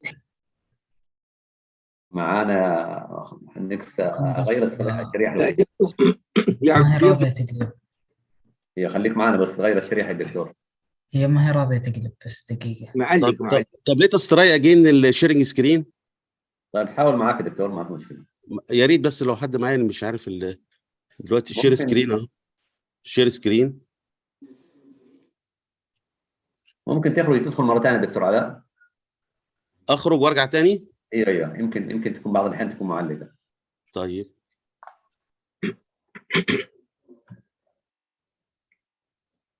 ايوه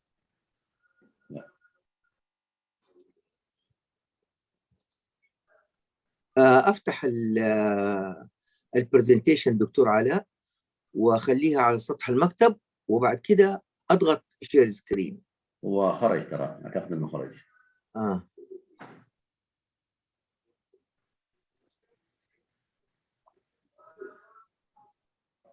ايوه تمام. واضحة؟ تمام ممتاز. دكتور علاء سامعني؟ دكتور خالد. ايوه واضحة؟ هي واضحة عندي الشاشة. لا بس اخرج خلينا نحاول ندخل انا بالسكرين من عندي احسن. اوكي.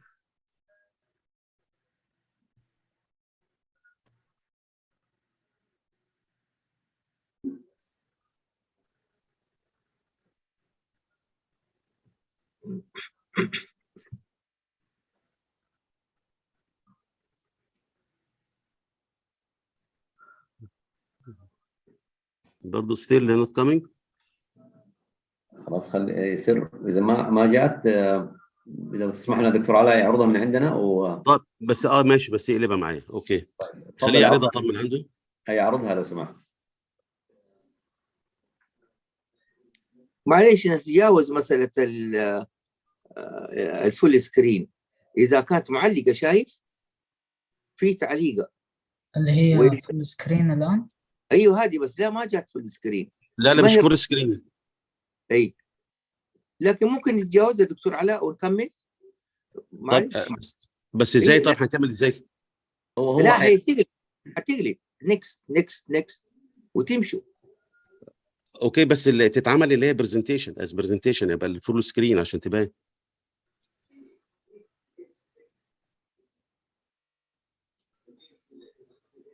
ما بتجيش يعني، مش هتنفع لان لازم فيها حاجات انيميشن كمان، فيها انيميشن مش هتحرك كده، لازم فول سكرين، لازم فول سكرين.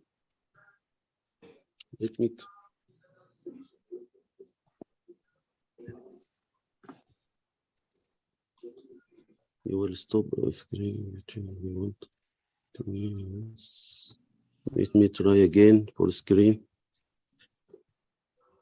Full screen. اما بفتح كده هو just go share. ايوه افتح الشريحه، افتح البرزنتيشن واعمل له شير. طيب لحظه افتح البرزنتيشن، لحظه بس ثواني بس كده. ايوه تمام، ايوه كده حلو. افتح هذه افتحها.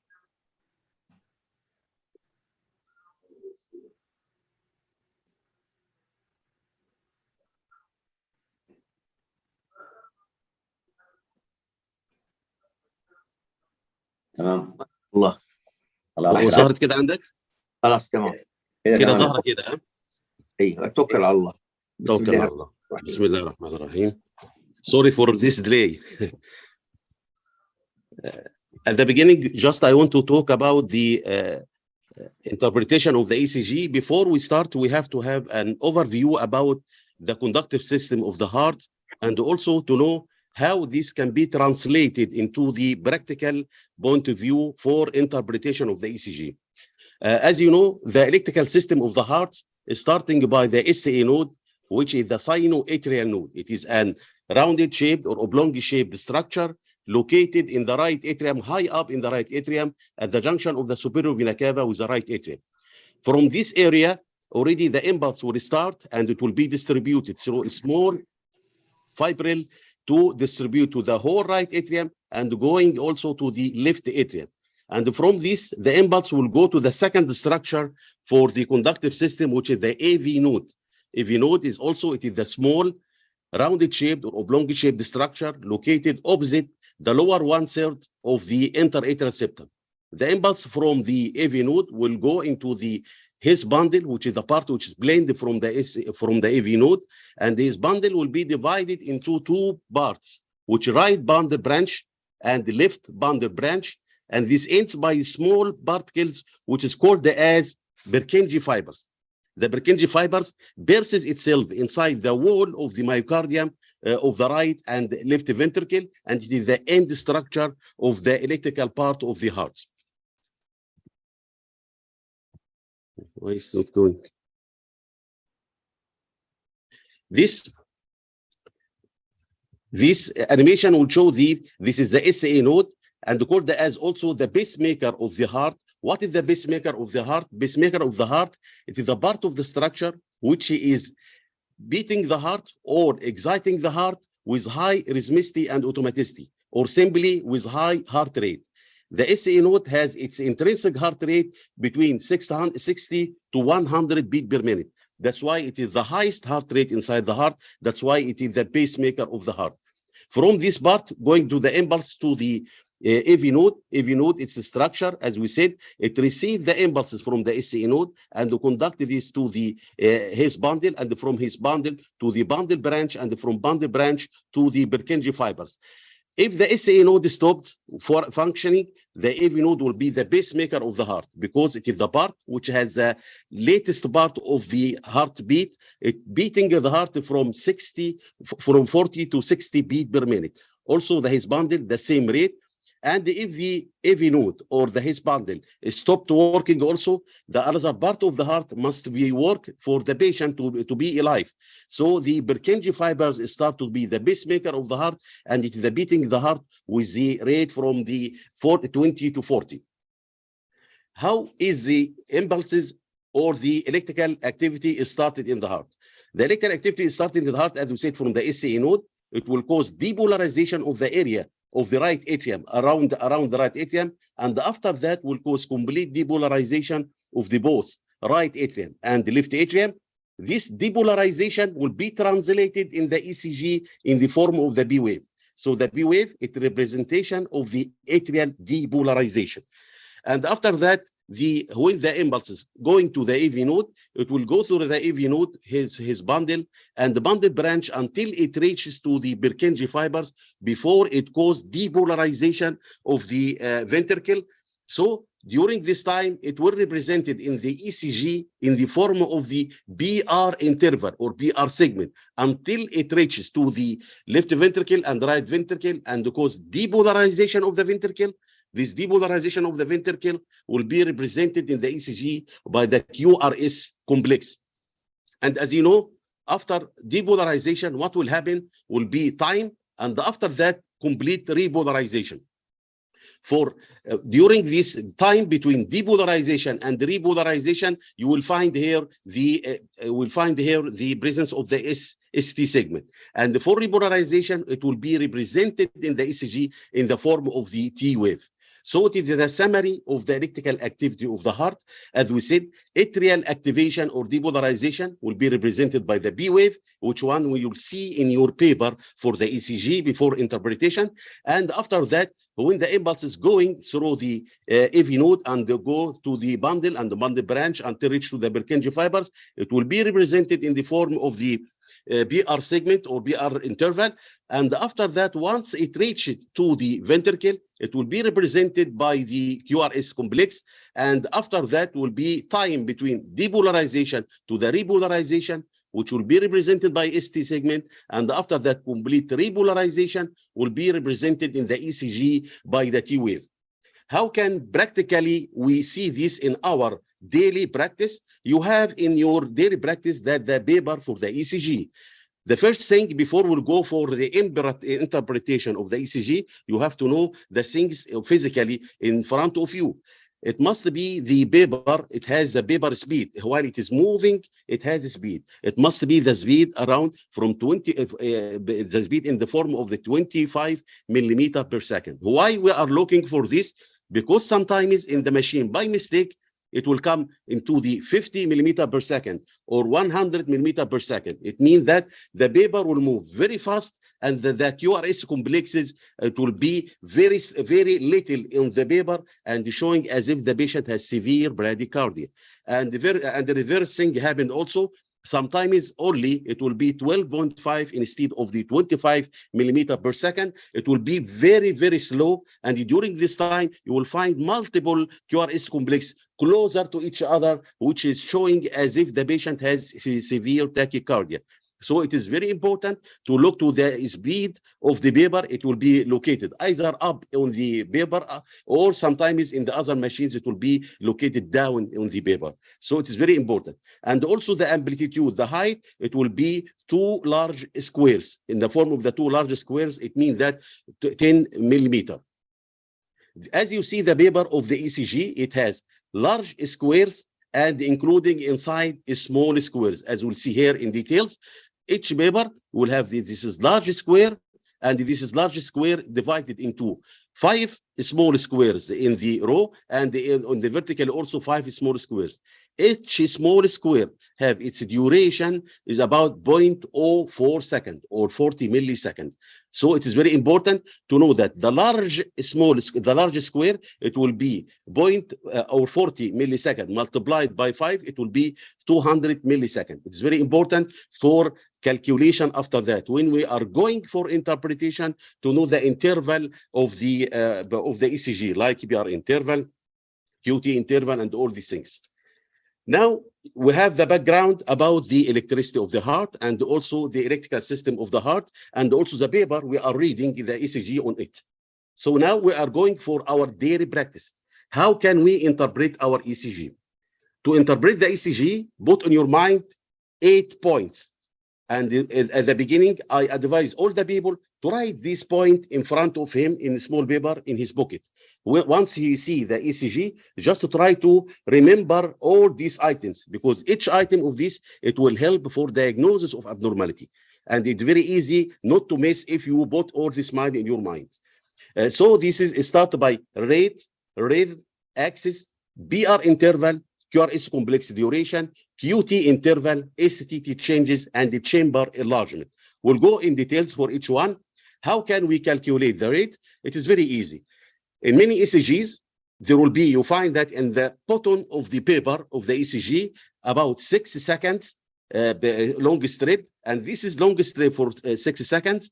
You can count the number of the R waves and multiply by 10. It will equals in 1 minute how much the number of the R waves in the 1 minute. It means that it is the rate of the heart during this 1 minute. But simply we are calculating the rate by very simple way. By what? Look to the ECG and locate 2 R waves. This is the R wave and the next R wave. And calculate the number of the large boxes.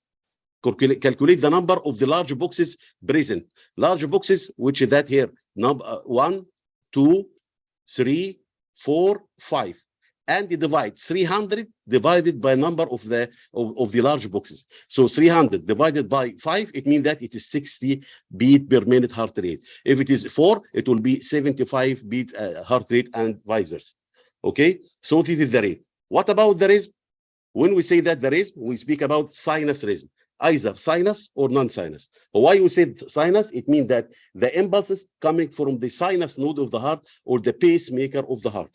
Okay, in sinus rhythm, you will find HB wave followed by the QRS complex. To say sinus, you have to say that you find that HB wave followed by the QRS complex. HB wave followed by the QRS complex, so it is called the sinus rhythm. When we say that normal sinus rhythm, it means that, as we said before, the pacemaker of the heart is the sinus node, and the rate of the sinus node from 60 to 100 beat per minute. So if the beat of the rate of the heart is from 60 to 100, it means that normal sinus rhythm. But if it is less than 60, it means that bradycardia, sinus bradycardia. We say sinus because already HB wave followed by the QRS complex. And how much the rate we can calculate here? Let us apply in this patient. Look here, look for the first R wave and the second R wave. Let us calculate the number of the large boxes. 1, 2, 3, 4, 5, 6. So 300 divided by 6, it means that 50 beat per minute. So this patient less than 60 and the ECG showing B wave followed by the QRS complex, it means that sinus bradycardia. And this is the rate more than 100, it means that tachycardia. And also B wave followed by QRS complex with the rate more than 100, it means that it is sinus tachycardia. So now we have the rate, we have the rhythm, sinus or non-sinus, and sinus bradycardia or sinus tachycardia. And now we'll go to the axis. For the axis, you have to look for lead 1 and lead EVF. Look to both, like my fingers, like this. Look to the both. If both looking up or positive, it will be normal axis. If the lead 1 is up and lead EVF leaving it, going to down, leave means left. It means that left axis deviation. So lead 1 will be up, positive, and EVF will be negative, so it be left axis deviation. And if again both are up positive, it will be normal. But what will happen if already lead 1 coming down, trying to reach to the AVF, which is the AVF will be up, reaching right. It means that it is right axis deviation. Right axis deviation, you will find that lead 1, the QRS complex will be negative and positive in the EVF. So it will be the left axis deviation. This is an example. This is application. the normal axis of the heart, which is starting from -30 and ends by +90. In the normal axis, it will be at this condition, lead one, it will be up, and the AVF will be up. Both will be positive. But left axis deviation, in this area, what will happen? Lead one will be up, and AVF will be negative, coming down. And for the right axis deviation, what we'll find here, in this condition, this is the right axis deviation, you will find the lead one is down, and the AVF will be up. And lead one trying to reach. Reach means that right. Okay, and if it is both down, indefinite axis, it will be in area of the extreme axis or indefinite axis.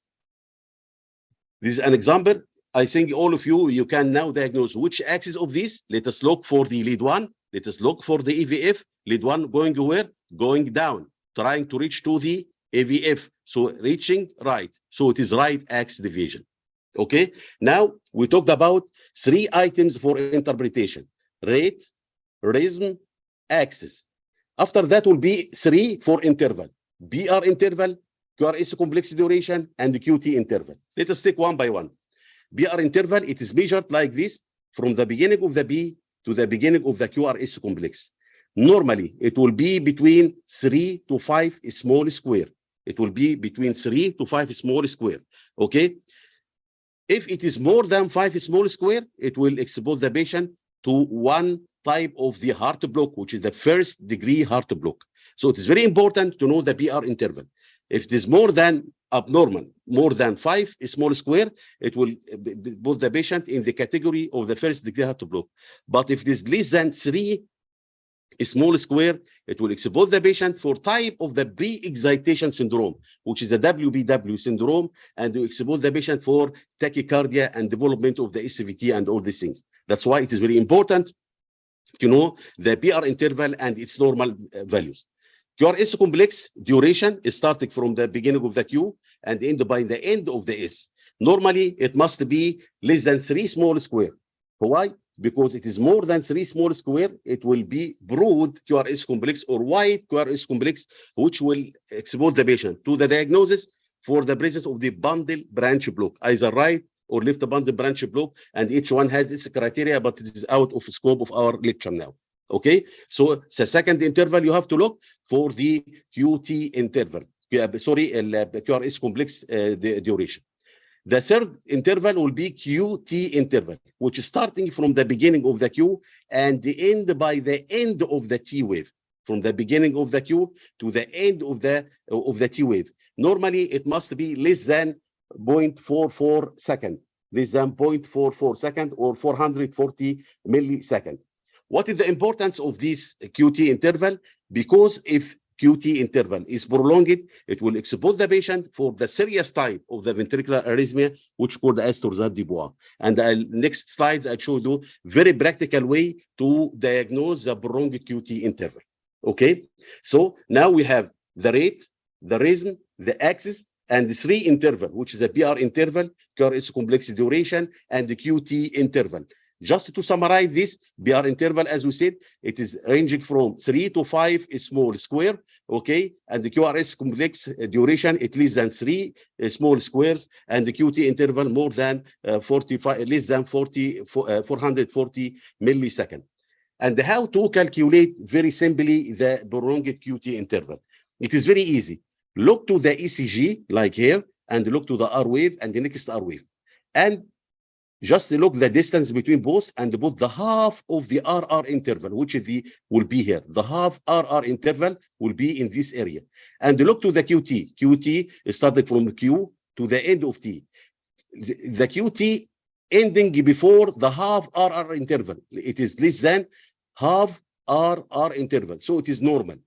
But what will happen if it is prolonged? You will find that this is R wave and this is another R wave. And already the half RR interval will be here. Okay, so the QT, it is ending but after the half RR interval. So QT interval more than half RR interval. So in this condition, it will be prolonged QF. So this is what are daily utilizing this way to diagnose the presence of the prolonged QT interval.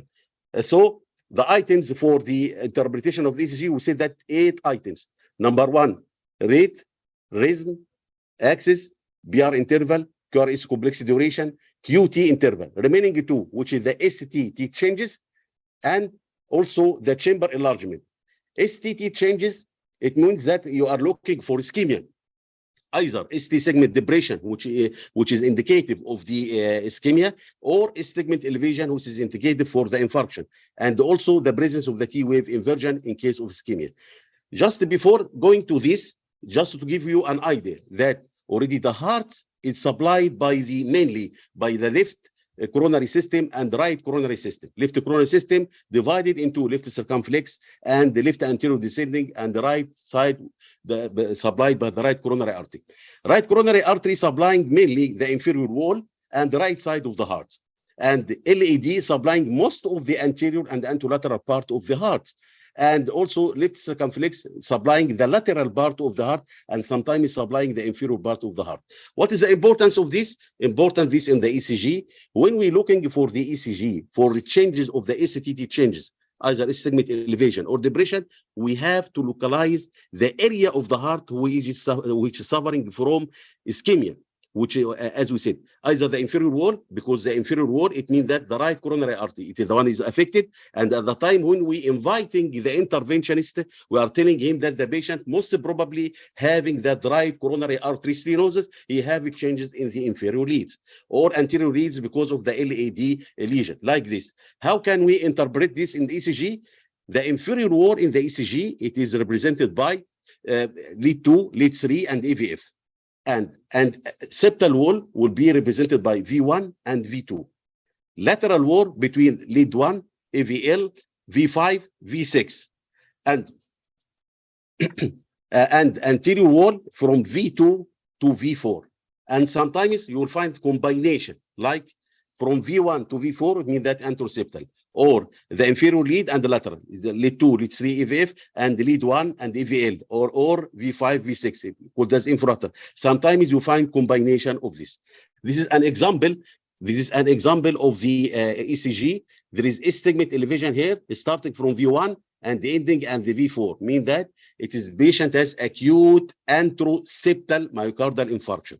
And for this patient, you find that S segment elevation in the inferior lead, lead 2, lead 3, and AVF. It means that the patient has acute inferior myocardial infarction.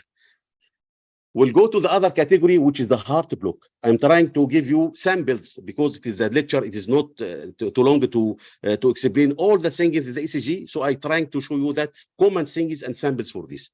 For the heart block, it is one of the category which is very important also for you to understand and diagnose. We have first degree heart block, second degree heart block, and the complete or third degree heart block. First degree heart block is very easy, as we said before. When you are looking to the PR interval, look for this. If it is more than 5 small square, it means that prolonged, it means that first degree heart block. So first degree heart block, what we'll find, the algorithm for diagnosis of the heart block, I think better to go with this algorithm. Look for the B wave. Is HB wave followed by the QRS complex or not? Here, yes. HB wave followed by the QRS complex. It means that the number of the B wave equal to the number of the QRS complex. But the BR interval is prolonged. It is more than 5 small square.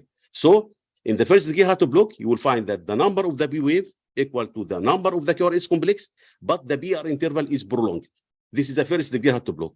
Let us go after that to the third degree heart block directly to exclude from the second degree. The other things, if you look to the ECG and you find that the number of the B wave more than the number of the QRS complex, like this, number of the B wave, it is more than the number of the QRS complex. So you are either dealing with the second degree or the third degree heart block. Look to the RR interval. You will find that RR interval is fixed. So RR interval is fixed. It is regular, okay?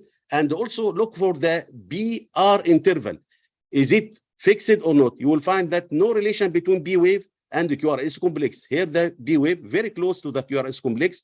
Here it is very far from our QRS complex. Here a little bit closer. Here it is very close again, and like this. So it has no relationship to the QRS complex. You will find in the complete heart block or in the third degree heart block, what you will find? You will find that already there is already number of the B wave more than the number of the QRS complex, and there is regular RR interval, and there is no relationship between the Q and the B wave and the QRS complex. We'll go to the other category, which is a second degree Hartree block.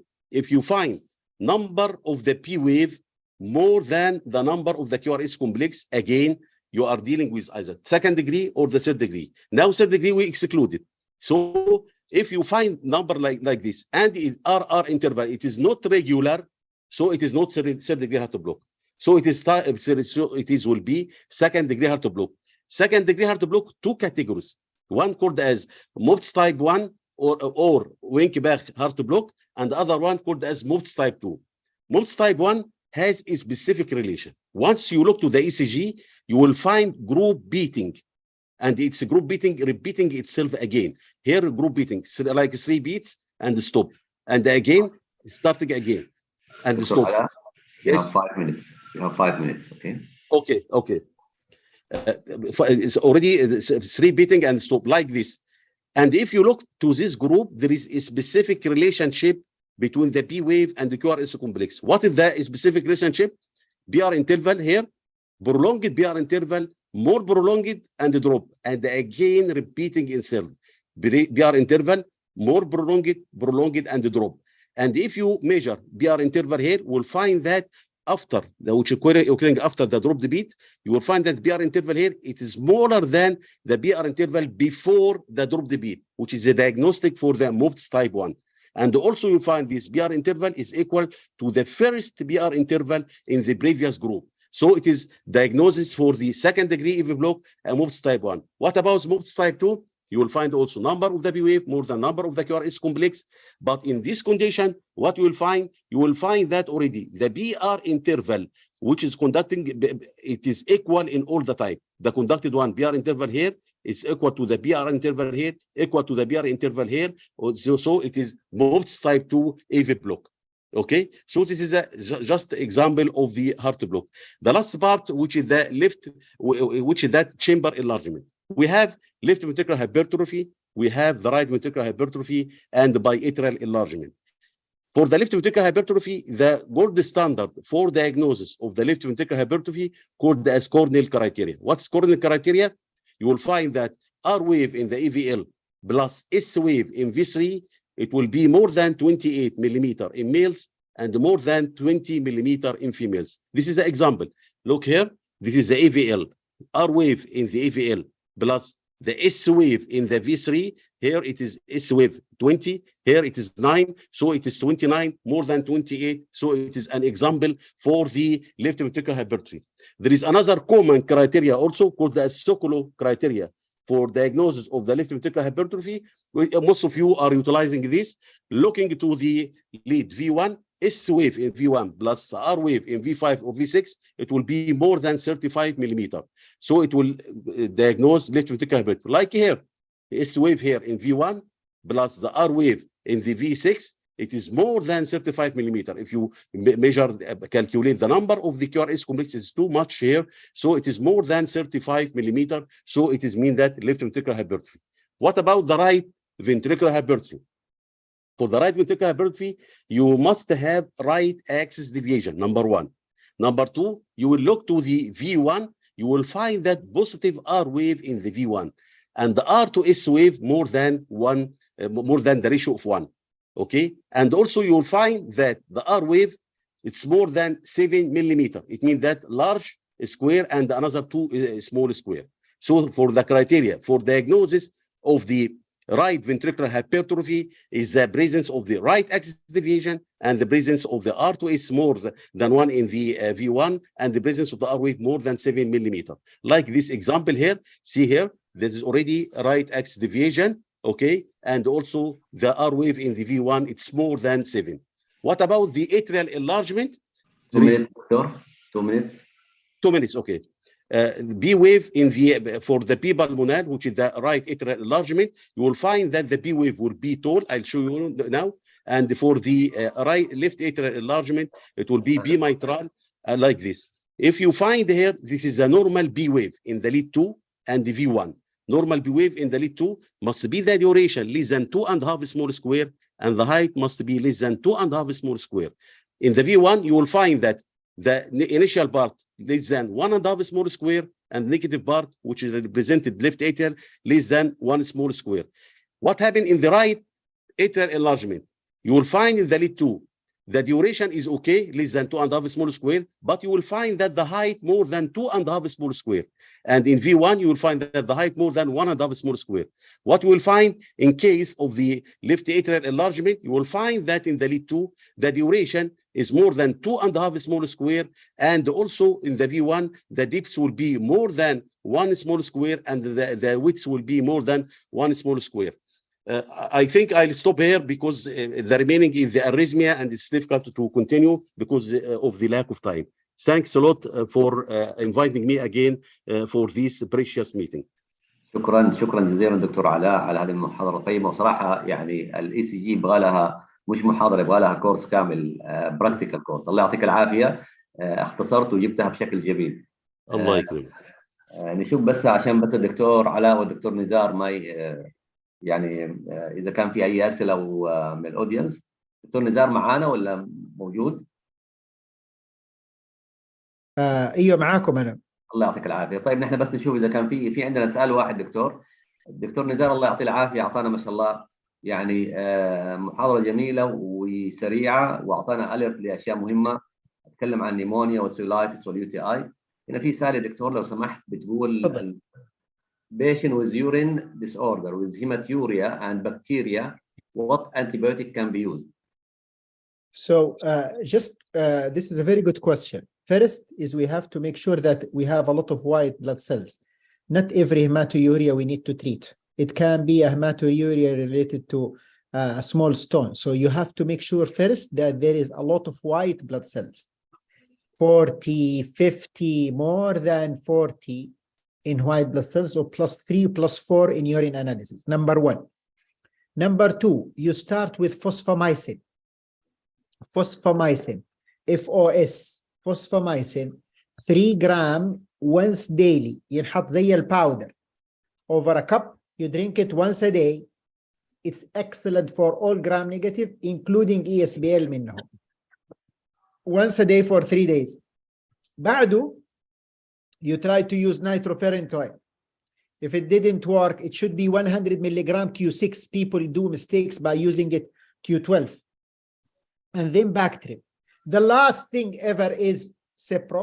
And then if it didn't work, then you can use ertapenem, which is once daily, the smaller brother of meropenem. It can be used once daily, IM or IV. شكرا دكتور. السؤال الثاني على موضوع اليو تي اي. تكلمت وهذه يمكن معلومه نحب نتاكد لنا هي دكتور عشان الزملاء اللي معنا مشاركين ما شاء الله مع الاودينس اطباء من كل الجهات على موضوع اليو تي اي. عاده الناس most of the people are depending on culture, urine culture and sensitive test. وانت you are insist اي والله على موضوع الوايت بلاد سيل. والله يا دكتور ركز معنا دكتور عشان بس الناس تفهم. الله يجزيك خير. انه والله اكثر حاجه سببت للبشر اللي شفتهم على مدار ال10 سنين الماضيه، يعني ما بشتغل قال لي في المستشفيات، والله اكثر سبب كان مسبب انه الناس يصير عندهم مالتي دراج ريزيستنت وما نلاقي لهم ولا شيء يدخلوا في سيبتيك شوك في الاي سي يو. والله يكونوا الدكاتره اللي بيوصفوا لكل يو تي اي بدون ما يطالعوا لليورين اناليسيس، يطالعوا للكلشر بدون اناليسيس، ما ينتبهوا انه دائما تكون فيه بكتيريا، او الاسوأ كمان انهم يعيدوا الكلشر بعد ما يخلصوا الانتيبيوتيك. سو يدوا انتيبيوتيك يعيدوا الكلشر، يقوم يلاقوها يقوم يعيدوا الانتيبيوتيك، يقوم يعيدوها يقوم يدوا له زياده انتيبيوتيك، وهو ما هو منتبه انه اليورين اناليسيس ما فيها الا 10 5 white blood cells. This is colonization. It should never be treated. Never be treated. لازم لما يكون البني ادم elderly ويكون عنده حرقان في البول تقول له اشرب مويه زياده، اذا خفت خلاص ما تسوي كلشر. تسوي الكلشر ما عمرك تسوي الكلشر الا معها يورين اناليسيس، وما عمرك تدي اي انتيبيوتيك قبل ما تشوف اليورين اناليسيس فيه اكثر من 40 وايت بلاد سيلز والبيشنت از aggressively symptomatic. اليو تي اي الناس يدوا لاي حرقان في البول يدوا له انتيبيوتيك. الحرقان في البول السبب الرئيسي حقه in elderlies as atrophic vaginitis in female. السبب الرئيسي. وin males is dehydration. ما يحتاج antibiotics. It's atrophic vaginitis، يبغى لها هرمون من برا. حتى تقوم تقول لك الحرقان عندي من شهر. كيف من شهر UTI؟ UTI it should be 1 or 2 days. It should be very burning, small quantity, frequency. She cannot tell you أنا عندي حرقان for a month and then you think it's UTI. It can't be. لما يكون for a month حرقان المفروض إنه البكتيريا هذه وصلت البلاد وصار سبتك شوك وفبر. إيش جالسة تسوي بحرقان له شهر؟ لا يمكن، لا يمكن. يقوموا لما يدوا انتبيوتيك يقول والله تحسن الحرقان. اتحسن كيف يا حبيبي؟ تحسن بس عشان قتلت السوبرفيشال بكتيريا فقامت هي حست انه اتحسنت. لكن لو انت سمعت من المريض يقول لك والله اخذت المضاد وانا في اخر يوم في المضاد رجعت لي، لانها this is atrophic vaginitis او انه يكون عندها بروبلم في اليورينيشن، يكون عندها برولابس، يكون عندها مشكله في اليورين وانت قاعد بس تدي انتبيوتيك اللي ما خليتها مالتي دراج ريزيستنت، ولا تدي سيبرو ويكون سبب له confusion ولا so you have to look always at it should be acute and you should have in urine analysis a lot of white blood cells. أحسن دكتور، شكرا جزاك الله خير، وهذه المعلومة اللي كنا بنأكد عليها للزملاء لأنها very common. جزاك الله خير. شكرا دكتور نزار، شكرا دكتور علاء. شكرا الله لك. يعطيكم العافية، ومحاضراتكم جدا قيمة ومفيدة. الله يعطيكم العافية. شكرا لك. شكرا حبيبي. شكرا. Okay, now we move to the second part of session number 13 on vaccination. And I think we'll have معانا الدكتور حسام ولا الدكتور طراد؟ مين معانا عشان نبدأ؟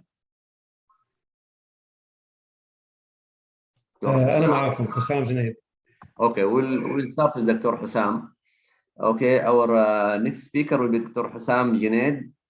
He is the head of section of polyclinic in King Faisal Specialist Hospital, and he will talk about vaccination options for pneumococcal and meningococcal disease.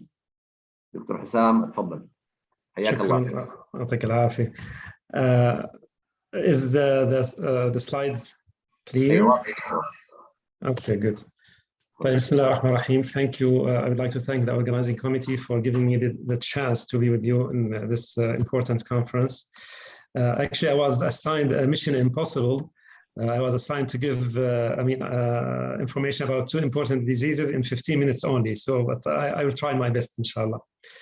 So basically, I'm going to cover pneumococcal and meningococcal vaccine options. As you know, the pneumococcal disease is very important, and it's the most the second most common cause of vaccine-preventable death. Actually, is this disease, and it can lead this pneumococcal pneumonia not only to pneumonia from its name, but also it can lead to meningitis and bacteremia, and sometimes resulting in death. It's common in very young and very old, but it also can happen in patients with certain medical conditions or decreased immunity or some diseases that we will talk about. We have vaccines, 2 types of vaccine. The one type which is only composed of the polysaccharide, which is the antigen, and the other type is the pneumococcal conjugate vaccine, which is the antigen conjugated to a carrier protein. The pneumococcal polysaccharide vaccine is the polysaccharide SV23, which covers 23 from its name serotypes. The conjugate vaccine covers a less number of serotypes, but is very effective. The ones that we have is 13. And recently in the States and also otherwhere, they have the PCV15 and 20. It's not available yet in Saudi Arabia, but we are anticipating to get the approval soon in Saudi Arabia for those 2 important vaccines. Basically, the PCV15 covers all the serotypes which are covered by the 13, in addition to 2 more, which are the 22F and 33F. And the PCV20 covers all the serotypes covered by 15, in addition to 5 more serotypes. So as I mentioned, the polysaccharide vaccine is composed of mainly the antigen, which is polysaccharide, and it depends on the B cells rather than the T cell in inducing immunity. On the other hand, the conjugate vaccine is like something which is more developed. It conjugates the same polysaccharide with a carrier protein. Usually it's like another, like the tetanus, for example, toxoid, could be the carrier protein. And by doing so, it will induce the T-cell dependent immunity. It will create immunity memory for the B cells, so it will cause better immunity.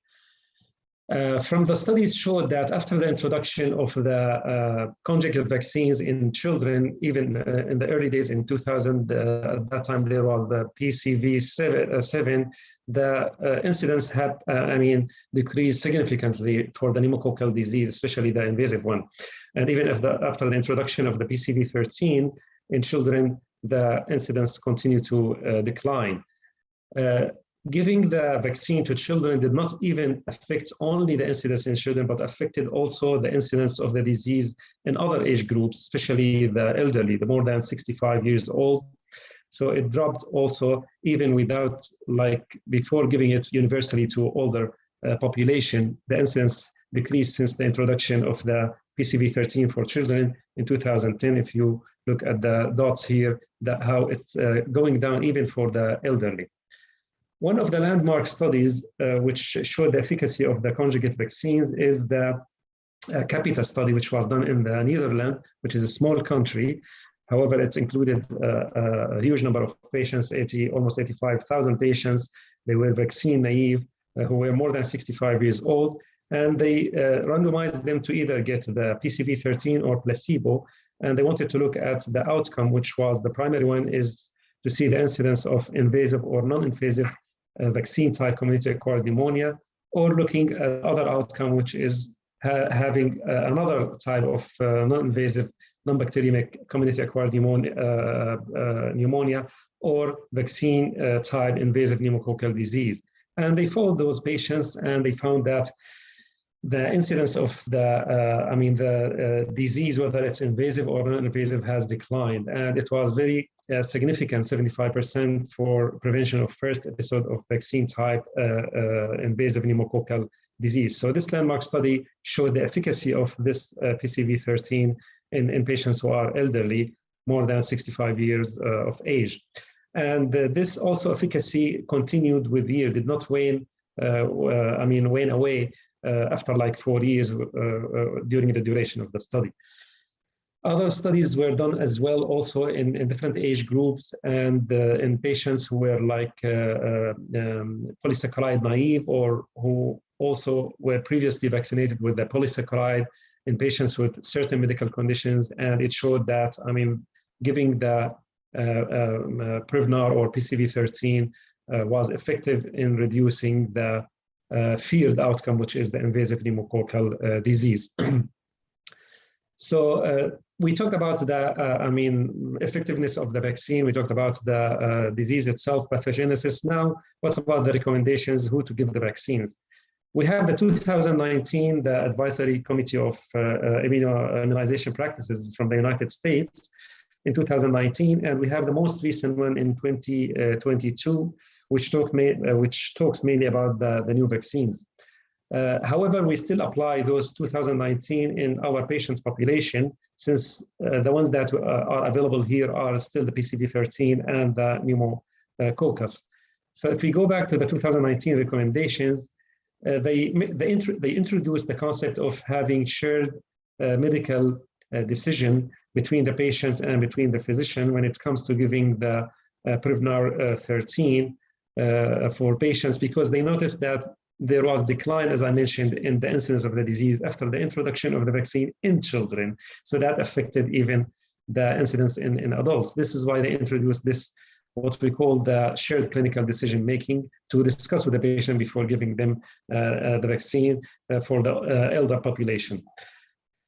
And in the ACIP 2022, they actually re-emphasized that patients should be given the vaccine if they are young, less than 2 years old, or if they are old, more than 65 years of age. So there is age-dependent indication. Patients who are less than 2 years, it's indicated. Patients who are more than 65 for the age, it's indicated. Other age groups, it depends on whether the patient have certain medical conditions or immunocompromised, or if they have cochlear implants or CSF leak. In those patients, we'll see the indications. When we talk about certain medical conditions, actually, it doesn't mean that it's uncommon. From the certain medical conditions, actually, that probably we overlook is having diabetes, which is like 1/4 of the population are diabetics. So every diabetic patient, you should discuss giving them the pneumococcal vaccine, even if they are not 65 years of age. If they are more than 19, you have to discuss with them the indication. Cigarette smokers as well is an indication.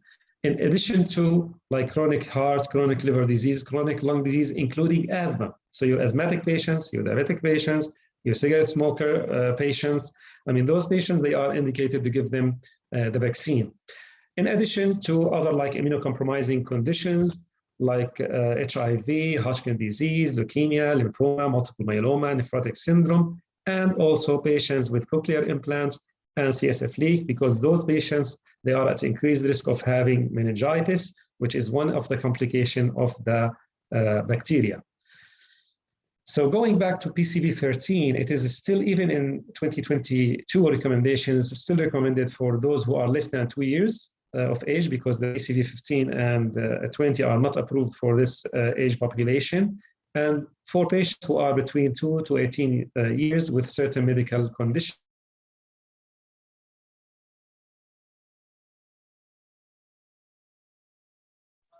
الصوت قطع دكتور حسام، صوت راح.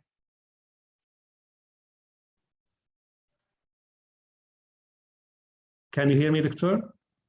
اي تمام، نعم تفضل. Okay.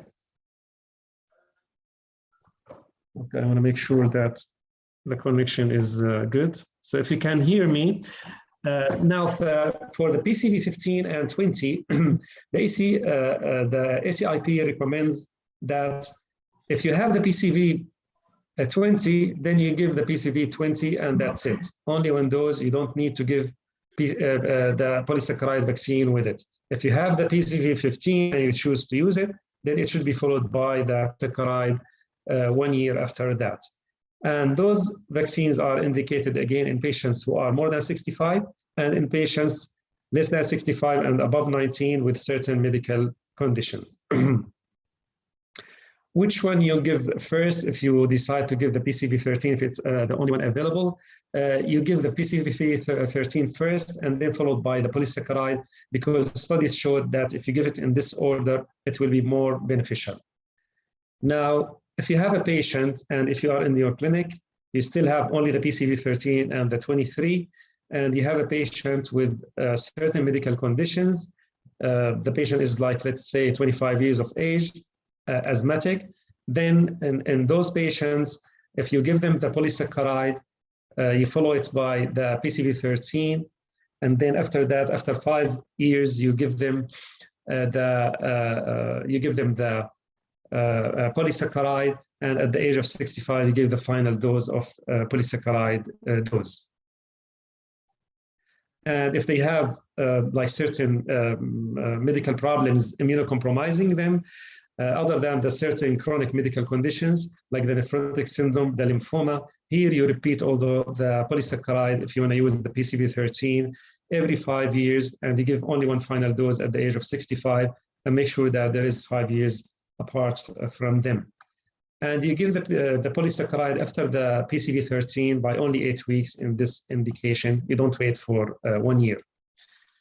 Now, in 2022, our life is easier, and hopefully we'll get the PCV20 or 15 soon.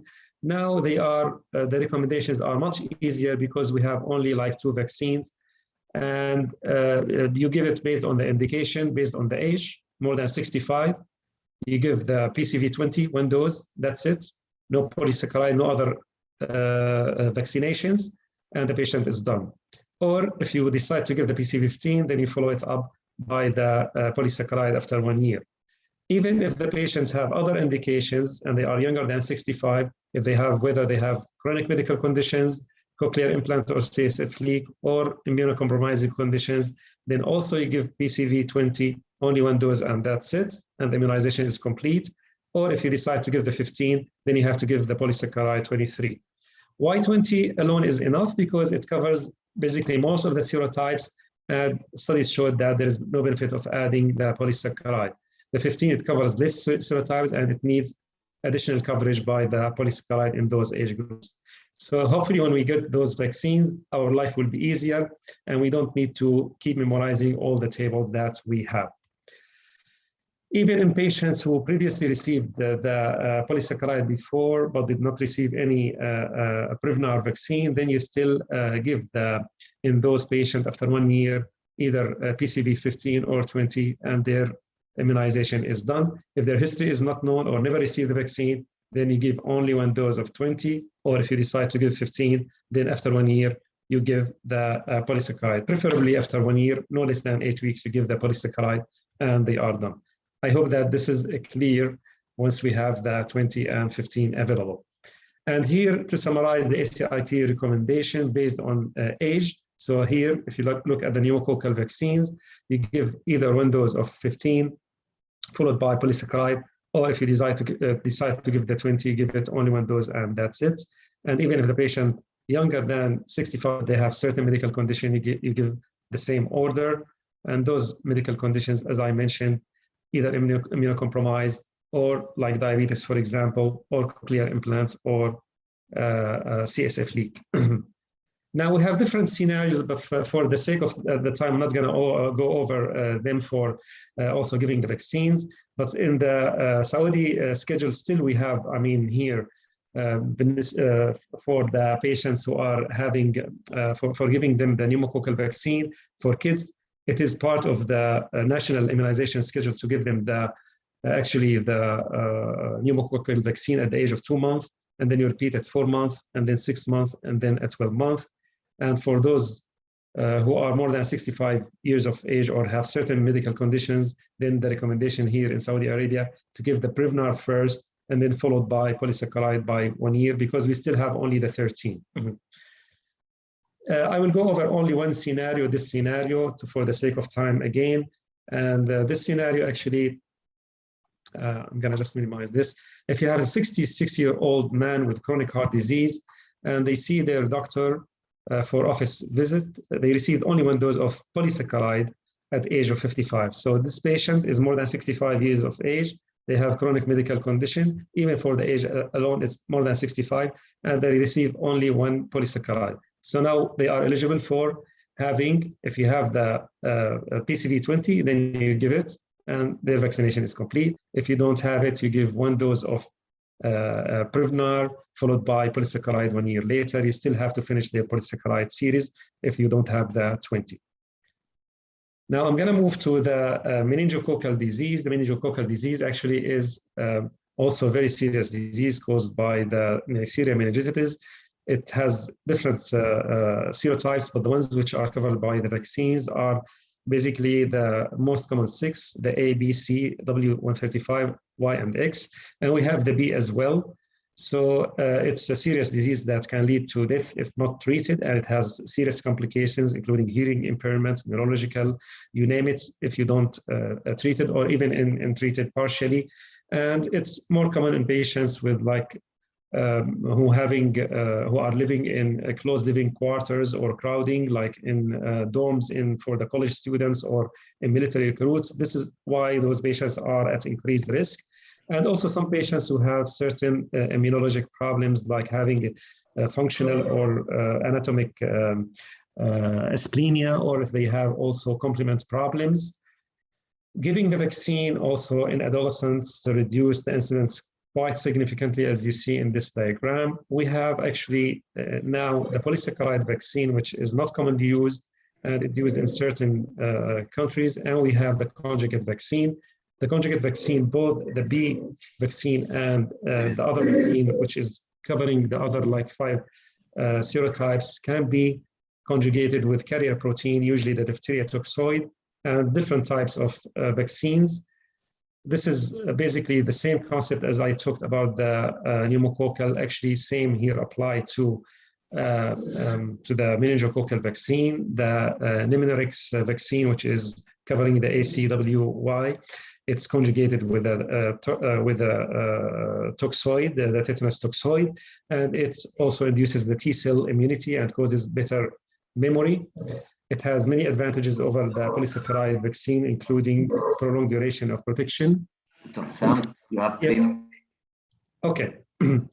And also it's effective in infants, and it will reduce the carriage because some patients, they have nasopharyngeal carriage of the disease or the bacteria. And it was well studied in different age groups, including infants, very young infants, and adolescents and adults and toddlers. And even in adolescents showed that efficacy for 10 years, even not only 5 years. And patients like microbiologists or laboratory workers also, it showed efficacy for 10 years. It showed safety panel also. It has the same side effects like any other like common vaccines, having maybe pain. You have to warn your patients about, they might have pain at the injection site, they might have fever for the next 24 hours or headache. And the other more serious side effects are very rare. And by the ACIP recommendations, it's recommended for high-risk patients, including patients who are microbiologists, who work with Neisseria, and patients with like anatomic asplenia, and college students and military recruits. Those are the main risk factors. As I mentioned also earlier, for Saudi Arabia, we still have actually the meningococcal vaccine. According to the national immunization schedule, it's recommended for patients who are 18 years of age to give it to all of them. And of course, those who are coming for Umrah, it's mandatory to get it at least 10 days before coming. And for the meningococcal conjugate vaccine, it has to be within the last 5 years given. And here it comes also for patients with the, if they have also additional risk factors. So to wrap it up, actually, for the meningococcal vaccine, the Nimenrix or the Menaqui conjugated with the tetanus toxoid covers actually most of the serogroups which are serious from the age of 1 and above. It was studied and effective for up to 10 years. Actually, it can be given as a booster dose as well for patients who are at high risk, maybe every 5 years for certain indications. And it provides protection for those patients who are at increased risk, including laboratory workers and college students. And also, it can be given with other vaccines at the same time, and it's generally tolerated across all age groups as shown by the studies. And thank you very much. Actually, this was my last slide, and I'm happy to answer any questions if there are any. شكرا دكتور حسام على هذه المحاضرة القيمة. And I don't think we have a question, but we will wait till the end. If you don't mind, Dr. Hussam, to wait with us after Dr. Tarad. Sure. We can see if we have any question. Dr. Tarad is معنا. Dr. Tarad. أيوة. Okay, our next lecture is by Dr. Tarad Tilmisani. He is a consultant and assistant professor of family medicine and geriatric at Baha University, and he will talk about zoster vaccine. تفضل دكتور طلال. Okay. Can you all see the screen, the shared screen? Yes. نعم. Okay. So let's begin. بسم الله الرحمن الرحيم والصلاة والسلام على سيد الأنبياء والمرسلين سيدنا محمد وعلى آله وصحبه وسلم. First, I'd like to thank you all for joining me today. And I'd like to thank the scientific and organizing committee and GSK for inviting me and giving me this opportunity. Today, I'm going to be talking about the new vaccine, the talk of the hour, the newly approved by the Ministry of Health and the Saudi FDA, and newly introduced in the adult vaccination program, the shingles vaccine. I have a few disclosures. I'm not a GSK employee. I am receiving an honorarium from GSK to give this presentation, and all the information in this presentation are aligned with the local product label approved by the Saudi FDA. Our agenda for today, we have 4 points we're going to be talking about. First, we're going to talk about what is the clinical impact of the shingles on our patients. Then we will talk about why is it important to vaccinate at-risk population adults. Then we will talk about what is the clinical profile of Shingrix, the vaccine. And finally, how you can implement the vaccine in your practice. So let's start with the first point of our agenda. First, what is the clinical impact of shingles on our patient? So our exposure to the varicella zoster virus or the VZV happens during a very early stage of our life, during the childhood. That's when we get first exposed to the virus and we develop the chickenpox, or what's known to in Saudi Arabia as al-angas or al-judayri al-ma'i. So our immune system is resilient and strong enough to overcome the virus and entrap the virus particles and the virus itself in a dorsal root ganglia along the spinal cord of our body. It stays there for many years and many decades under the check of our immune system cells and components. And after many years and decades, it can get reactivated again for many reasons, either for a psychological or emotional or physical stress or a trauma or a surgery. So there is a lot of reason for that virus to get reactivated again. It is estimated that 99% or 99.6% of all adults they have the virus in their dorsal ganglia inside their body. It is estimated that 1 in 3 adults will get the herpes zoster reactivation during their lifetime. And the number of cases in the United States reaches up to 1 million as a new case every year. In Europe, it's 1.7 million, and in China, it's 1.5 million cases. The pathogenesis and the symptoms of disease are pretty significant, very well known, and it's very severe. Usually it happens as a unilateral skin rash that is vesicular and with a very painful neuropathic pain that happens again in a dermatomal fashion, unilateral fashion. In 56% of the time, it happens in the trunk area, so that's involved the chest and the abdomen and the pelvis, but it can involve the neck and the face region. But the most feared complication of the herpes zoster itself is the postherpetic neuralgia. And unfortunately, it can happen up to 30% of patients of having persistent severe pain that happens beyond 90 days from the onset of the infection, and it's very difficult to treat. Other complications that can happen because of this condition or the reactivation of the virus is the herpes zoster ophthalmicus. And here we see the involvement of the ophthalmic branch of the trigeminal nerve when the virus gets reactivated in that region. It happens in 25% of the cases, and in very rare cases can cause vision loss. Finally, there is other complications that may happen like CVA and cardiovascular events, along with hearing loss and scarring. So in this graph, a study that looked into how severe is the acute neuritis that happened during the acute phase of the illness when the rash is there and the pain start to appear in the patient's body. They used something called the short form of McGill University Pain Questionnaire. And here they compared the acute neuritis that happens during the acute phase with different kind of pain. So in the left side, you can see this arrow that is going upward with different numbers on it, 0, 10, 20, 30, 40, and up to 50.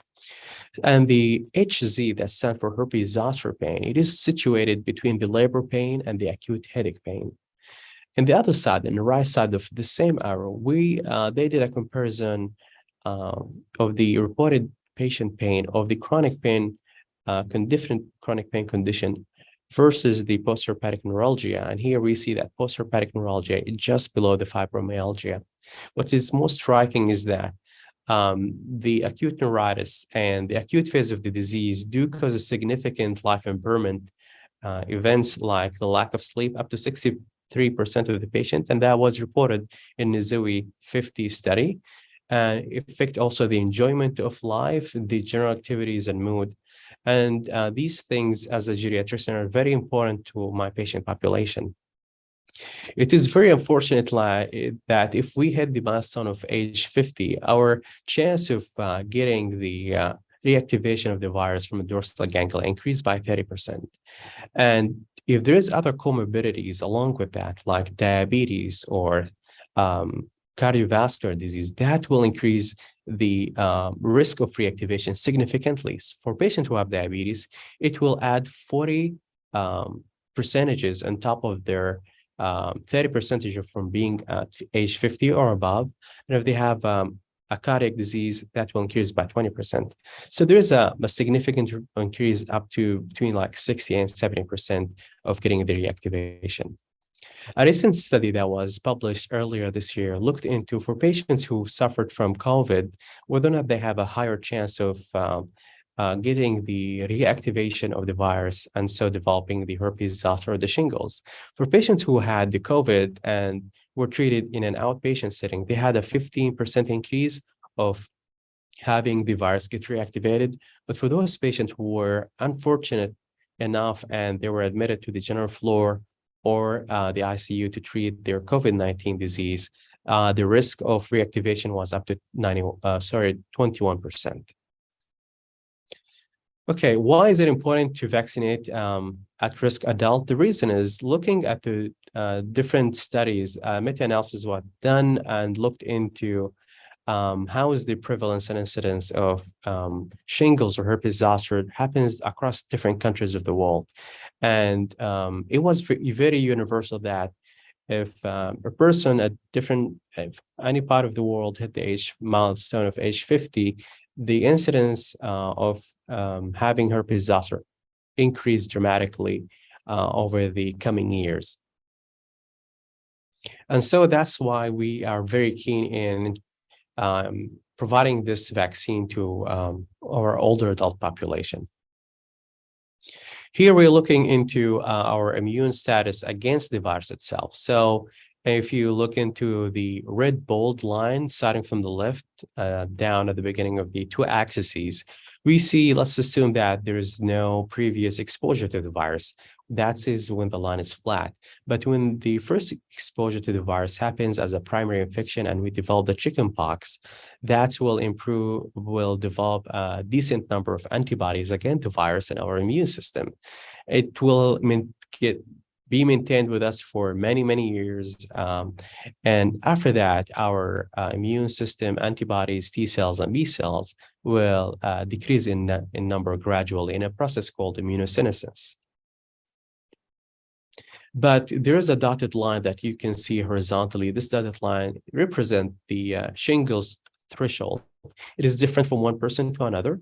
So it's not something universal can be specified by a number. But if any person hit that threshold, their immune system will weaken and the virus will get loosened from the imprisonment that is in the dorsal ganglia.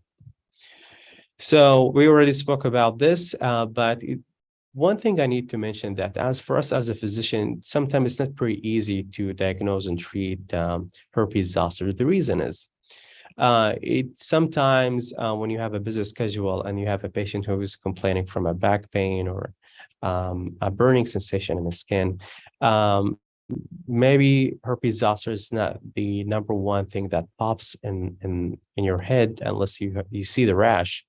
But if, for example, the pain happens in the left side, dermatomal span, you may confuse that as a cardiac pain or a muscle pain or a chest pain or a stomach pain. And that, I have a couple of stories about that. But you need to diagnose it within 72 hours to start the antiviral treatment in order to shorten the time for healing from the virus and not to prevent the postherpetic neuralgia from happening. And in order to treat the pain, you need to use very strong medications like pregabalin or gabapentin.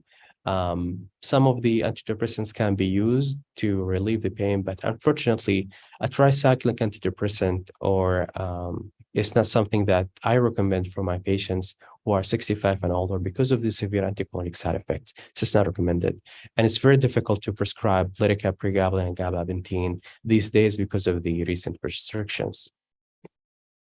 Okay, so Shingrix, the vaccine that was approved by the Saudi FDA, and the Ministry of Health, and it's been available the talk of the hour. It have two components, the glycoprotein E and the adjuvant system, that it's the AS01B. The glycoprotein E is the most crucial part here, and this is the part that our immune system identify the virus to. So if the vaccine is given in an intramuscular fashion, and when it's introduced, the macrophages uptake the particles of the glycoprotein E and become a monocytes, go to the lymph nodes, and they're going to activate the T cells, developing the cytotoxic T cells, the helper T cells, in order to activate the B cells, which therefore they will be manufacturing the antibodies, and will go into the immune system, and within 2 weeks, you will start to notice a decent number of antibodies, but there will not be optimal number of antibodies unless you take the 2 dosages of the vaccine. In the graph to your right side, there is 2 lines. They have the dark line, the red dark lines. There is a vaccine that was manufactured many, many years ago, around 20 years ago, for life attenuated virus, VZV virus, and it was given Zyvox. And that virus area under the curve, immunogenicity, and the period of time, how response they can keep to the immune system in comparison to the Shingrix is inferior. 2 studies, 2 large clinical trials were published regarding this, looking into the efficacy and the safety of the vaccine. There's the ZIWI 50 and this ZIWI 70. They were done in a randomized observer blind placebo-controlled multi-center multinational, was done in North America, Europe, Latin America, and the Asia Pacific region. The number of patients were involved in these 2 studies were 30,000 patients or individuals. They were looking into the herpes zoster efficacy in patients who are 50 years and older or 70 years and older. And in these 2 studies, they administered 0.5 ml of the vaccine in 2 doses. So generally, the efficacy of the vaccine was at 91% for patients who are 50 and above and 70 and above. Looking into subgroup analysis of different age groups of 50s and 60s and 70s, there are minor differences, but the collective average was 91% efficacy in protecting against developing the herpes zoster. So here it's we were looking a comparison between the ZIWI 70 and the ZIWI 50, and it gave the same pretty similar safe efficacy profile between the 2. And so in order, as you prevent from the herpes zoster or the shingles from happening, you also gonna, of course, gonna prevent the post-herpetic neuralgia from happening. So they looked into the data, and they were wondering, for how long would this efficacy of the vaccine will be lasting? They did a 4-year analysis, and it was maintain a good efficacy up to 89%. And they extended that analysis as an ongoing process. Their methodology on that research to do that was by looking into the new number of cases for patients who were vaccinated or not, and by measuring the immunogenicity or the immunoglobulin level. And they published that in a different trial that called Zoster 049. And after 8 years of administering the vaccine, the efficacy was of 84.1%. Recently published data 2 weeks ago, and in that one, they examined the efficacy after 10 years giving the vaccine, and it was at 81%. Here, we're just looking into the safety profile. So for patients who are receiving the vaccine, they will suffer from pain, redness, and swelling in a similar fashion like any other vaccine. For patients who receive the vaccine, 79.1% reported that pain part, and the redness and the swelling were in a lesser percentages. And usually these symptoms will go away within 2 to 3 days max. Other symptoms were the fatigue, the fever, the GI symptoms, headache, myalgia, and shivering, which are also pretty common. to other vaccines, and they were compared with the placebo, of course, to make exploitation of this of these data and graphs over here. And it was reported as other vaccine. Okay, how about the serious adverse events? It was favorable, and the Shingrix was comparable with placebo in overall incidence of serious adverse events, or the fatal adverse events, or the immune system related events at 1 year post-vaccination. Of course, the vaccine is not only approved for patients who are 50 and above, it also can be given for patients who are unfortunate of becoming immune compromised, who are 18 years and above. A lot of different studies were done in different group of patients who had HIV, AIDS, or they had a stem cell transplantation, or solid tumors, or renal transplantation. And all these patients had a robust immune response and immunogenicity that reaches up to 60 to 70% developing antibodies against the virus. Of course, in order to give the vaccine to such patients, you need to introduce the vaccine in an earlier fashion before starting a chemotherapy or radiotherapy or immune suppressing therapy, in order to stimulate the immune system. The more the robust the immune system, the better immunogenicity you will have. Okay, so the vaccine is given in 2 doses. There is 2 months interval between the first dose and the second dose. For the second dose, it can be given after 2 months or up to 6 months. It is very necessary to receive the second dose in order to get the robust and the strong and immunogenicity and the ability to develop a decent number of antibodies against the virus. But for the patients who are immune compromised, you can have just a 1 month interval between the first dose and the second dose, which is not the case with patients who are immunocompetent. So it comes in 2 vials, one with the fluid and one with the lyophilized powder. So you inject the fluid into the powder. You shake it gently. It can be refrigerated up to 6 hours and administered during only that time. And it should be stored between 2 and 8 degrees Celsius. It can be administered with other vaccine like the influenza, the pneumococcal, or the DTaP, but it should be in a different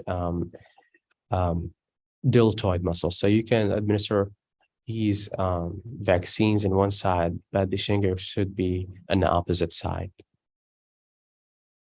And for the COVID-19 vaccination, it should be postponed for 2 weeks.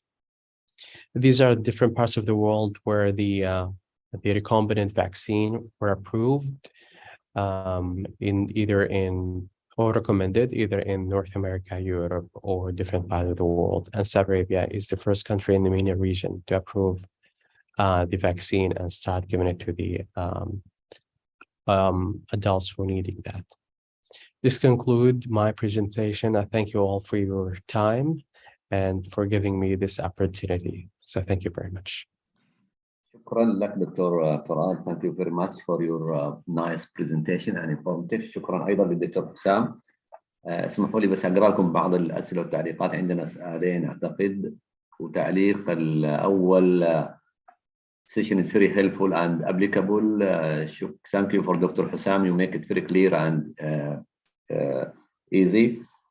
وفي سؤال هنا يمكن للدكتور طراد. You could please repeat what medicine you give to the elderly for post-herpetic neuralgia. Dr. طراد. Can you hear me? Yes. Can you hear me? Yes. So for the acute phase, of course, we're going to give the antiviral treatment. We have the acyclovir or the valcyclovir. I would encourage you to make sure the dose that you would give to your patient, especially the elderly, because their level of compliance will be affected because of the polypharmacy that they have already in their hands. Make sure of the dose, make sure of their kidney function, give the right dose. The treatment, I usually prefer Valtrex. The reason is, or the valcyclovir. The reason is, it given in a TID fashion 3 times a day, so it's more convenient. And it's for 7 days. In order to treat the pain, which I think is the most important part, I start with the paracetamol.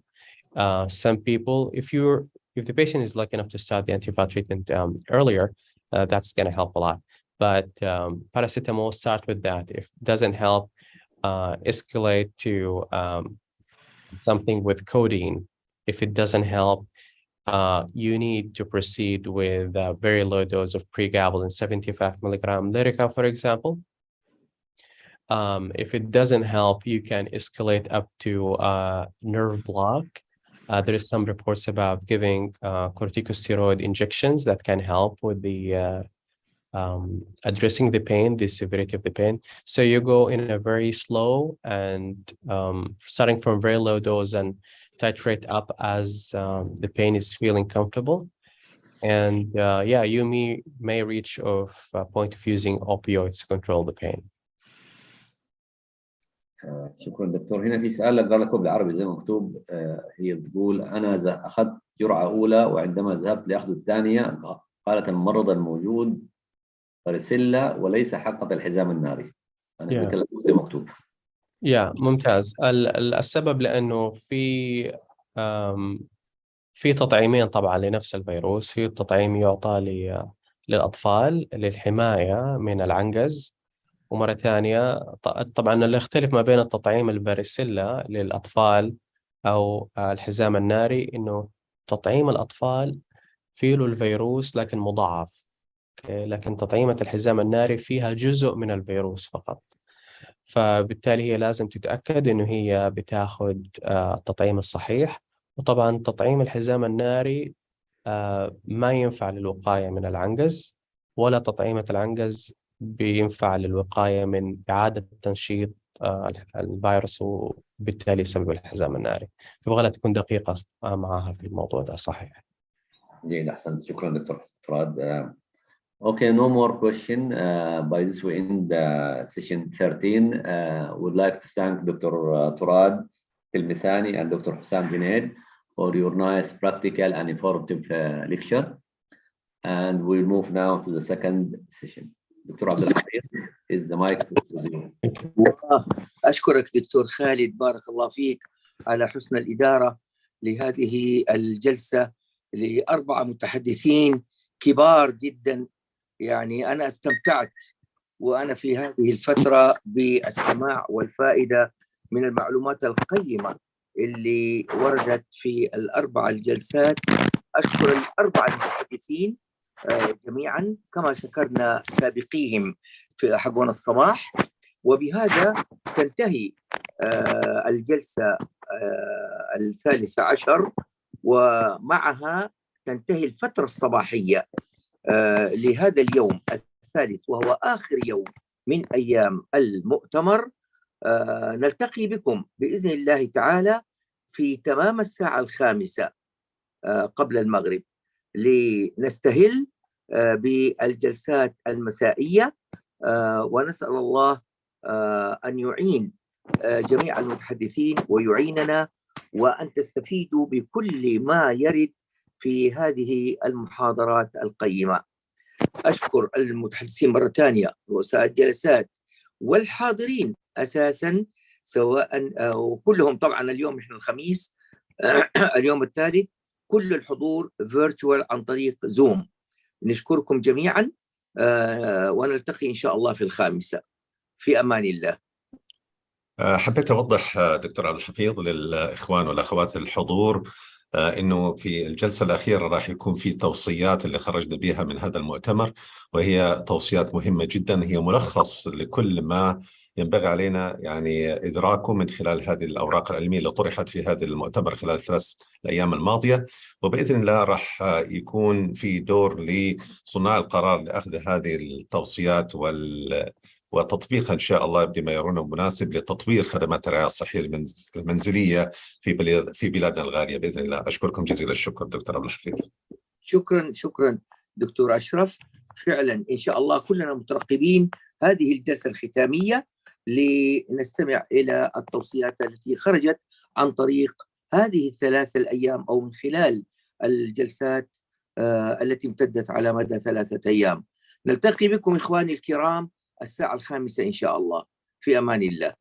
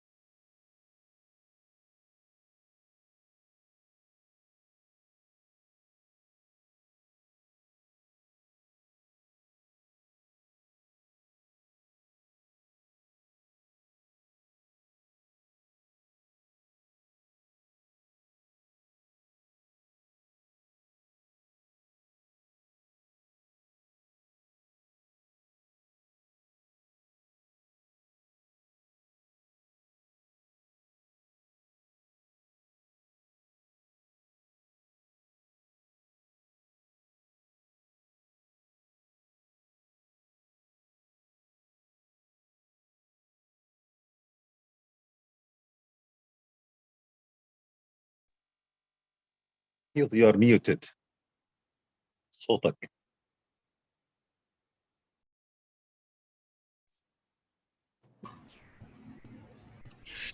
خلص نص الكلام. السلام عليكم ورحمة الله وبركاته، وأرحب بكم أساتذتي الكرام أصحاب السعادة المتحدثين في هذا المؤتمر على مدى الثلاثة أيام الاثنين الماضية، وهذا هو اليوم الثالث. كما أرحب بأصحاب السعادة المشاركين معنا حضوريا في هذا المؤتمر، وهذا هو اليوم الثالث من أيام المؤتمر الثلاثة. والآن نحن في الفترة المسائية وأمامنا جلستان علميتان، 14 والخامسة عشر، ويلي ذلك جلسة ختامية يترأسها رئيس المؤتمر سعادة الدكتور أشرف أمير ليعلن عن النتائج والتوصيات التي خرجت بها اللجنة العلمية واللجان ذات العلاقة من مجموع الجلسات 15 لهذا المؤتمر. لن أطيل كثيرا، ولكن أعود إلى جلستنا وأتشرف بأن أكون مودريتور في هذه الجلسة الرابعة، كما أتشرف بتقديم أساتذة أفاضل في هذه الجلسة التي تحمل عنوان Best Practice in Home Healthcare. I am going to introduce the first speaker now in our session, Dr. Lisa Salahuddin Haj Hassan. Dr. Lisa is an anesthesiologist, intensivist by profession, quality and patient safety director in the Kingdom of Saudi Arabia, Aster Group from July 2020, 2022 until present. Dr. Lisa is Group Director, Quality and Patient Safety in Saudi German Hospital, United Arab Emirates from June 21 to June 22. Director of Quality Improvement and Patient Safety Department, International Medical Center in Jeddah from June 2012 until December 2020. Director of Quality and Risk Management Department in Dr. Suleiman Faqih in Jeddah, Suleiman Faqih Hospital in Jeddah from September 2004 until February 2012. Administrator of Quality Improvement Management and Medical Claims in Dr. Khalid Idris Hospital in Jeddah from May 2000 until August 2004.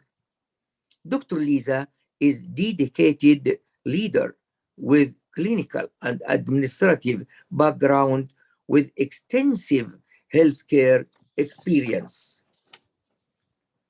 Assessor of Saudi Patient Safety Friendly Hospitals, Saudi Patient Safety Center from 2019. She is surveyor in Australian Council on Healthcare Standards International from 2015 up to present.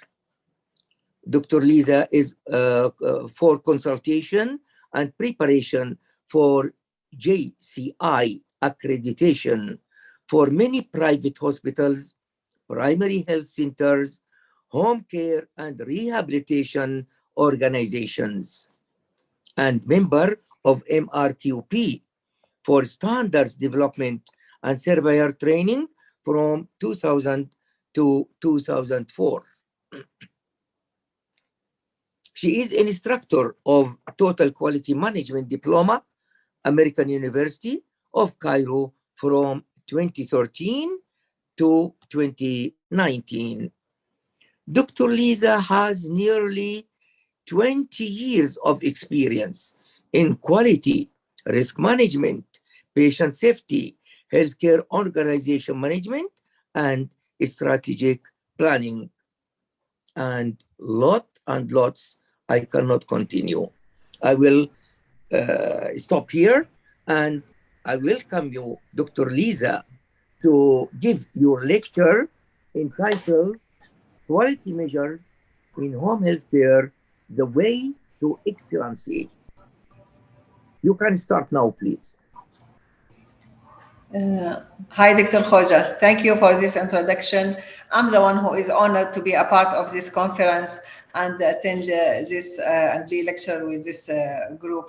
Thank you for Salam. Thank you for Multaqa Al-Khabrat for all their effort in having such a successful conference. It's more successful than the previous one, and it's really full of speakers who are giving a lot of scientific information for all the attendees. Thank you. I learned a lot of information during the last 3 days. We are very proud. We are very proud to hear these words from a person in your position and in your job as quality. So you are looking for the quality and make the evaluation for us for our conference. Thank you very much. Thank you. I will start sharing my presentation.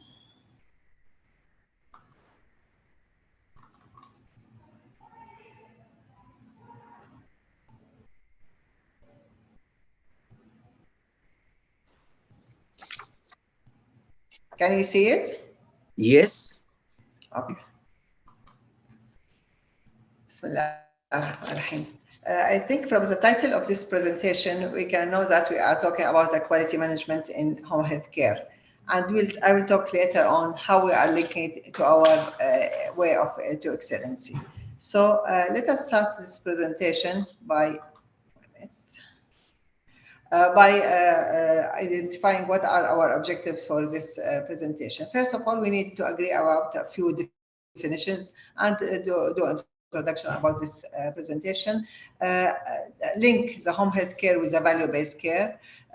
What we need to measure in home health care quality, and what are the home health quality measurement domains, and the types of quality measures. Then we'll give you a few examples about this performance measurements in home health care, and then which measures you need to choose as an organization.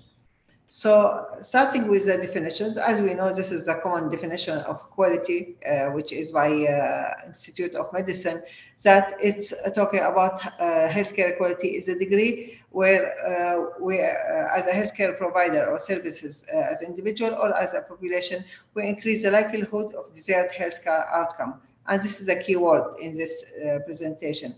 We are talking about healthcare outcome.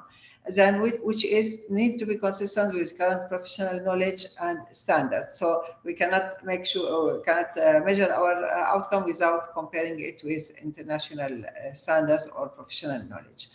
Other definitions, we will use it in this presentation, is quality measures. What is the meaning of quality measures is how we quantify the quality in brief words. How we are measuring the quality by numbers. So that's the first point. The second point is how we are comparing it to a standard. So we need to make sure that whatever we are measuring is compared with a criterion or a standard or benchmark with others. So as we know, there is, if you dig deep in quality, you'll find a lot of definitions, you will find a lot of categories and everything. So we can agree for today's presentation that we will use the categories of Vidian categories, where he is talking about structure, process, and outcome in the KPIs or indicators or measures. So another definitions we will hear about it is quality indicator. When we talk about quality indicator, we are talking about that what is the tools are used in order to guide us to monitor and evaluate our performance as healthcare organization and as a quality of service of this our care, which is defined by SIBAHI. Moving from the measurement, we are talking about excellence. We'll talk about excellence in this presentation. When we are talking about excellence, we are talking about how we are doing our daily practice in the best manner possible. That means, what is the best manner? Who are identifying the best manner is based on, again, non-standards or non-criteria identified by international entities. That's all. It summarizes the way how we treat the patients, our guests, and also, of course, the healthcare provider and the members of the any healthcare institution. It's not only the patients; it's also the provider. The other terminology we'll use it is value-based care. When we are talking about value-based care, again, we will talk about how we are improving our outcome, how it's perceived by the patients, which is we are talking about how he is experiencing his care in the organization and how it's effective and the efficiency of our care. So using this definitions in our presentation, agreeing about these definitions, it will help us to understand more the presentation. So, as I said, in an old saying is said, what gets measured gets done. Of course, if we didn't measure it properly, it will not know how it will improve. So it will not be done properly. So we need to measure whatever we are doing. As a healthcare providers using the quality measure, it will tell them how the outcome of this healthcare outcome, especially when we are talking in home care, is because the key word, as I said at the beginning, is the outcome of what we are providing. In order to achieve the excellence, we need to measure. So excellence cannot be achieved if we didn't measure our performance. And there is need to be committed to this excellence. Who will be committed to this and who will lead it is the leader of any organization. So the leader, they need to have this commitment and accept any changes based on the measures which we have it, and make more investment in people development who are providing this care, and also on improving the process. Because if you measure it and without taking action, there is no benefit of that measurement. Then when you are measuring, again, when we are talking about the measurement, we need to make sure that we are benchmarking with the international standards to know where are we, what's our level of performance. Are we in a good shape, or we need to improve more, or we are stable? So all this need to benchmark with other international standards in order to see where are we. And the success of any organizational excellence, then it will need this quality measure to be in place, and that will give us the right direction and how to sustain our growth and excellence. So if you see, without quality measurements, you cannot reach the excellence. And this is a cycle you need to be in place and continuously implemented.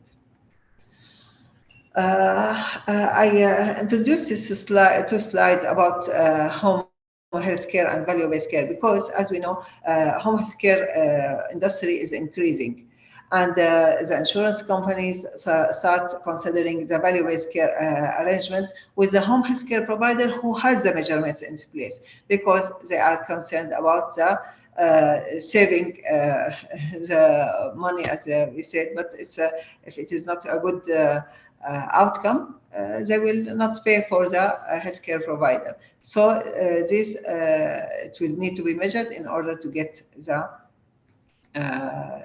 their payment. So all this is a cycle. I have this study. It's a nice study. I go through it. It's talking about how what is the benefit of value-based care in home health care. I will give a few figures. As an example, 4 out of 10 of home health care providers, they expect that value-based care or contract, it will be more than half of their future revenue. And 12% of them also, they said half of accounted for more than half of their revenue. 42 home-based professional projected that more than half it will be in their coming 3 to 5 years. So if you see that all of them are expected that value-based care, it will increase in the coming period. And in order to have a proper value-based care contract with this insurance company, you need to have a proper management. So it will lead us that we need to have a quality management, quality measures in place in order to proceed. So again, one of the finding of this one that it's when you are implementing the value-based care, they have 63% better client outcome and 56% increase in their patient satisfaction. So again, there is a reduction in the cost, improved in the caregiver satisfaction, and fewer care error in this percentage. So if you see, you have a lot of benefit of measuring your performance, and even financially, it will get improve the revenue of this home healthcare organization. So in a brief, 50% of these responded. Also, the readmission rate is it shows that tracking this readmission rate, client goal completion, and the benchmarking with other institutions, it's extremely improve their practices. So as I said, this is why we are aiming for excellence and having the value-based care, all of them, to reach this excellence and value through implementing the value-based care concept. We need to have measures in place. And in order to have this measure in place, we need the commitment of the leader to implement these measures, which is related to the service. It's need to have whatever convenient to that home healthcare organization. They need to choose what is related to their service they are providing. And also, without forgetting the contracted services. Contracted services is, as a home care, many of home healthcare organizations, they have a lot of contracted services related to maintenance of the equipment, related to providing the medication, renal dialysis, and so on. So this is also need to be part of their quality measures in order to make sure that we are providing safe care to our patients. Another thing is also providing this or measuring the quality. It will reduce the variation and improve the processes. If you measure it and see any variation in your processes, you will work and improve the process in order to reduce it. So it's one of the needs of measuring the quality in home healthcare. Also, based on this measurement, as we said, we have the need of improvement, which need to be sustained. And if it is sustained, we need to select a new measure. So based on all this, this is why we need to measure the quality, which is benefit for all the home healthcare agency and also for the staff. So the staff, they need to be motivated and to measure and have in order to reach better productivity. Moving from this definitions and the needs why we will have the home health care, I will start looking at what are the measurement domains in home health care. As we know, in healthcare quality as a general, we have main known 6 domains, which are the safe, effective, patient-centered, timely, and efficient. But based on different studies and references, they focus in home care, in home health care, on the 4 color in the red font color domains, which is about safe. That means patient safety when we are talking about avoiding the harm to the patient. To be effective, providing the service based on the scientific knowledge. That means we are properly using our resources, not avoiding underuse or misuse or overuse. Patient-centered, as we know, this is most of our KPIs or our measures should be around the patient to make sure that provided care is respectful, responsive to the individual and patient preferences and values, which is will help us in making sure that our quality measures are properly identified. Timely, as I said, is not one of the most known domains in home healthcare quality. And the fourth one is that it should be efficient and avoiding the waste, including the waste of the equipment, supplies, and energy, and even time for like transportation time and all this. So it needs to be scheduled properly and so on. So giving a few examples on these measurements related to this domain. When we are talking about safe, so we are looking for percentage of patients who need emergent care for wound infection, which can be one of the KPI can be monitored. Another one is percentage of patients who require emergent care from hospital, doctor, or OPD for emergency. To measure the effectiveness, looking at percentage of patients who show improvement. If we are talking about ambulation, about bathing management, of oral medication, status of surgical wound, urinary incontinence. So all this, we need to see the improvement in all this in order to see how effective our measurements. Patient-centered, of course, percentage of patients who report their to that healthcare provider informs them about their medication and about pain, and so on. If we are talking about efficient, we are talking about percentage of patients who are admitted or readmitted and to an acute care hospital that after their care in home health care, if they are admitted or readmitted.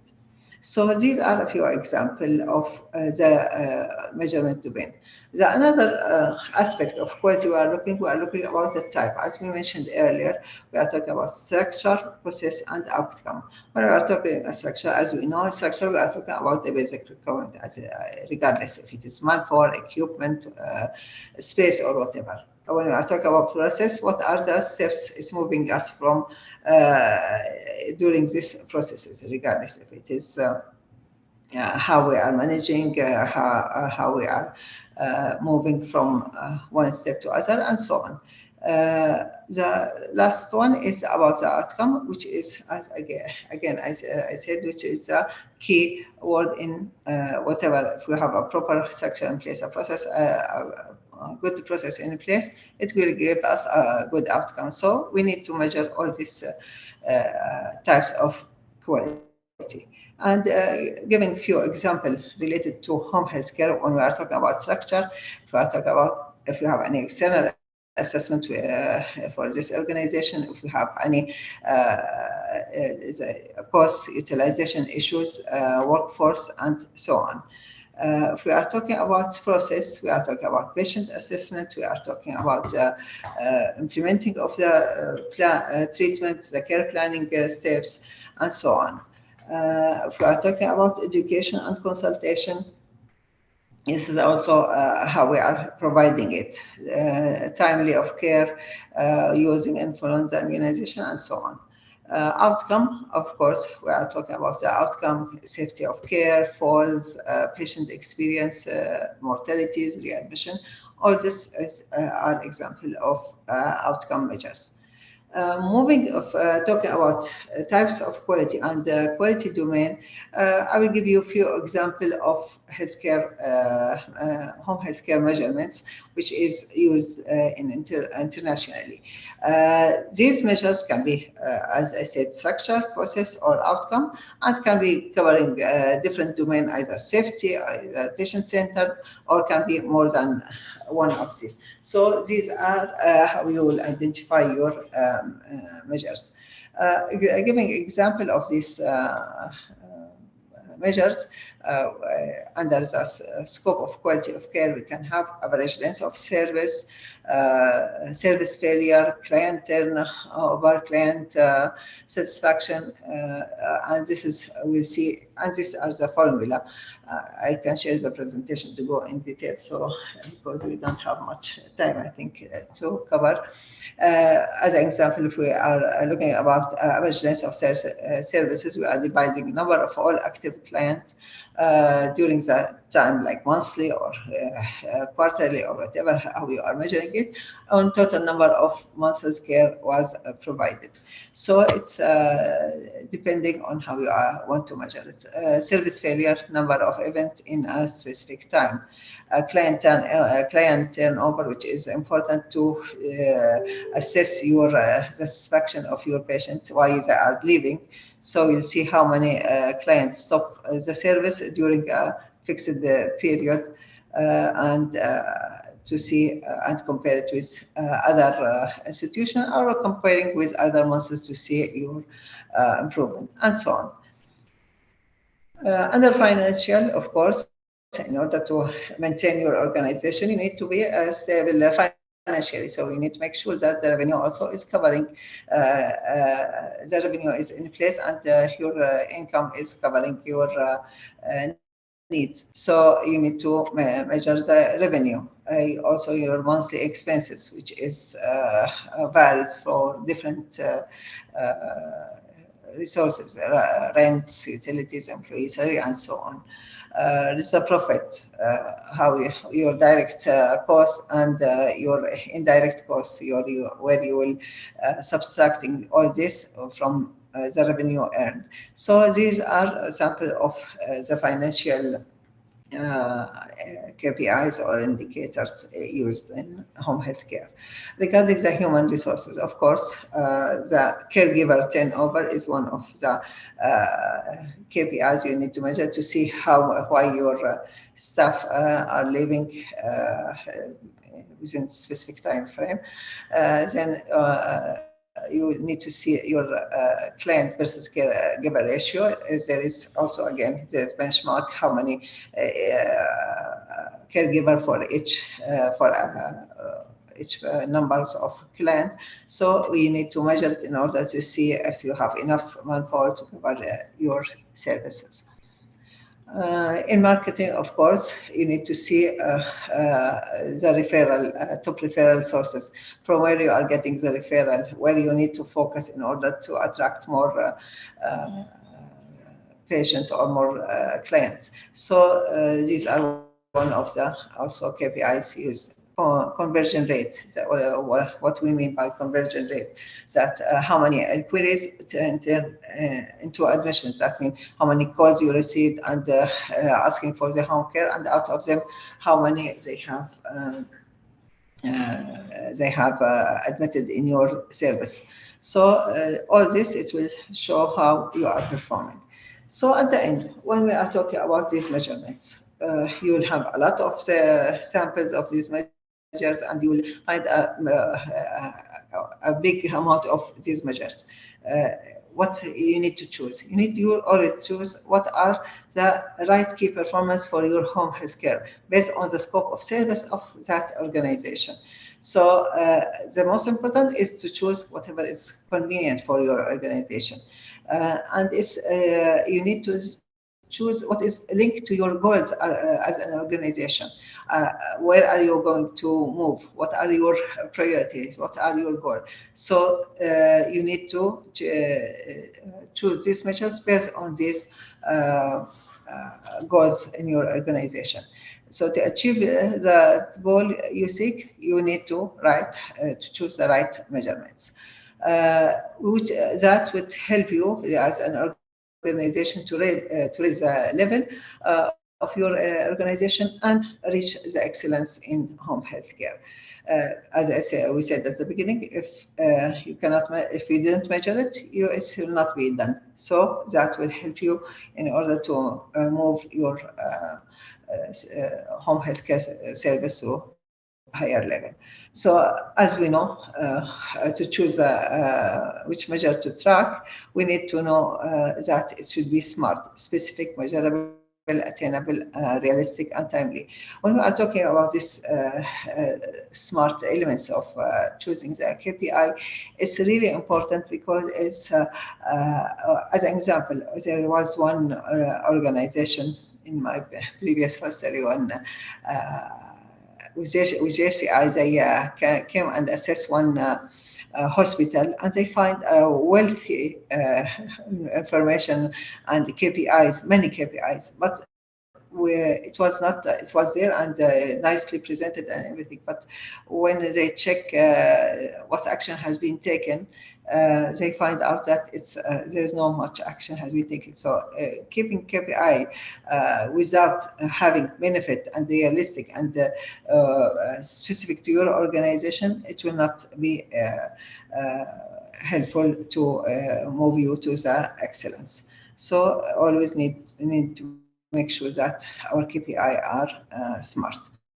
So at the end of this presentation, we need what is our take-home message. First of all, as we said, it's important to pick up an important element to measure. It's not measured to the purpose of measure for the purpose of improvement. Then we need to have a measurement and reporting infrastructure. We need to have in place what we are measuring. Is it related to process outcome, or is it which domain? Is it safety? Is it patient-centered? And all of these elements, we need to have a clear structure. Then make sure that all our employees are educated, because it's a team effort. If the one who is collecting the data, he needs to know the purpose of collecting the data and it's how it's linked to the goal of his organization and the strategic plan of his organization. And always, after we choose this KPIs and or measures, we need to benchmark in order to see where are we and how to move to other level and improve our performance. And at the end, my recommendation, sharing data on quality measures in home healthcare, it's helpful for improving the home healthcare service in the kingdom. So maybe it's if we can have a pool of benchmarking between the home healthcare organization in the kingdom, it will help to show how we are doing against comparing with each other. So in this slide, I'm ending my presentation. Thank you, Salam Home Healthcare, for this successful conference and all the participants, all the speakers, and I'm open for any questions and answer. Hoping I was not fast in this presentation. I'm trying to cover as much as I can with this 30 minutes. Yes. Thank you. Very limited time. Okay, thank you very much, Dr. Lisa. Thank you very much. It was very nice, very informative, valuable lecture. Everyone should listen to it later, to the recorded one. Everyone need every line, every word in this lecture is important and help us in our work, the daily work, whether in clinic or at hospital, and where is it. I'm trying to look here in the question area if we have any question, or if you allow me to ask one very simple question, Dr. Lisa, because my knowledge in this field is short and limited. You are using, or we are all using many terms like KPI, metrics, performance indicators as quality measures. What are the differences between each one, and when to use this and when to use that? Thank you, Dr. Hoja, for this question. In fact, as you said, it's you'll find in the different references, and if you want to search about any of these terms, you'll find different definitions and different things. But at the end, there is no universal definition of any of these terms. So we need, as an example, KPI, some people, they are using it to measure their strategy, key performance indicator. Some people, they will use it, the performance indicator, to measure the departmental, what you call, performance. So at the end, regardless of what terminology you use, it's or more or less all basically are the same. So use whatever you want, but you agreed to use one definition in your organization and follow it.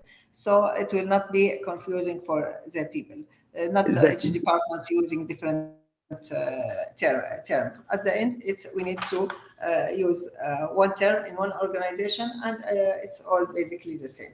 Very nice. Thank you. And as long we are in a conference of home health care, may I ask you, what are the challenges facing home health care providers and the future of home health care industry? Okay. If you are asking about home healthcare industry in general, I think the challenges is more or less similar to any healthcare organization. We are talking about caregiver shortage, nursing shortage, healthcare provider shortage.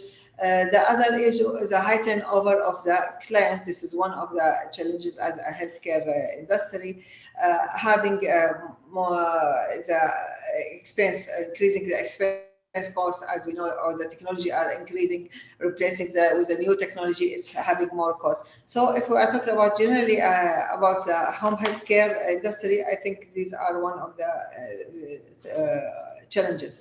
But if we are talking about quality measures challenges, one of the most important challenge in this one is the data collection. Data analysis, data verification, collecting the data from different sources. It's one of the challenges in any organization, especially in home healthcare organization, as you have the client, your client is away from your organization. The other issue is the involvement of the staff and educating the staff about these measurements. It will be a challenge, and how to implement it in their organization. So at the end, the data is a key to success in any performing any quality measures, and converting this data to information and act on it, and improving your performance as an organization is the most important and the biggest challenge, I can say it. Okay, for the time, because we exceed 6 minutes now from the next lecture, I will stop here. I should say I was very interested with your lecture. I get a lot of benefits, a lot of data, information, and may we can learn more later in another conferences, sittings, symposium, inshallah. Thank you very much, Dr. Lisa. Thank you very much for all of you, and thank you for all your effort. Have a good day and a blessed day. Ladies and gentlemen, now I'm going to shift to the next lecture, to the second in our session, and we are going to shift to another country, to our nearest and lovely, and our sister, to الإمارات العربية المتحدة, to meet Dr. Hind Al-Kitwi. Dr. Hind, she is the second speaker in our conference, and she is executive master. She has executive master in healthcare management and economic, Gulf Medical University, Ajman, in August 2020.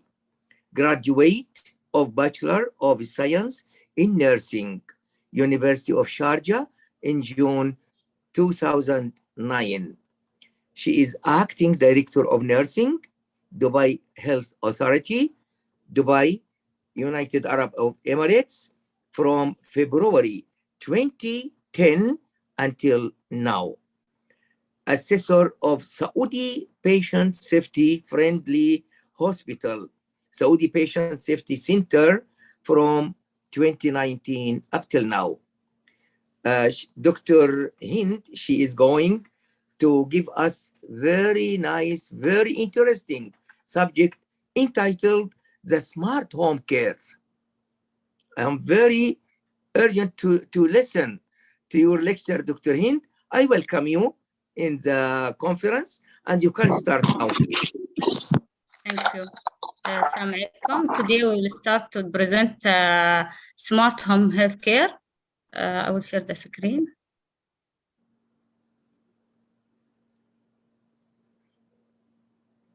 You can see my screen?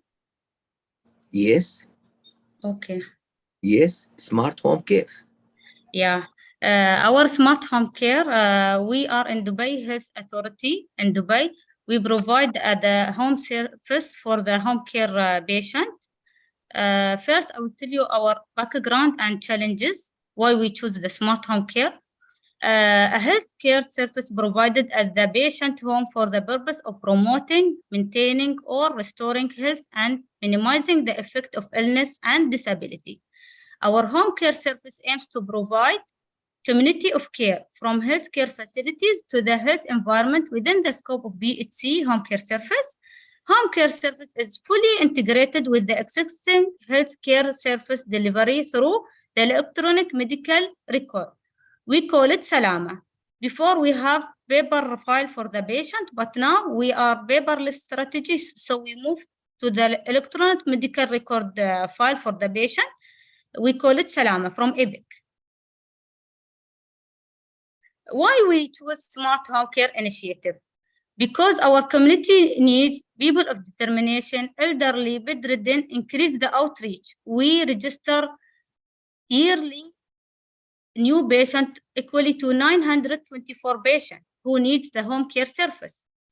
Patient happiness, when we make a survey, not achieving the target, it reached to 95 in 2019, and the speed delivery is 95 also, and overall happiness came to 98.5 in 2019.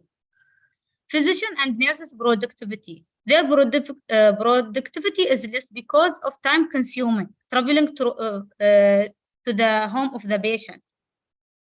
Was an average of 330 hours in 2017. Traveling hours cost up to 155,571. Long waiting time for the unplanned physician consultation. So mainly our home care is a nurse. When nurse reach the doctor, the patient home, she finds that she needs a doctor for consultation or patient cases changes. So she is waiting the doctor to release from the health center and to come to the patient home, or to book an appointment after 2 days, for example. So we converted this to long processing time also, and long eligibility. Before the patient, it came to the health center to request for home care. And eligibility, it's 7 days. Takes 7 days to check if patient eligible for the service or not in 2017. In 2019, at the end of the year, we initiated this smart home care service. So we reached for 3 days in 2020 for eligibility criteria for the patient. Smart Home Care Initiative Strategy Alignment. We align our strategic plan to the DHA strategy from the down. I will start to the up to the Dubai. In DHA strategy, we are reached goal number 2, protecting and improving population health. Strategic program number 1, care model innovation. And strategic initiative 1.6, enhance home care and remote care. For UAE and Dubai initiative, because of paperless strategy innovation and strategy innovation, smarter city, people of determination strategy, senior citizen direction. Plan of Dubai 2021, we filled in a city with the best healthcare catering to everyone's needs. And Sustainability Development Goals 2030, we reach goal number 3, good health and well-being. What is the Smart Home Care Initiative? Providing prevention, curative, and rehabilitative service to eligible patients at home to follow up their health condition and provide the necessary care utilizing digital technology and delivering home care service. The goal is to provide high quality and appropriate care that helps family caregiver and sick members to maintain their independence and achieve the best possible quality of life. It serves as a uniform solution that can be used under various home care scenarios. Innovation behind smart home care initiative. Before patient, as I give you example, patient, if he need home visit and new patient, they have to reach one of our health center. We have 13 health center in Dubai to request for home care.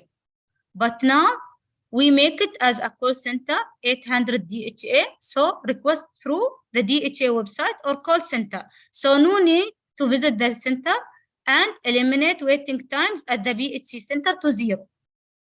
Using telehealth technology, avoid 236 hours of wasted physician travel, reduce expenses of 369,480 dirham from saved physician unutilized time, increase productivity from 3.4 in 2018 to almost 4.5 in 2019. The innovation of smart home care initiative. We have smart home care kit. It includes the iPad and the ECG, connected pocket electrocardiogram, blood glucose, auto arm pressure monitor, pulse oximeter, non-contact thermometer, and digital scope and stethoscope. So before the nurse, when she checked for the patient vital signs, she will record it in the papers, and when she reached the health center, she should enter all this record to the Salam system. Now with this all equipment technology, when she take the reading of blood glucose, the reading automatic, it came to the system connected with the patient file. So 0 documentation errors. She will not type anything. Reduce paper consumption by 64,272. Real-time integrated with the electronic medical record, Salama. Enable home care service to directly connect it to Salama Epic without any manual data entry. Integrated using Raspberry integrated engine. The smart home care application configuration and development is through mobile device management. Publish the home care app using micro VPN. So 0 processing time. So no need now waiting the nurse to come to the health center to enter the data. When she is in the patient home, the data is entering automatically. If she needs a consultation from the doctor, she can call the doctor video call, and the doctor can open the screen and see the patient when he was lying in his bed at home. If he needs to listen to his heartbeat, the nurse she will put the otoscope in the chest of the patient. Doctor from the health center can listen to the heartbeat. If they want to see the wound, they measure the wound. Also, she has otoscope. She can put it in the wound. The family physician from the health center can check directly. So the innovation of patient journey before non-automated steps, and down is patient journey after automated the steps. First, they are requesting the service, non-automated request waiting time more than 15 minutes at the center. Now requesting the service through the website 800 DHA, so 0 waiting time at the center. Checking for eligibility before is 7 days on average. Now it's 2 days on average. Provide the service. Physician transportation average 2 hours. Long processing time 5.2 hours. Now telehealth and IoT technology, 0 traveling time for physician and 0 processing time for the nurse. Follow up, reschedule follow up, and when we automated, reschedule follow-up visit through Salama is automated after 3 months if patient is normal. If a patient is changing condition, we will provide the service earlier. Unplanned visits. Unplanned visit for physician with the transportation average 2 hours. Long processing time is reach 5.2 hours. Now unplanned visit, telehealth and IoT technology, 0 traveling time for physician and 0 processing time also. The smart home care leading position, we try to go globally and to take accreditation. We are the first of kind in the MENA region to take the accreditation. and we are the first home care to receive ACI Diamond accreditation for the home care. We won the IDC Smart Cities Award. We won also International Customer Experience Award in the mobile service category and best overall participation. We support also the first component healthcare for Emirati senior citizen policy. The key result of sustainability, we save 64,227 total number of paper saved from 2017 when we moved to the paperless strategy, average of 63 saves per year. Also 1,322 CO2 emission elimination, 4,407 tons of water gallons saved, saving an amount of 519 per physician visit. Our home visit was introduced in 2017 and the initiative was piloted in 2018 and completed the implementation in all BHC centers in 2018. From 87% in 2017, we reached 98.5% overall happiness of patient in 2019. Sustainability of the initiative, telehealth quality standards. As I mentioned, we take the ACI, JCI, and IDC. This is before our future readiness, and now we are implemented to be smart home request, fully automated eligible physician making system, inclusion of a smart home care service and insurance policy, and expanding the scope of practice, including non-locals, postnatal, and pediatric. Future readiness also to be business and financial impact is expansion of 2,000 customers in 3 years and save 40% of cost. WHO, the patient-centered medical home. BI, EPIC, Salam, prediction of future eligible patient and frequency of visit and use of wearable device for the patient. Strategic partners, we are partners with the defense, الدفاع المدني, because we provide for the defense all the name of the patient who is in ventilator. So they put for them the duck and the alarming of anything happiness.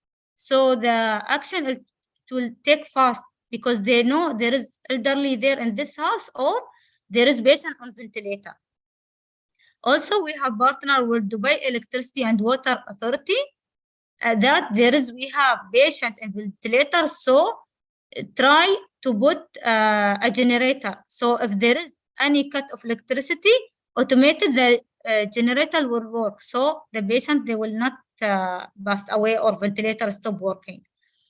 With the Community Development Authority, we have partnered that any elderly patient who doesn't have family or caregiver, we transfer them to the community. So the community provide a caregiver, or they have a program called Walif. They have group of people who visiting daily elderly who doesn't have anybody at home or caregiver to double check they are in good condition, and if they need from anything outside for supermarket or anything, they will take them.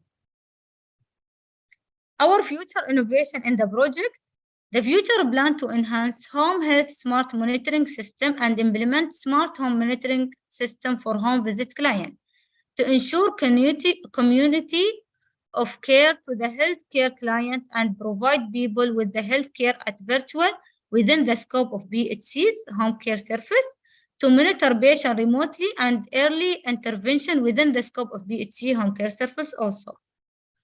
This is our strategic objective initiative to empower family physicians to become entire point, to expand the access and availability of the primary care, to increase adaptation of latest technology and innovation delivery models, to establish a value-driven primary care model, and also to increase integration of primary into the community.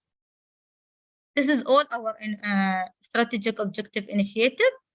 And our future plan is to provide the patient a platform for remote patient monitoring, to give the patient like a small watch or iPad for monitoring and any abnormal reading. We have a platform in our health center. It will alarm, notifying us that patient at home has abnormal reading, for example, for blood sugar or glucose. Also, we have a wound viewer with all features. This is a machine we can take a picture. First, it should be integrated with our Salama and our pharmacy system. When we visit the patient, we will put this machine to the patient wound. It will take picture. It will show how long the length, width, and depth, and it will give us a reading or a report to the physician that this wound, it can be treated in this medicine and so on medicine, and only available in your health center or your department, the one of them or not one of them. So we can treat the patient properly. Remote patient screening and monitoring. For a complete high-volume remote patient screening and monitoring cloud-based platform, remote patient solution to control costs, improve outcomes, avoid readmissions, and modify patient behavior, Internet of the Things end-to-end mobile and cloud-based digital pathway from remote monitoring to collaboration healthcare of any type of patient. Low to high risk, regardless of disease. Also, the platform provides medical professionals the tools to build, deploy, and adapt patient protocol in the real time. Remote patient screening and monitoring. This is Wound Viewer is an innovative, portable, non-invasive medical device powered by artificial intelligence algorithms that allow the healthcare professionals to automatically obtain a complete, objective, and precise assessment of the evaluation of continuous wound within few seconds will be done by the nurse and doctor in the clinic with the full assessment at the clinic, which will save time and effort and monitor the progress of the wound. This is our smart home care presentation. Thank you very much, Dr. Hind. Interested subject, interested presentation. I'm very enjoyed the lecture. So let us see if there is any question here. I don't think it is related to your lecture. So can I ask Dr. Hind, during the normal days and in our normal life, home care, healthcare should run smoothly and without any obstacles to reach the patient. But what about time of emergency, like COVID-19 epidemic time? How you overcome the obstacles to reach to your registered patient at home and to give the services? And that time, even if they want to go to hospitals, it will be difficult for them. For us in COVID-19, we didn't stop our program or our service. We provided to all patients, but who is severely sick and has fever, maybe it will be COVID, we are contacting the ambulance to provide the service to them, to take them to emergency hospital, or we have a hospital in during COVID, DIC in Jabal Ali, only for COVID. So mainly we take them there for isolation or for treatment, especially with chronic diseases or severe case. Thank you very much, Doctor. I should stop here because we have praying time now, already 10 minutes or more. We will stay in a break time for 10 minutes and we will be back with Dr. Muhammad Al-Azmi and Dr. Izdihar Madani. 10 minutes, please, exactly. Pray and we come back. Thank you very much. Thank you, Doctor. Thank you. Welcome. Thank you.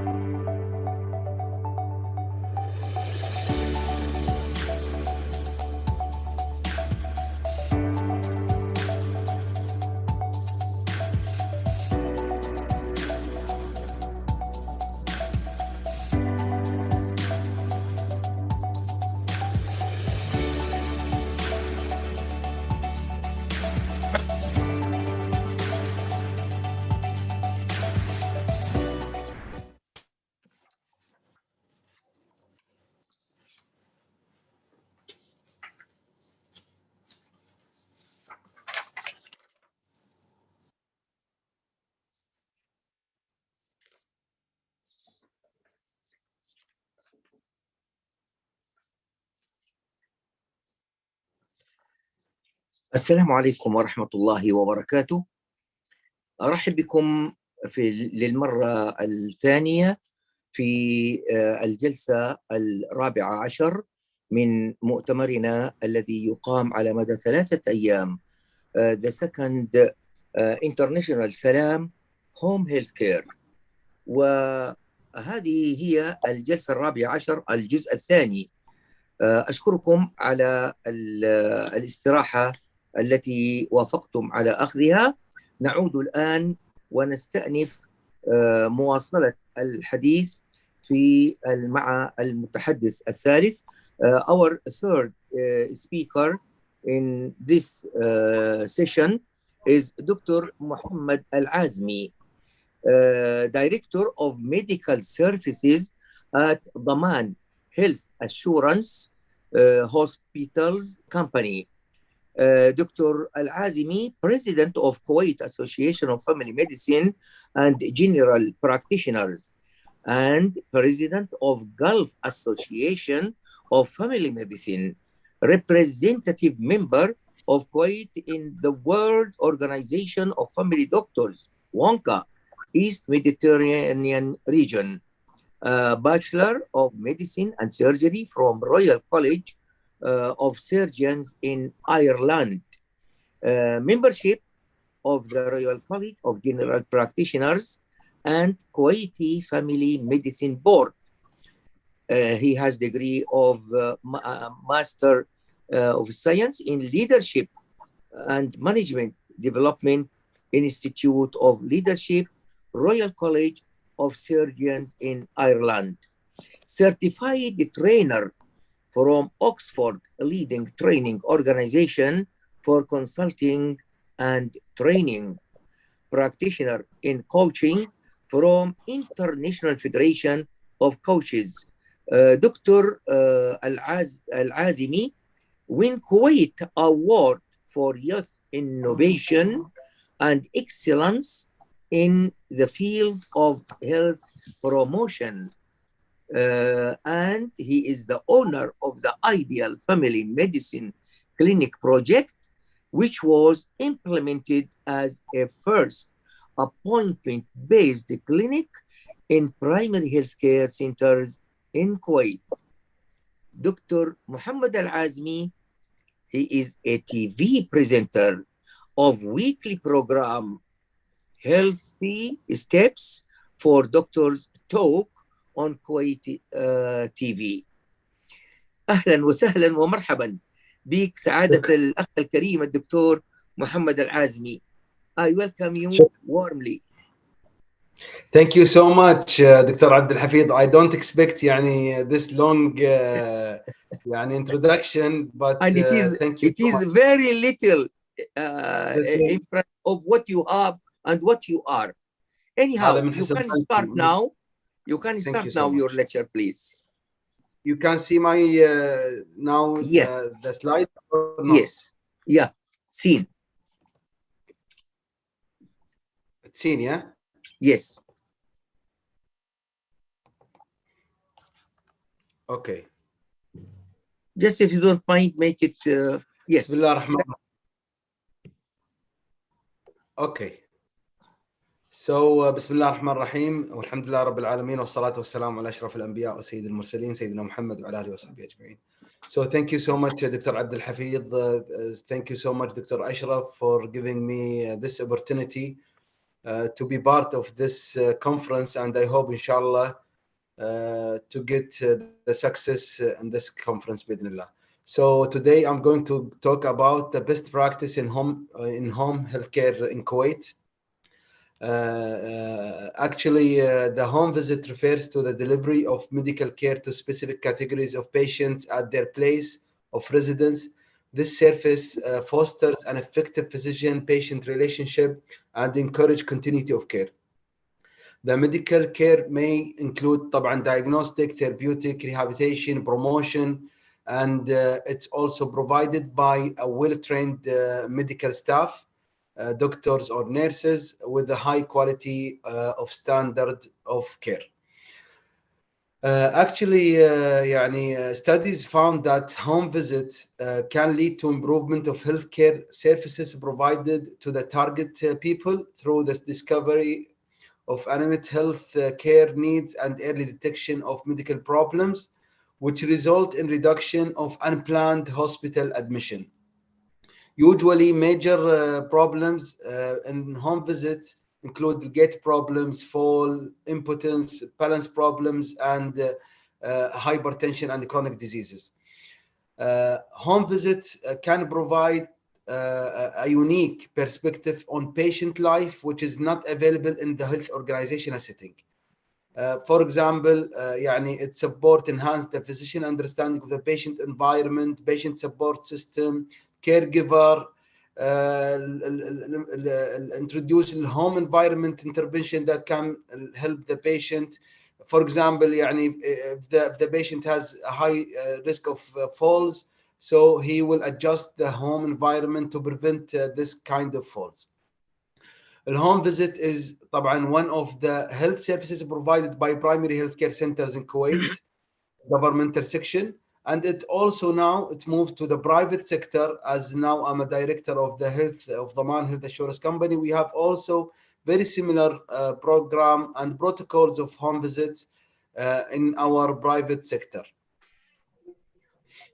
What is the general goals of the services? Usually, this kind of services provide the healthcare to patients in their homes.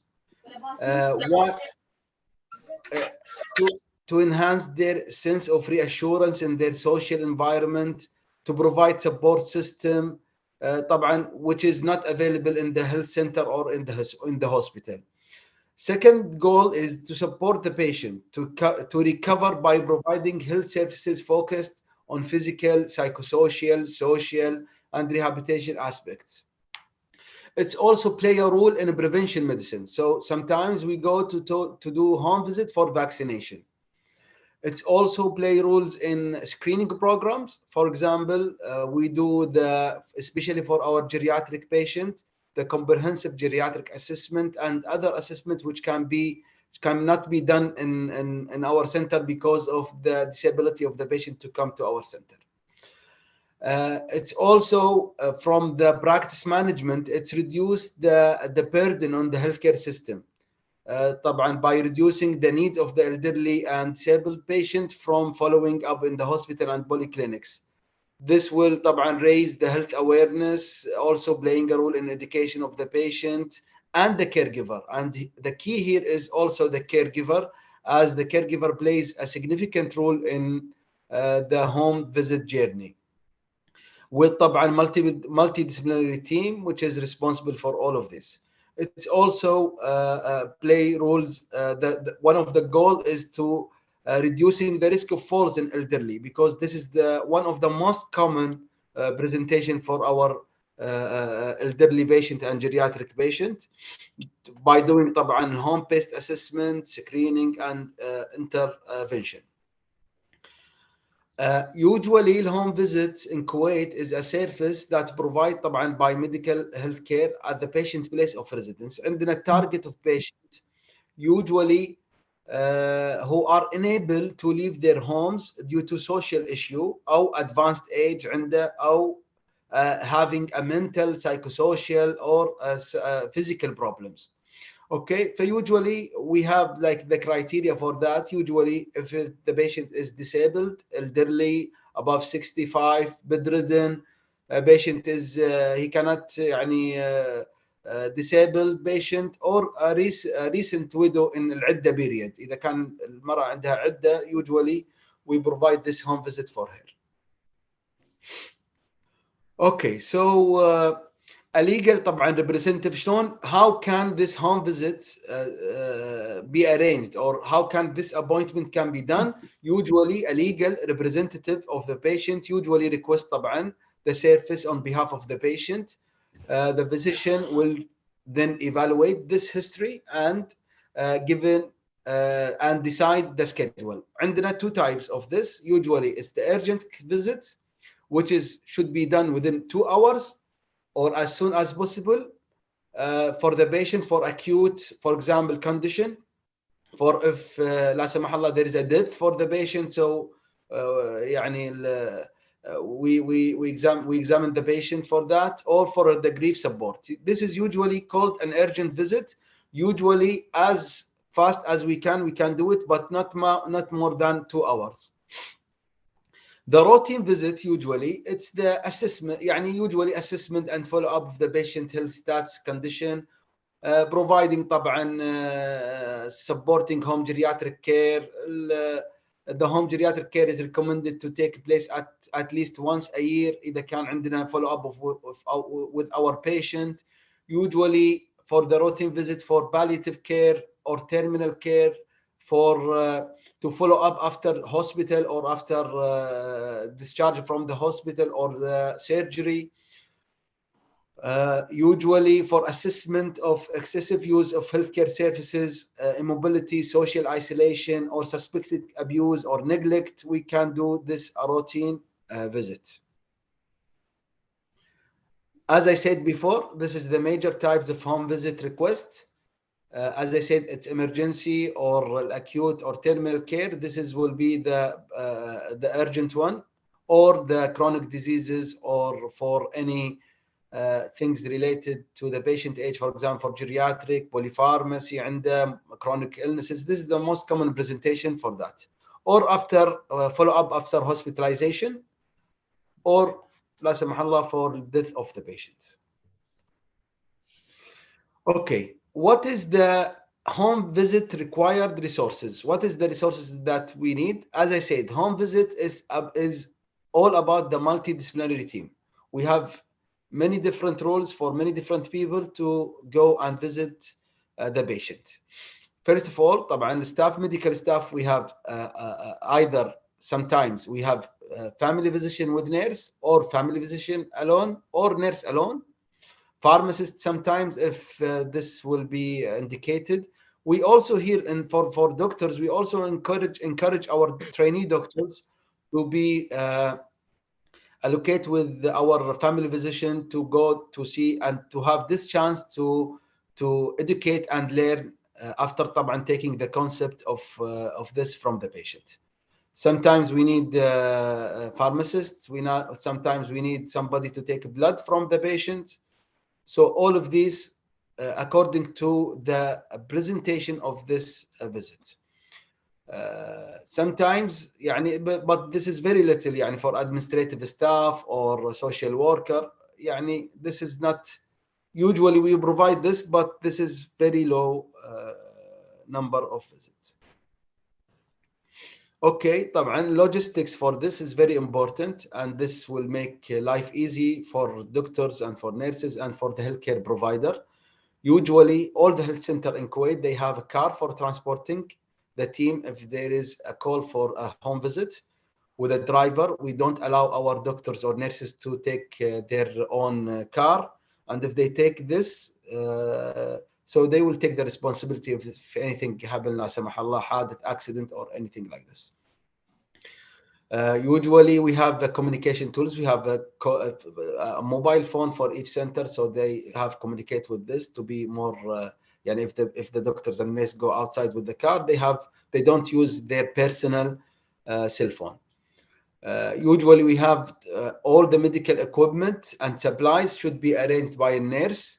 Usually we have the stethoscope already in the bag, thermometer, glucometer, pulse, tuning fork, and all of these things that you see in this categories.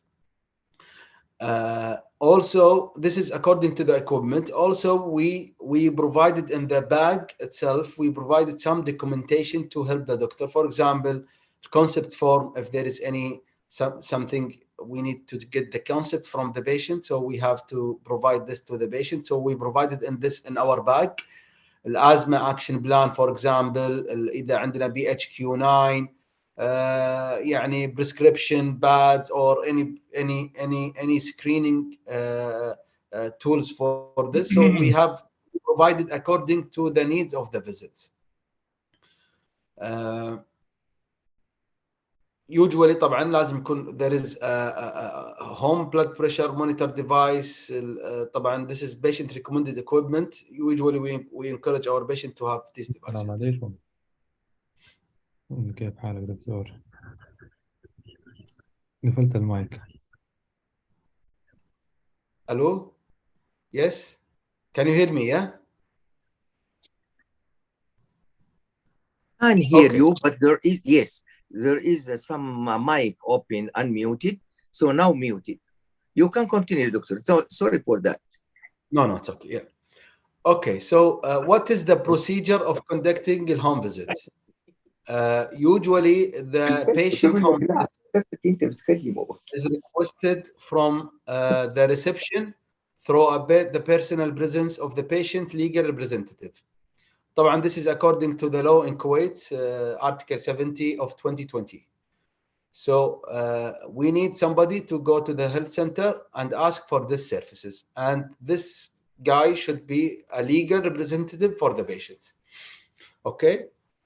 So then the receptionist at the health center make sure that the home visit condition are يعني met the criteria and fill the icon for the request for the home visit in the BCIS program. BCIS program simply is the electronic file that's used in all the BHC in Kuwait. Then this request will be raised to our physician. The physician will review this request and do the needful for that. The doctor takes the patient medical history and determine the type of home visit according to that. If the doctor find that the patient has an emergency medical condition or life-threatening, so he should immediately speak with the legal representative and ask him to call an emergency number يعني as soon as possible. For example, if the patient عنده sudden fainting, acute hypoxemia, acute heart failure, or whatever. So if the doctors find that the patient is unstable, vitally unstable, so this will not be our duty to go and to wait this long time to see the patient, because this is a life-threatening condition. Okay. طبعا if the medical history indicate that the patient should be evaluated for acute condition that are not life-threatening, then home visit services is provided urgently. This is what we call the urgent home visit. Within as fast as we can, no more than 2 hours.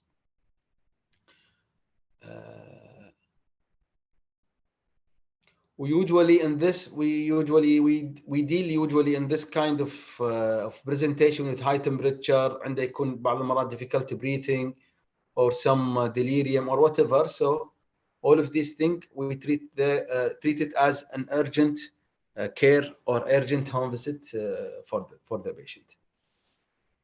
If the medical history indicate that the patient should be evaluated for a chronic disease, we give the patient a routine appointment. Routine appointment usually no more than 48 hours, or it depends on the BHC ability to provide the services or not. But if the patient is vitally stable, everything is okay, only for chronic disease, so we can give him a routine appointment for that.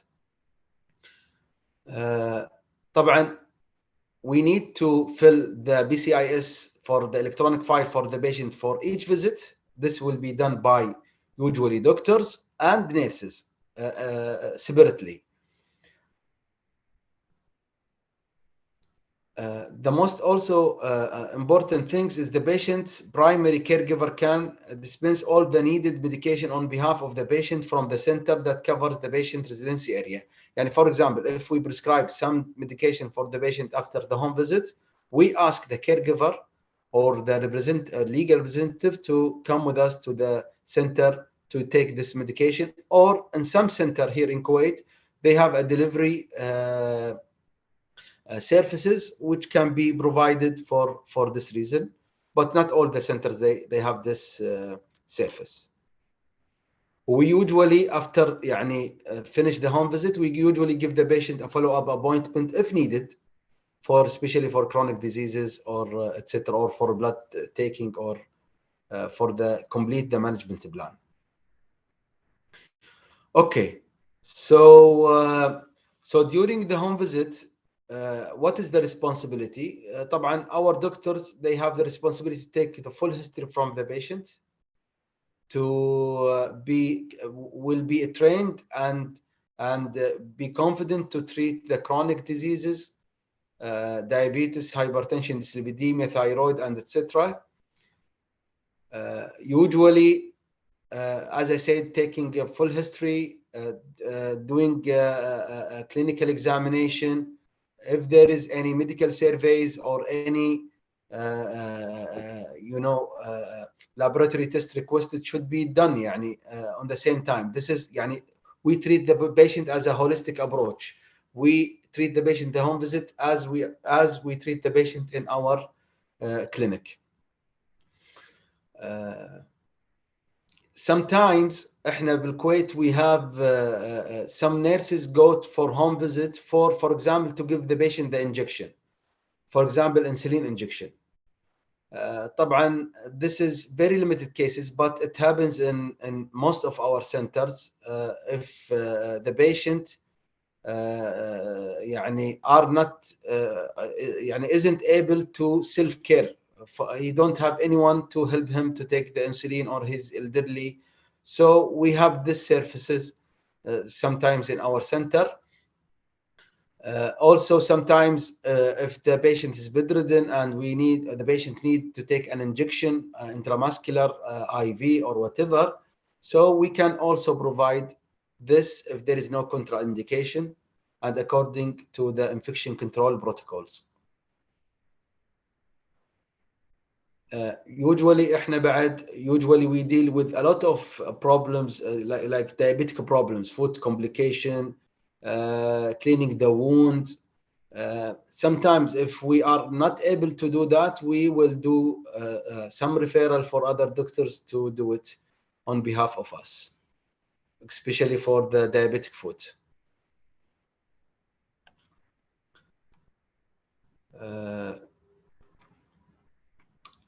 Sometimes we also provide providing care for nutritional feeding tubes. إذا عندي tube, sometimes if there is the rule of us, we cannot take this tube out or change it or whatever, but we need to clean it. If we find that this tube is not functioning well, or there is a problem with it, so we also communicate with the hospital, and we send the patient there, or they can send somebody to help in this regard. Also with the urinary catheter, also with the lab services, lab tests, lab samples. Usually we do this. Our nurses go take blood from the patient if this indicated by the doctors, and this is more frequent also presentation in our home visit services. Sometimes we do screening screening programs for this, especially for geriatrics, as I said, because most of our patients are geriatric. We do comprehensive geriatric assessment, وعندنا assessment كامل, so we go one by one. This will be as a screening program sometimes, or as treating the geriatric patient.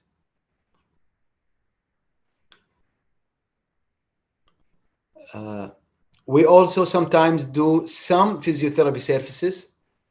طبعا usually performed by a physiotherapist in a primary healthcare center. Not all our centers have physiotherapy service, but if this service is indicated موجودة, there is a physiotherapy in this center, so sometimes we can provide a home visit, providing minimal or the basic physiotherapy services for the patient.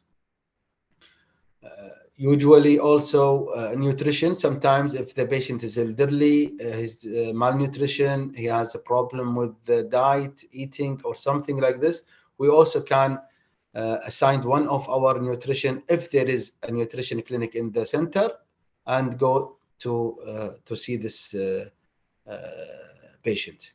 Palliative care is something is new for our services, also provided for the patient who is in the stage life, who has cancer or advanced cases.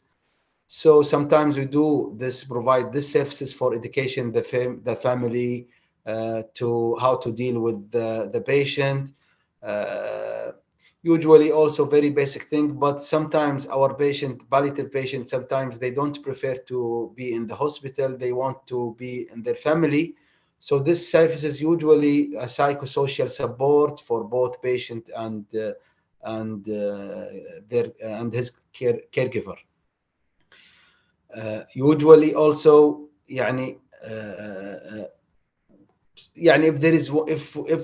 if we need to know the helping to provide the necessary medical devices according to the health conditions, such as oxygen, ventilator, or any types like wheelchair, beds. We can also give an education for the patient for this reason. So this is mainly the purposes of our home visits. It's not purely clinical. It's not purely for geriatric. It's as I said from the beginning, it's a multidisciplinary team. It's determined in our family physician. If the family physician said that this patient needs nutrition, so we can provide this guy, the nutritionist, to this patient. If the patient needs some physiotherapy, we can do the same, and etc. according to the patient need.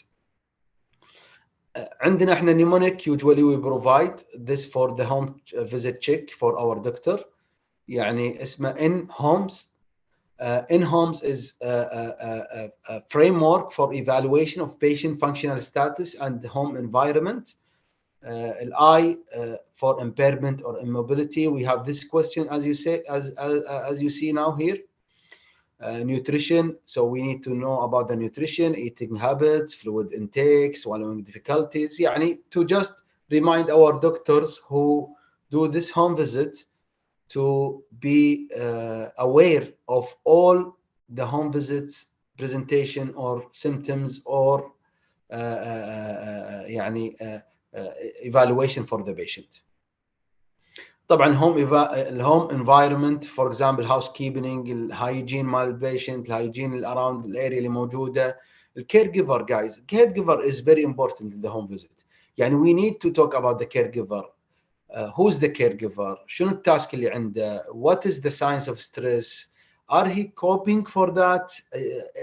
نسأله عن his idea, his concern, his expectation, his mood, his how this impact his life. Caregiver is حمال الأسية بالعربي. We need to give him also in the home visit 5 minutes, 10 minutes to just listen from him, because he will give us the direction or some hints to treat the patient. طبعا medication, we need to list the list of medication if there is any allergy, if the patient is compliance of the medication. Examination, طبعا this is the most common examination. The patient safety, نتأكد على environment is very important. Light, carpet, electrical cord, the stairs, where is the patient, in the ground floor, in the second floor, mobility مال patient. All of this is very important. The second is the spiritual health. طبعا احنا الحمد لله all we are Muslims, والحمد لله ان احنا عندنا صلة روحانية between us and رب العالمين. So sometimes we need to, if لقينا قرآن لقينا شيء, we can we give some hints to specific patient how this material or how this affect or influence the patient's physical and emotional health. Okay. I'm not sure how many times left, but this is the geriatric care home visit. Usually it's the same, but we give the geriatric more opportunity or more points to be focused, because most of our customers, as I said, is a geriatric. Dr. Muhammad, you exceed 2 minutes already. خلاص I finished now. Usually يعني in conclusion, home visit in Kuwait we started يعني years ago. We have now well-established protocols. Now the private sector also take these services, and يعني as I said in the beginning, these services will increase the quality of care for our patient. And thank you for listening for me, and thank you for giving me this opportunity to present this presentation. Thank you very much, Dr. Muhammad Al-Azmi, for this very interesting subject, and showing us very high level of services given to our fathers, mothers, and like these who need people to take care, and you are giving too much services. Maybe it is not available in other centers in the world. I am very interested to hear about this. Thank you very much. And I am looking here for the questions. There is one question saying, is home health care covered by medical insurance in Kuwait? Usually it depends on the insurance itself. يعني. Usually in Kuwait, we all the Kuwaitis, they go for free. يعني. It's free of services. We don't have insurance, except the Kuwaitis who's working in the private sector. For non-Kuwaiti, it depends on their insurance. But some companies, yes, they provide home visit. In our company, the Daman, we will provide these services for sure, but with co-payment. But we are negotiate with Ministry of Health about that. طيب, another question: are there team visit home care planned or related to severity? For example, cardiac patient needing cardiac shock. Indeed, I don't understand, but let me reformulate it. عادة إحنا بنقدم الخدمات المجدولة في الغالب، ولكن لو كان هو أساسا مريض زي ما عشان نكون قريبين من السؤال، مريض قلب وجاكم تليفون وقالوا والله المريض هذا مرة تعبان، وانتم من الهيستوري حقه متوقعين يمكن something and he is in emergency case. This is belonging to home care or to إسعاف الهلال والإسعاف? No, this is an emergency. So when we take this type of question, like the patient have heart problems or he is in distress or vitally unstable, so there is no rule for home visit for that. We need to call the emergency as soon as possible to protect the patient. So we directly encourage the family to call the ambulance, or we call the ambulance by ourselves, you know. Yes.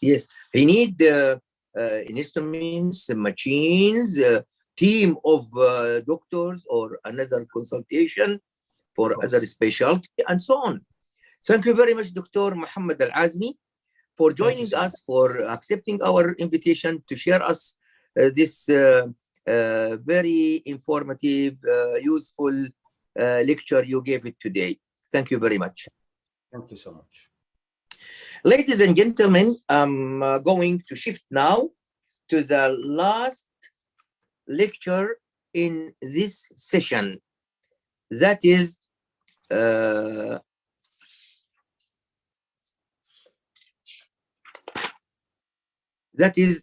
Dr. Izdihar Abdussalam Ibrahim Al-Madani, and Dr. Izdihar Al-Madani, well-known figure in MOH, in Ministry of Health, and in health services in our region and in the kingdom. She is consultant family medicine, medical director of Salam Home Healthcare since 2019, accreditation surveyor for Sibahi. Dr. Izdihar is the first Saudi female to be designated as health center manager in the public health department. I can't remember it. It was in Marwa department in Jeddah. And Doctor is a manager of technical affairs in public health department, deputy director of the clinical review of health centers in Directorate General of Health Affairs, and also deputy director of quality and patient safety. Dr. Izdihar is the director of health centers and sectors affairs for Jeddah Governorate in public health department, manager of technical affairs in public health department. I will stop here. It is, if I read, it is many pages. This is very, very conclusion for her. Welcome, Dr. Izdihar, and you can start your lecture right now for 25 minutes, please. Thank you. بسم الله الرحمن الرحيم. السلام عليكم ورحمة الله. شكرا دكتور عبد الحفيظ على المقدمة الجميلة. الله يحفظكم. Today I have a lecture on my experience as a family physician leading in home healthcare services. Actually, I started to be one member of the home care services now 4 years. I was never think that I will work in this field, but when I work in this field, I find it is very interesting. I like it very much. I feel it is the field for every person, every family physician, and you can give many things in this field, because there is sharing between family physician and the home care. So I will start my lecture first to the definition of home health care, family physician. Family physician is a family medicine it is a medical specialty which provide continuing comprehensive health care for the individual and family.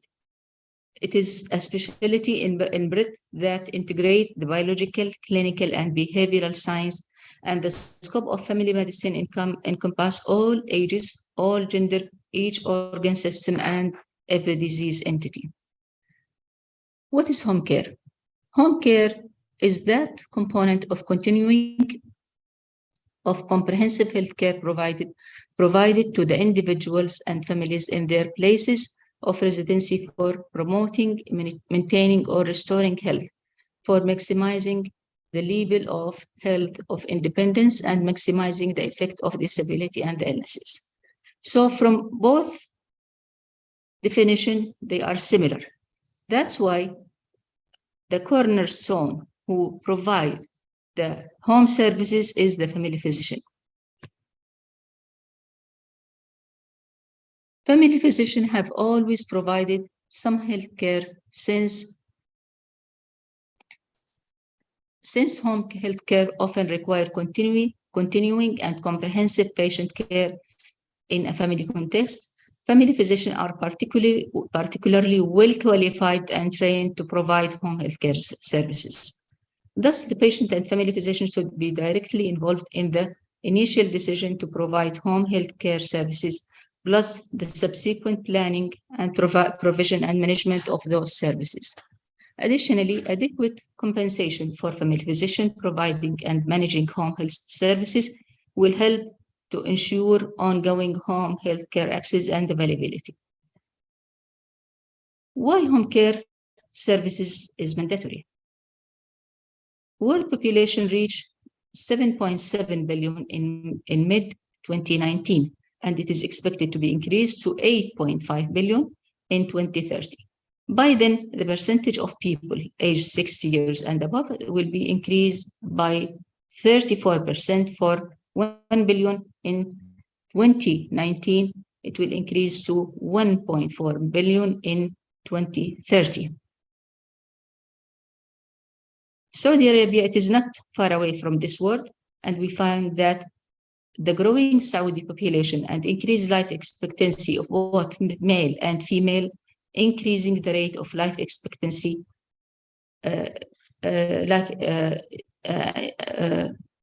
both female and male, there is expectancy of life is increasing, and there is increased the rate of lifestyle disease, and it is expected that 250,000 Saudi citizens at 2030 will derive the need for home healthcare services.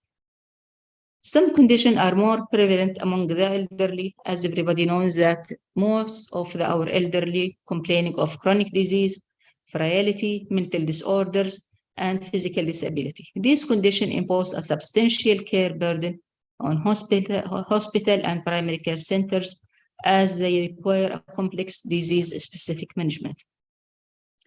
Additionally, all patients often experience mobility difficulties that affect their physical and functional status and hinder their access to inpatient care.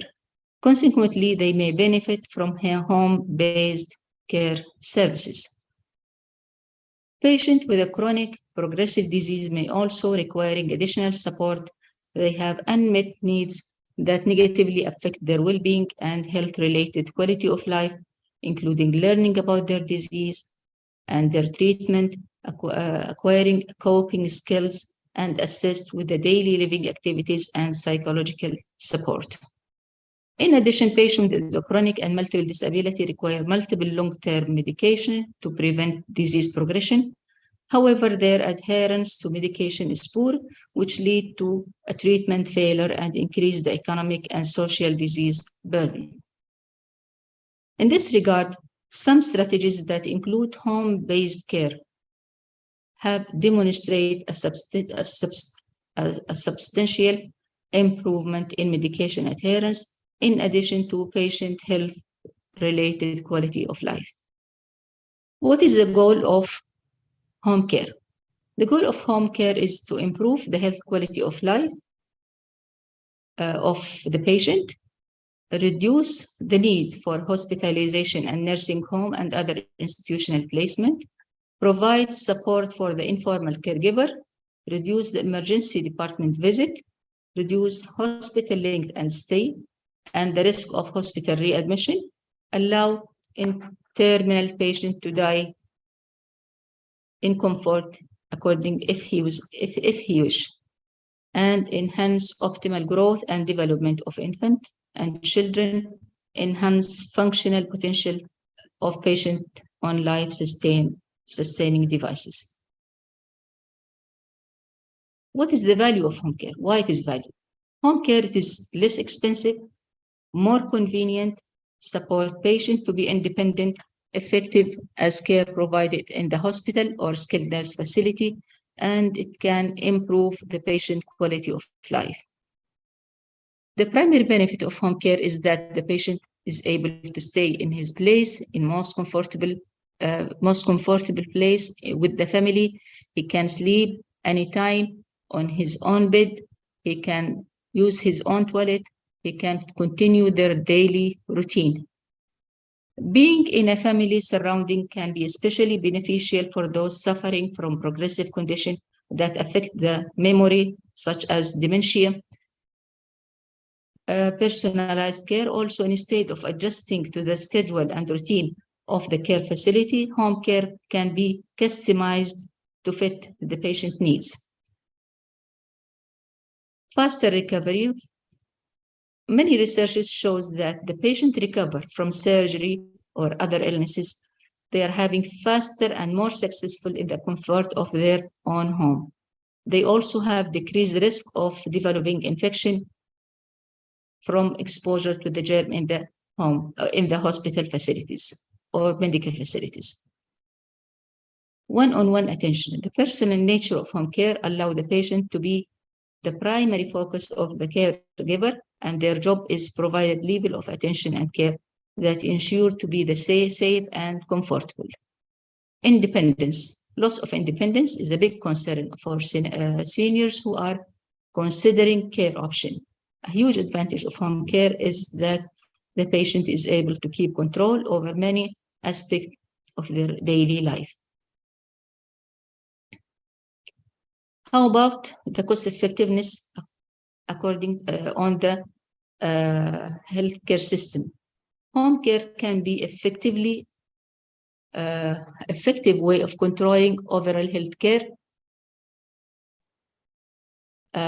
costs by reducing the need for more costly inpatient hospital services.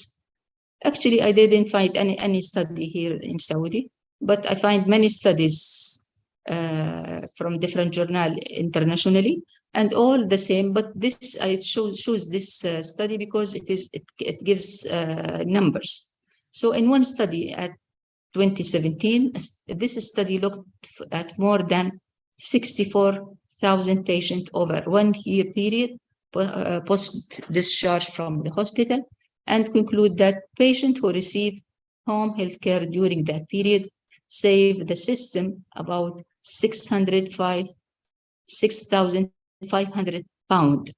The study proved that the strong investment in this expanded use of home health care by Medicare mediated and other payment program would save billions in unnecessarily healthcare spending.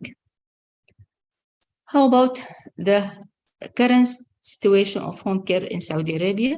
We have about 57 of the home care which is related to the Ministry of Health. The private sector cover about 23%, and 20% of the home care covered by other. If we want to know, well, usually the home care provided by multidisciplinary team, these teams are mainly the family medicine physician, usually consultant doctors in a various medical specialty can also share the responsibility in home care. General practitioner, usually he is the one responsible directly. Therapeutic nutrition, nursing, physiotherapist, respiratory therapist, occupational therapist, speech therapist, social worker, and caregivers. Age distribution of patients, this is in Salam, we did it. We found that most of our patients, we have patient children, but most of our patients are from the age 71 to 90. And then from the category is 51 to 70 years of old. And also we have 4% of our patients are children. So all the category of ages we can be served by home care services. What is the common disease in home care services? We did it in Salam also, but I find it is similar to other situation in all the world. So most of the disease is 41% of the disease is hypertension, 39% of the patient are having CVA, 37% they are having multiple sclerosis, quadriplegia 29%, 25% is end-stage renal failure, and UTI 24%, and the rest of the disease as it's shown here. What is the type of home care services? Usually home care services, it is provided as personal care and companionship. This is in the form of, usually this is given or provided by caregiver, such as which is non-medical care, which usually help or provide services as a home care. Another type of services is private duty nurses, which home-based nursing, long-term nurse care, and which take care of the patient from tracheostomy, ventilator, nursing care. This is as a nurse care provider. And then home health care, which is provided by Medicare certified home health care, intermittent skilled care, and over visiting nurse services. What is the type of services, which is the usual services which is provided in home services, in home healthcare services. Personal care usually enables safety home, assist the patient in ambulation, in movement, in prevention of fall, in preparing meal, in laundry. This is usually provided by the home care. Another private duty for nursing, it is nursing duty, which is ventilator care, tracheostomy care, monitoring vital sign, administrating medication, ostomy and gastrostomy care, feeding tube and catheter care, and usually home care services either provided in the form of short-term nurses services, either in short-term services or long-term services or intermittent. What is the physician role in home care services? The physician considered as the leader of the multidisciplinary team in the home care. He is responsible, everybody responsible with the same responsibility, but usually the physician is the leader one. So he's responsible about management of medical problem, identification of home care need for the patient, establishment and approval of plan of the treatment with identification of both short and long-term goals, evaluation of new, acute, or emergent medical problem based on information supplied by other team members, provision of continuity of care to and from all setting institution, communication with the patient and other team member, and with physician consultation.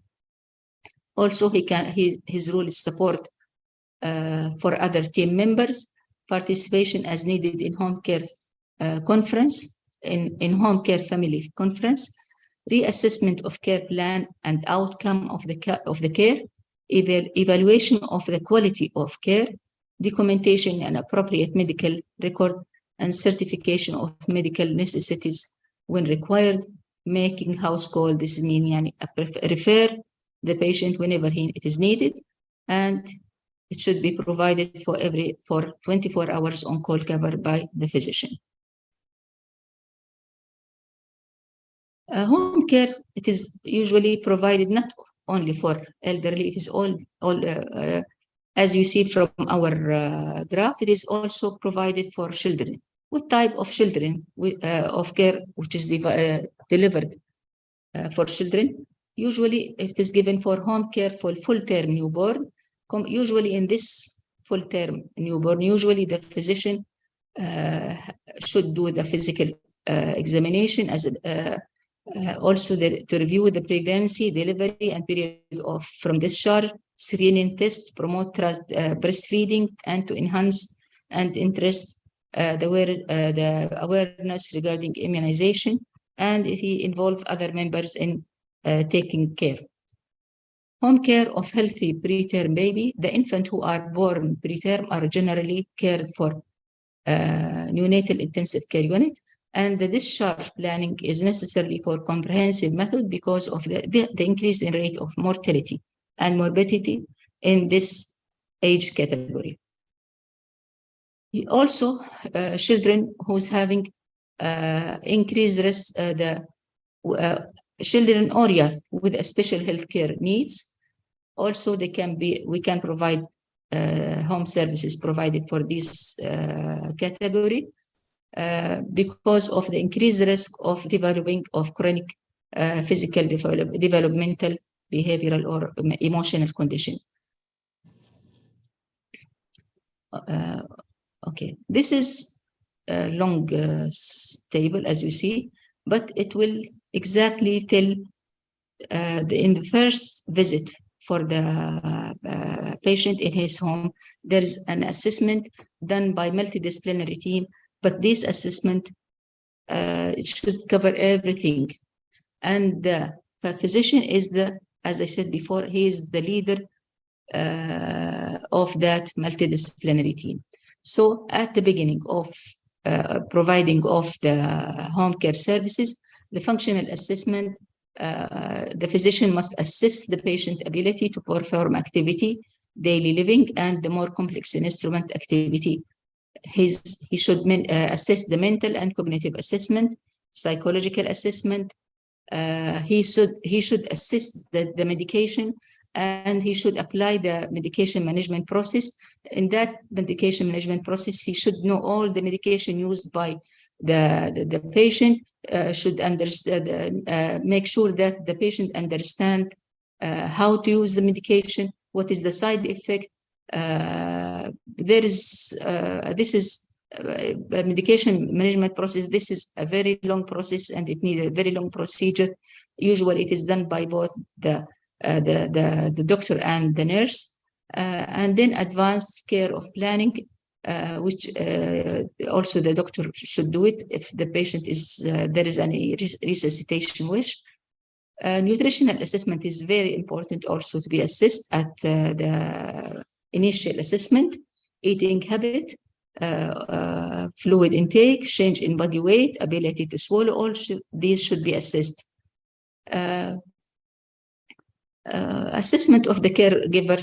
Caregiver should not be forget to be assessed, because this is the core,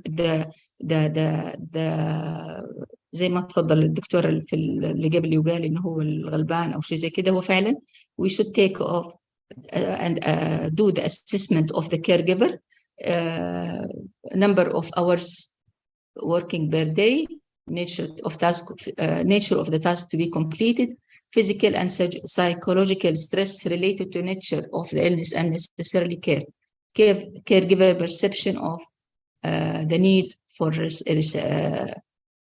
respite. Assessment for the caregiver, we should assess the knowledge, emotional competency, availability, history of obvious behavior, number of available caregivers. So there is usually the caregiver usually assessed by the social worker, but there is a special area for the doctor to be assessed the caregivers, which is the very important. Environmental assessment, it is very important, especially for the elderly, and usually this is done with a special checklist. We did it at the beginning of the visit. We assess the safety of the area for the patient care activities, assess the emergency services, assess the alternative source of electrical if life supporting equipment is needed. If there is telephone availability, adequate fire safe plan, adequate space for caregiver, and stability of house situation. So all of these assessment usually done at the beginning of the services. Community assessment. 2 minutes more, Dr. Izdihar, please. Okay. Community assessment, financial assessment. The most important thing is how to implement plan of care. Plan of care, what does it mean, plan of care? We study the situation of the patient, and after doing the physical and history and physical examination and appropriate laboratory tests, usually done at the beginning, and then according to the patient condition, the doctor, after the initial assessment, the physician determine the needed services, determine the role of each member in the home healthcare team, and start to create a specific plan of care and goals, and plan of care that usually discussed with the whole team which provide the services, and should be monitored regularly by each member to reach the expected goal. And the plan of care also discussed with the family and with the caregiver. Any services, there should be an outcome from the services. It should be measured, as Dr. Arisa said, and we are doing this is in a very specific KPIs. From time to time, we are analyzing, see the effect, see how it is running on. From all my lecture and from all my experience, the last 4 years, there is many lessons I learned. The first one is home care become a cornerstone in the healthcare services. Therefore, the sustained rigid home care services it should be run by a qualified and experienced team. The second lesson is physicians are considered the leader of the multidisciplinary team in home care services. Therefore, the expectation from the general physician is to have a proper communication skills to communicate with his team and as well as the patient and the families. Home care should be introduced in medical school by training program that focuses on teaching the proper communication skill for all society category and ages needed for the home care services. As for the family physician communication skill are especially mandatory in the residency program of family physician. Since this is from my experience, I feel this is a major responsibility for the family physician. And the last lesson is home care services should be operated with a high quality standard following national and international quality accreditation. That's all. Thank you very much. Thank you very much, Dr. Izdihar, for this very informative, useful, beneficial lecture you gave. There is some questions, but I will choose two for the short of time. There is one asking about, is there any study done in Kingdom of Saudi Arabia for home health care comparing with the international one? Actually, I didn't find any study for comparing. Even for the whole this year, we have to have a benchmark in order to assess our quality of our services in home care, in Salam home care services. But I didn't find any. Not yet. Okay, and the last one, he is asking about autism. Is it included in the home services? Autism, it is a disease which interfere with the patient, it is a communication, usually it is due to the communication problem in the child. If the family feel that they cannot take care of the child or they need another assessment, it can be. Good. Thank you very much, Dr. Izdihar Al-Madani, for your lecture. And ladies and gentlemen, now I am handing the mic to the chair of the next and the last session in our conference, Dr. Ashraf Abdul Qayyum Amir. And he is well known, but I can say two things. He is a consultant family medicine in IMC in Jeddah, and he is chief of the medical officer also in IMC. Dr. Ashraf Amir, assistant professor at the Faculty of Medicine in Department of Community Medicine and Healthcare for Hujjaj in Al-Qura University, Makkah Al-Mukarramah. Dr. Amir is president of the Saudi Family Medicine Club, which is a partnership between IMC and the Society of Family Medicine. And Dr. Amir, he is the vice president of the Saudi Society of Family and Community Medicine in Saudi Arabia. Lastly, Dr. Amir is a member in a list of societies, national, regional, and international. Dr. Ashraf Amir, welcome, and you can start now your lecture session. Thank you. بسم الله الرحمن الرحيم الحمد لله رب العالمين والصلاة والسلام على سيدنا محمد وعلى آله وصحبه أجمعين. Ladies and gentlemen, dear colleagues, Assalamu alaikum wa rahmatullahi wa barakatuh. First, I would like to extend my extreme thanks to my colleague, Dr. Abdul Hafid, for the nice introductions and the same moderating the very long previous session very efficiently and very professionally. So, ladies and gentlemen, I'm privileged to chair the last sessions, and we are here having three of distinguished, eminent speakers in the fields of home care and managing elderly patients. So we have Dr. Asim Shambari, and we have Dr. Abdullah Hafsawi. We have Dr. Abdul Razak Amir as well, is going to be one of the faculty members of our speaking sessions. So I would like to remind you all to stay with us tuned, because at the end of this sessions, we are going to have the recommendations that we got out of all the sessions that we had in the past 3 days. And hopefully this recommendation will help us, all of us, just to summarize what is the need to improve our home healthcare, to uplift it to another level of performance, and to be forwarded also to the decision makers. So I think this is a very important session for all of us to take the fruits of all the 3 previous days that we have been engaged with a lot of activities. So for the sake of the time, I would like to introduce first Dr. Asim. Dr. Asim Shemberi, he's the Dean of Faculty of Medicine, Batarji Medical College, and he's the Vice Dean for Development of Al-Qura University, and he's a Vice CEO, Mecca Medical Center Hospital. He's also a family and geriatric medicine consultant in my clinic. He's a medical lead home healthcare in my clinic. He's also a medical director of Manarat Home Healthcare and director of family medicine clerkship Al-Qura University. Also, he was engaged in being a family and geriatric medicine consultant in the International Medical Center for quite some time.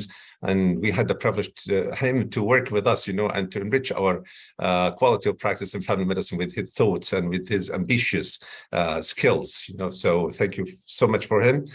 He's assistant professor of family and geriatric medicine at Al-Qura University.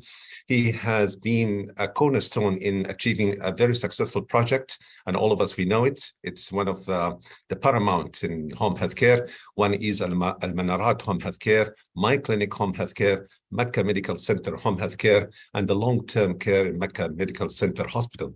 He's also holding a lot of memberships that put him on the top notch of the distinguished professionals in the field. He has the American Academy of Family Medicine and American Geriatric Society, American Medical Associations, and the Florida Medical Association. I'm very sure that his valuable insight and thoughts and information knowledge will enrich all of us to learn more about dementia in elderly. So thank you so much, Dr. Asim, for accepting our invitations, and it's a privilege to have you with us here. So I will leave you the floor for the coming 25 minutes to highlight the topic. Thank you. شكرا دكتور، الله يعطيك العافية، وأسعدتني جدا صراحة بهذه المقدمة. أشكرك شكرا جزيلا. نبدأ. طيب بسم الله الرحمن الرحيم، والصلاة والسلام على أشرف الأنبياء وسيدنا سيدنا محمد وعلى آله وصحبه أجمعين، أما بعد. Today I'm going to highlight in a short time actually about dementia.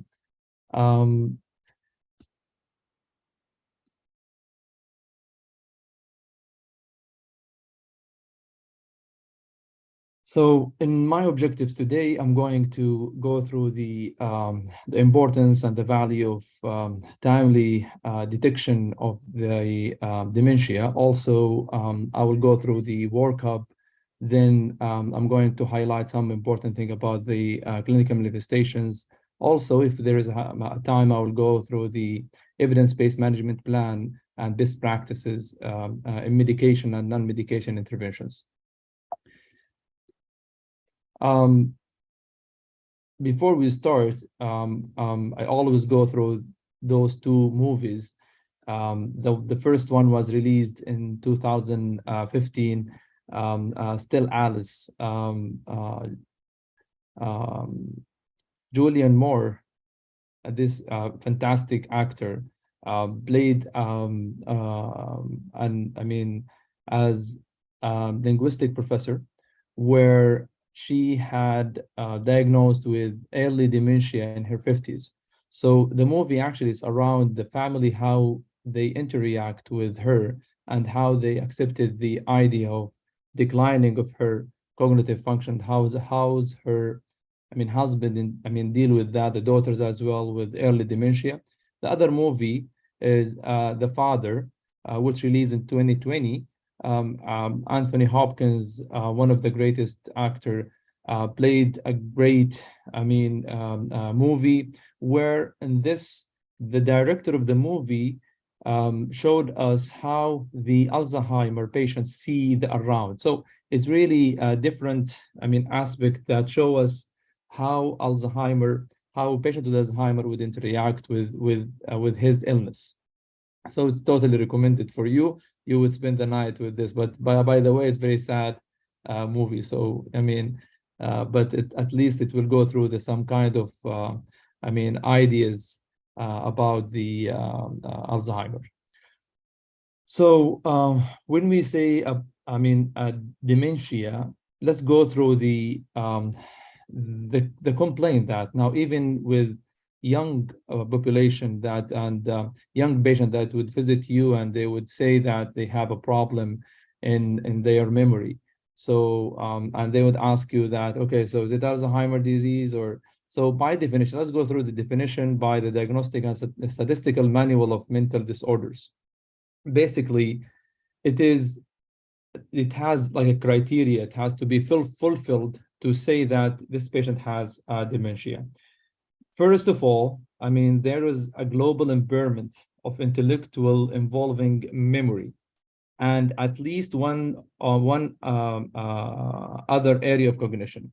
So memory first, then one of the other cognitions.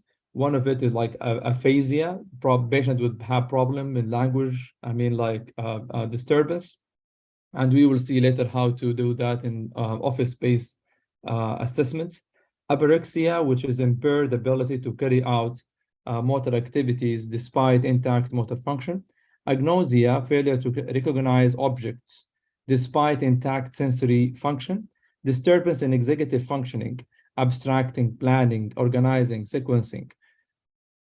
So this is part of the issue.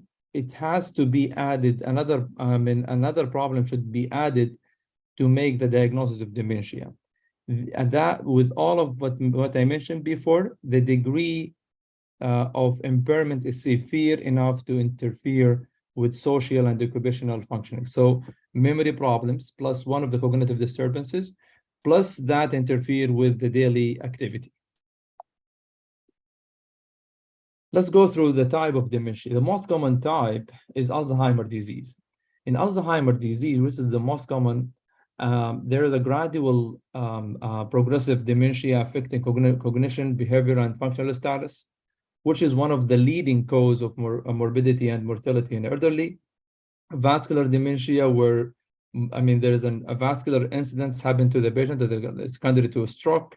The patient, most likely they have risk factors, like hypertension, chronic disease, generally speaking, that accounts for 20% of all dementias. Other type, frontotemporal dementia, where there is a degeneration of frontal and temporal lobes, most of the time idiopathic, or if there is a vascular incidence happen to the frontal lobe or temporal lobe, the patient would complain of personality behavior and progressive deterioration in language, which is account 10 to 20 of all dementia cases. Dementia with Lewy bodies. The dementia here is kind of like started by dementia, then ended up with Parkinsonism. It's not like the Parkinson disease, where the patient with Parkinson disease in 1 or 2 years, they would develop dementia. So the way that we would differentiate between two diseases, that dementia with Lewy bodies started with cognitive problems, then ended up with Parkinsonism. The patients, most of the time, they would have visual hallucination. Other dementias that we would consider is that normal pressure hydrocephalus, where the patient would complain of urinary incontinence, problem with balance, and dementia. And those patients, based on how early you would detect this issue with them, you would refer them to neurosurgery to have diagnostic lumbar puncture. If it's with high pressure, then we diagnose them with this disease. And the treatment actually is, having the shunt. I have a couple of patients, they improved after having this surgery. The scope of the problem, as we know that Alzheimer's disease is 6th leading cause of death in the US. In 2017, 5 million individuals were living with Alzheimer's disease in USA. By 2050, Alzheimer's disease is expected to affect 16 million individuals in the US and more than 130 million worldwide. The impact of dementia, I mean, economic-wise on the health system, and the other hand is the emotional part, direct toll on the patients and the relative as well. The pathophysiology of the disease, we have amyloid plaques and tau neurofibrillary tangles. In Leo bodies, we have cytoplasmic alpha-synuclein inclusion bodies. In frontotemporal dementia, we have tau and ubiquitin protein. This is how beautiful is the neural cell and in normal cells. And this is how it looks like in Alzheimer's disease. How is the brain atrophy? And this is the normal one, as you see, and the atrophy, the global atrophy on the brain with the other picture with Alzheimer. And we can see it actually with the frontotemporal dementia. We can see that the atrophy is around the frontal and temporal lobe. Risk factors, I mean, age, family history, a rare genetic mutation in amyloid precursor protein, apolipoprotein E, which is those patients with high risk to have Alzheimer in early, early age. Acquired, I mean, with plus the risk factors, diabetes or hypertension, I mean, brain trauma. I have a couple of patients, they have multiple falls with head trauma that, I mean, accelerate the deterioration of the symptoms of the Alzheimer's disease. Medications that I will go through it later on. This is the genetics of dementia in early onset and late onset. But as you see that some of the genes with specific, alleles like ApoE, which is protective in some patients. The other, talking about medications, benzodiazepines, one of the things that a chronic use of benzodiazepine, long-standing use of benzodiazepine would cause cognitive impairment. There is a study that shows even, with functional, ability, it will decrease the functional ability, and most of those patients who've been on long-standing use of benzodiazepine, they will end up with wheelchair. Sedatives, anticholinergic medications, antihistamine, also antipsychotic, and musculoskeletal. As you see, most of it is kind of like interfere with, the cholinergic receptors. So the clinical presentation, as I mentioned about the definition when we talked about the cognitive symptoms, the non-cognitive symptoms like the behavioral and psychological, which is common during the middle and late stages of Alzheimer's disease, like agitation, aggression, wandering, hallucination, and delusions.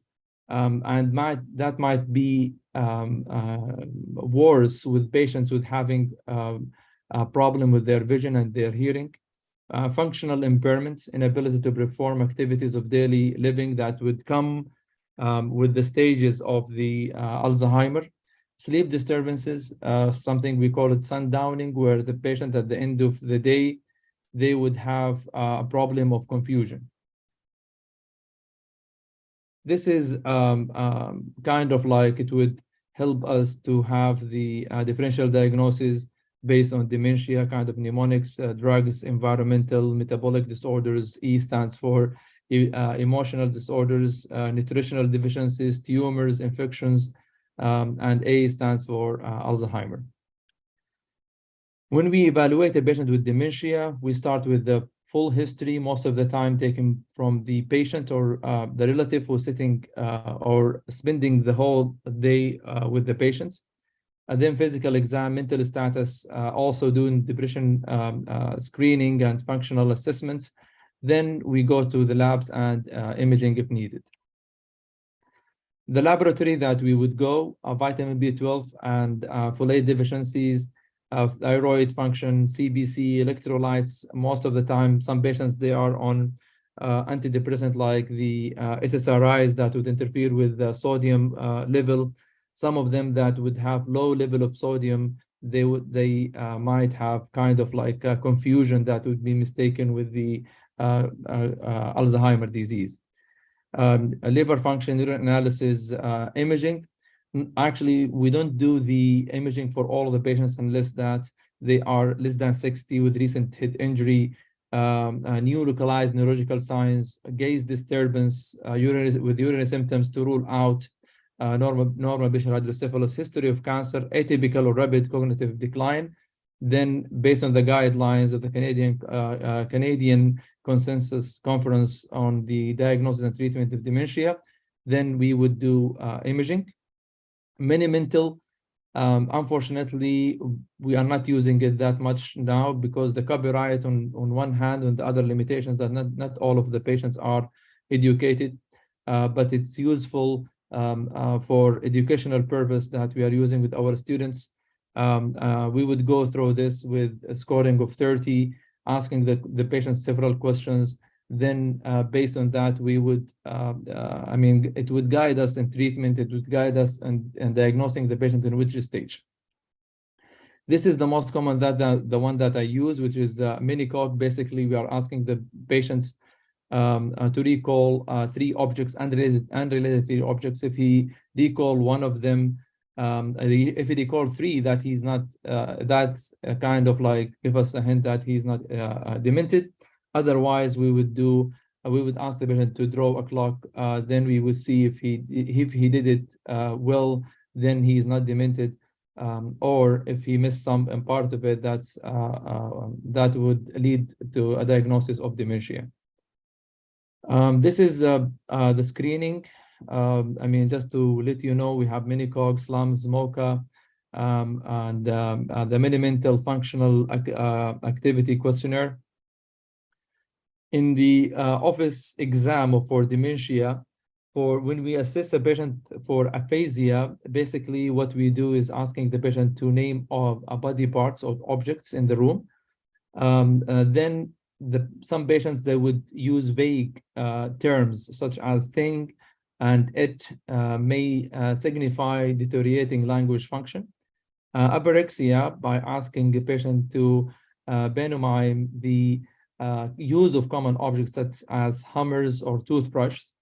Agnosia, with eyes closed, asking the patient to name a key or a coin or a pen.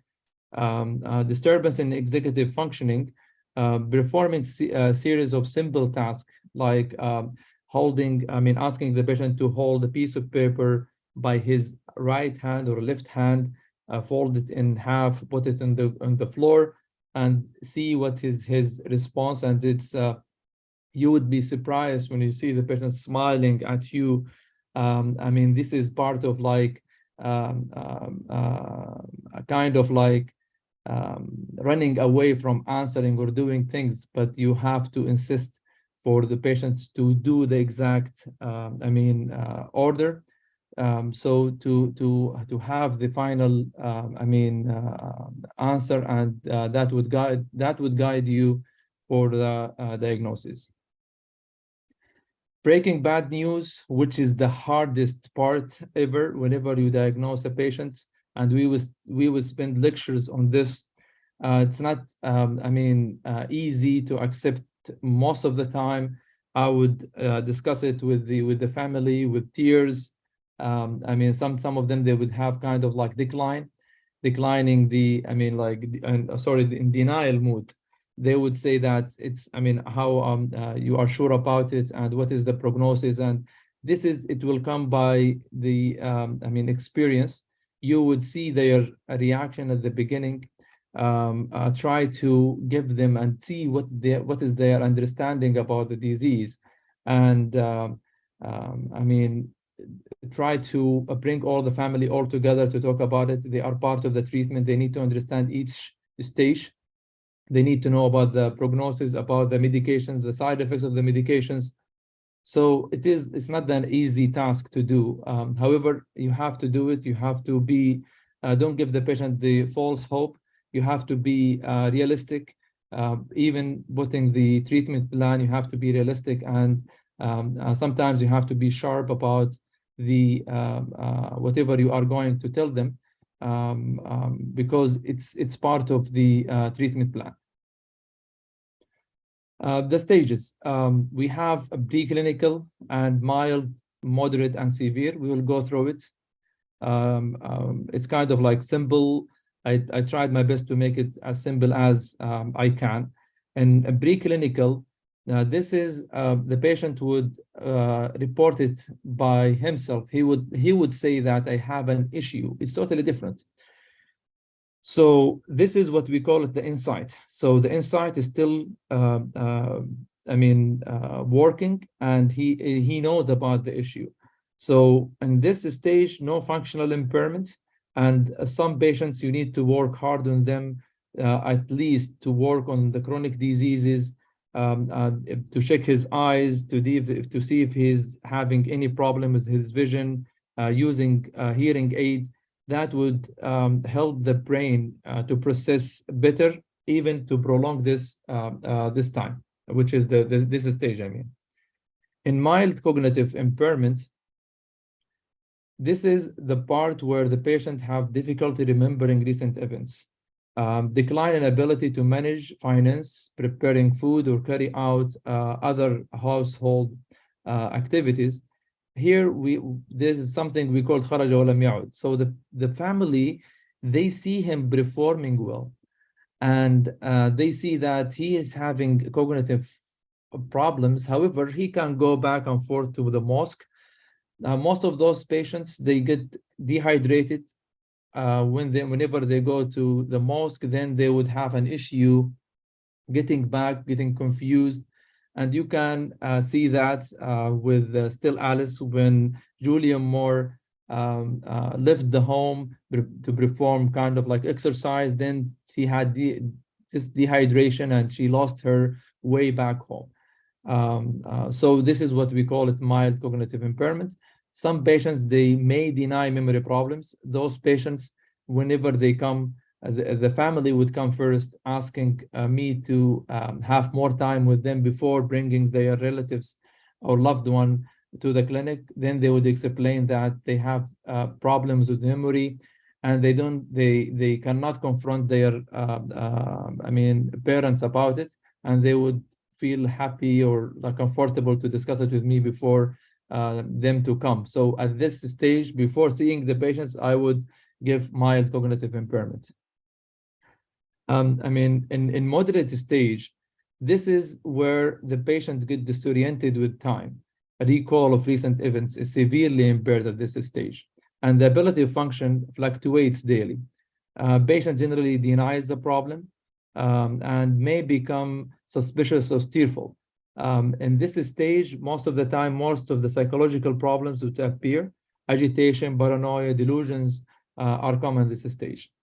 In severe cognitive, where in many mental exam, it's kind of like less than 10, complete loss of remote memory, losses of ability to speak, at this stage, incontinence of urine and feces, and in the brain, destruction, most of the neural cells happened at that time. So the patients would lose the ability for involuntary movements. Then he will reach to the point where he would have problem with swallowing and breathing. At this stage, once he have a problem with swallowing, then we would give the patient to 6 to 8 months for before death. The treatment goal, the primary goal is to improve the quality of life and maximize functional performance by enhancing cognition and mood and behavioral, reduce the risk of mortality from infections. Generally speaking, patients' cognitive function should be reassessed periodically to determine if and when further interventions with medication is necessary. General principles: identify and treat primary medical illnesses like hypertension and vascular dementia. set realistic goals, limit psychotropic medications use, specify and quantify target behaviors, maximize and maintain functioning. Non-pharmacological approach, which is the thing that we do and recommend before starting any medications. Behavioral techniques, most of the family, they would ask about how they would deal with their relatives whenever they have repeated questions. So the advice is the distraction. Distraction is not about distraction is kind of like movement distraction. If the patient's asking you while he's sitting, try to let him stand up or give him something on his hand, that would distract him, and then he would get out of the circle, cognitive circle that he is on. Environmental modification, adjusting stimulation level, family members to calm and reassure the patients, maintenance of daily routine, which is the totally recommended. We are talking about the food, the place, even the pictures, the environment in his room, the type of food that he's getting every day. Any change that happened with the patient that interfere with his daily routine, it would challenge the brain, then the patients would have problem with confusion. Avoidance of residence changes and traveling is totally recommended. That would help the patients, and spare him out of the confusion. Give cognition stimulation exercise. This is part of we call it mental exercise, plus the effective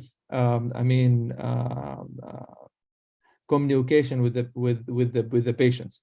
What I mean by that is that I would ask the family to be with him, with the patients, trying to let all of the smartphones or anything that away from their hand, and try to be with them with eye contact, or that would help him. That would help the patient out cognitively. Educate the patient and the family about the symptoms and the stages. Forgive for stress and health, arrange for in-home help and daycare facilities. Injury preventions, orientation, just be sure about the home safety and using additional locks for wandering safety. This is for the medication, cholinesterase inhibitors. Donepezil is the commonly used one. Some patients, they would complain about vivid dreams, which is kind of like, it's not like the nightmare. The patient would wake up whenever they have the nightmare. However, vivid dreams, the patient is living the dream. So this is one of the side effects. Also, it's better to have ECG before starting those kinds of medications, because the QT prolongation. Rivastigmine, one of the other things that we would use, there's available in oral capsules or patches. We do recommend having those capsules with meals, because to overcome the GI upsets. The patches, it's better to rotate the sides of the patch to prevent skin irritation. Galantamine, which is the thing that's not available in Saudi. However, the best thing about this medication is the availability of oral solution. Memantine, this is indicated for moderate to severe Alzheimer's disease, which is available in tablets, 5 and 10 milligrams. We don't have the extended release one. It's totally recommended to have the dose twice daily if the dose more than 5 milligrams. Patients might have headache, constipation, dizziness, confusion. So we need to pay attention whenever we describe this medication. I don't know how much time I would have, but I would continue. We have 1 minute. 1 minute. Yep. Okay, so I think we would, controlling the symptoms of agitation, we need to be careful prescribing the antipsychotic medications due to increase of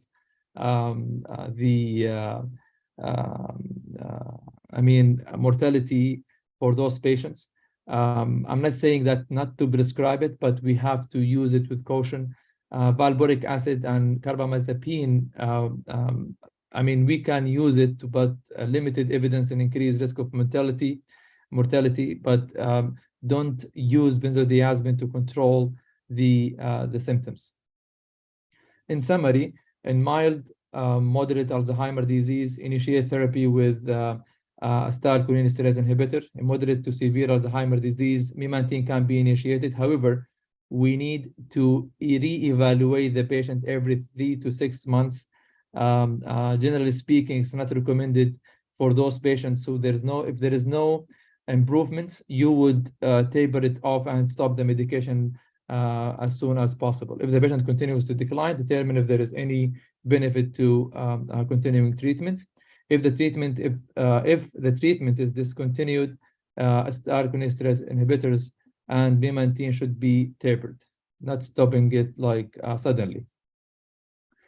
I would stop over here. So I was planning to go through the dementia and delirium, how to differentiate between the dementia and delirium, and the how to differentiate also the dementia and depression. But inshallah, later on with other conference, inshallah. Thank you so much for your time.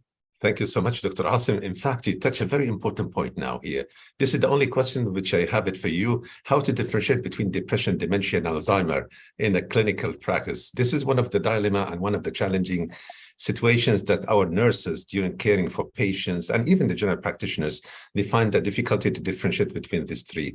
If you just can highlight it in few words, please. Yeah, and when we say dementia and depression, I would say which one come first, the chicken or the eggs. So it's kind of like you would treat the patient first with depression and see if there is any improvement or not. But generally speaking, it's a challenge. However, when patients with primary depression are generally unlike with dementia in that they demonstrate decreased motivation during cognitive testing, express cognitive complaints that exceed measured deficits, maintaining intact language and motor skills. But it still is going to be a challenge. Yeah. All right. Thank you so much for the wonderful presentations that highlight the most important part about dementia. You made it very easy and very palatable for us to digest it and to have it on the real world practice. So thank you so much, Dr. Asim. And now, ladies and gentlemen. Prof, thank you so much for you. It's an honor to have you as a chairman for this session. Well, thank you. It's always a pleasure having you with us, Dr. Asim. So, ladies and gentlemen, thank you very much for being with us. We have a good number of attendees here now. And for the sake of the time, we would like to move to the next speaker. We have the next speaker. He's a well-known colleague of mine and for all of us, in fact, Dr. Abdullah Al-Hawsawi. Dr. Abdullah Al-Hawsawi, he's the CEO of Novo Genomic Riyadh, Saudi Arabia. He's advisor, Saudi Center Board of Accreditations for the Health Institutions, SIBAHI. And he's also director of General Saudi Patient Safety Center, executive committee member, Global Sepsis Alliance, the GSA in Germany. And he's a consultant HBP surgeon, King Abdulaziz University, Jeddah, Saudi Arabia. And he's also assistant professor, King Abdulaziz University, Jeddah, also assistant director general for technical affairs, SIBAHI in Riyadh. And he's also the program director for King Abdulaziz University in Jeddah, Saudi Arabia. And I'm very sure that this is a very important topic for us, because most of the time, once we serve the patients, we try to maintain the safety of our patients, not to get harmed by us as a healthcare provider, and even the environmental safety is one of our concern to look into the patient in total to safeguard him from any kind of deleterious effect while we are serving them. So Dr. Abdullah is going to highlight the patient's safety at home, going an extra mile. So with his expertise, I'm sure that this presentation will be quite fruitful and informative for all of us. So Dr. Abdullah, thank you for accepting the invitations, and I will just leave the floor for you. Thank you very much, Dr. Ashraf, and thank you, ladies and gentlemen. Mashallah, we still have more than 200 participants going strong on the third day. So, having gone through the different lectures that were presented over the meeting, I did prepare slides, but I thought, given that everything was discussed, is always in one way, shape, or form about patient safety, and given the fact that actually it is very important to integrate patient safety horizontally, so not to have it as a standalone, because everything we do is about quality and safety, and safety is one of the dimensions of healthcare quality. I thought I'm gonna just not go through my slides, but I would share with you what I had in mind about the patient safety at home and going the extra mile. First of all, I think this is a very timely conference. So congratulations on the topic. Not just in this country, but throughout the world. There is this push to go through population-based healthcare. One of the goals of the healthcare system transformation in the kingdom is actually to push towards population-based healthcare, and this is not going to happen if the home healthcare quality and safety is not very robust. So I think this is a great timing. So again, thank you very much for pushing this conference at this time, and I hope that whatever recommendations that come out of this conference is also shared with the people working on the healthcare system transformation and with the some of the policymakers within the healthcare system. So that's one part, that message that I wanted to highlight. What does going extra mile mean, when we talk about patient safety at home? And when we talk about patient safety in general, the definition of safety is the absence of harm. So there are two kinds of harm, or there are two ways to end up with harm, either through errors of commission. So giving, at a home healthcare setting or at a home setting, giving the wrong dose of medication,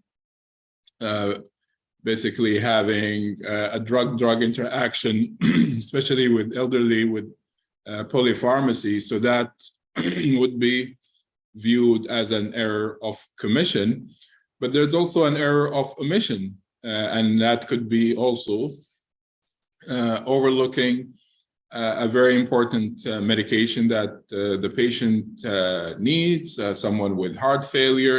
We heard beautiful presentations about different medical and surgical conditions. So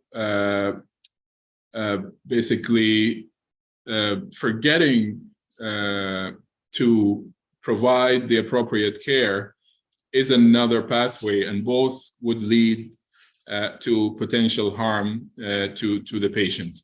So if we look at it this way, I think the concept that I want to leave you with,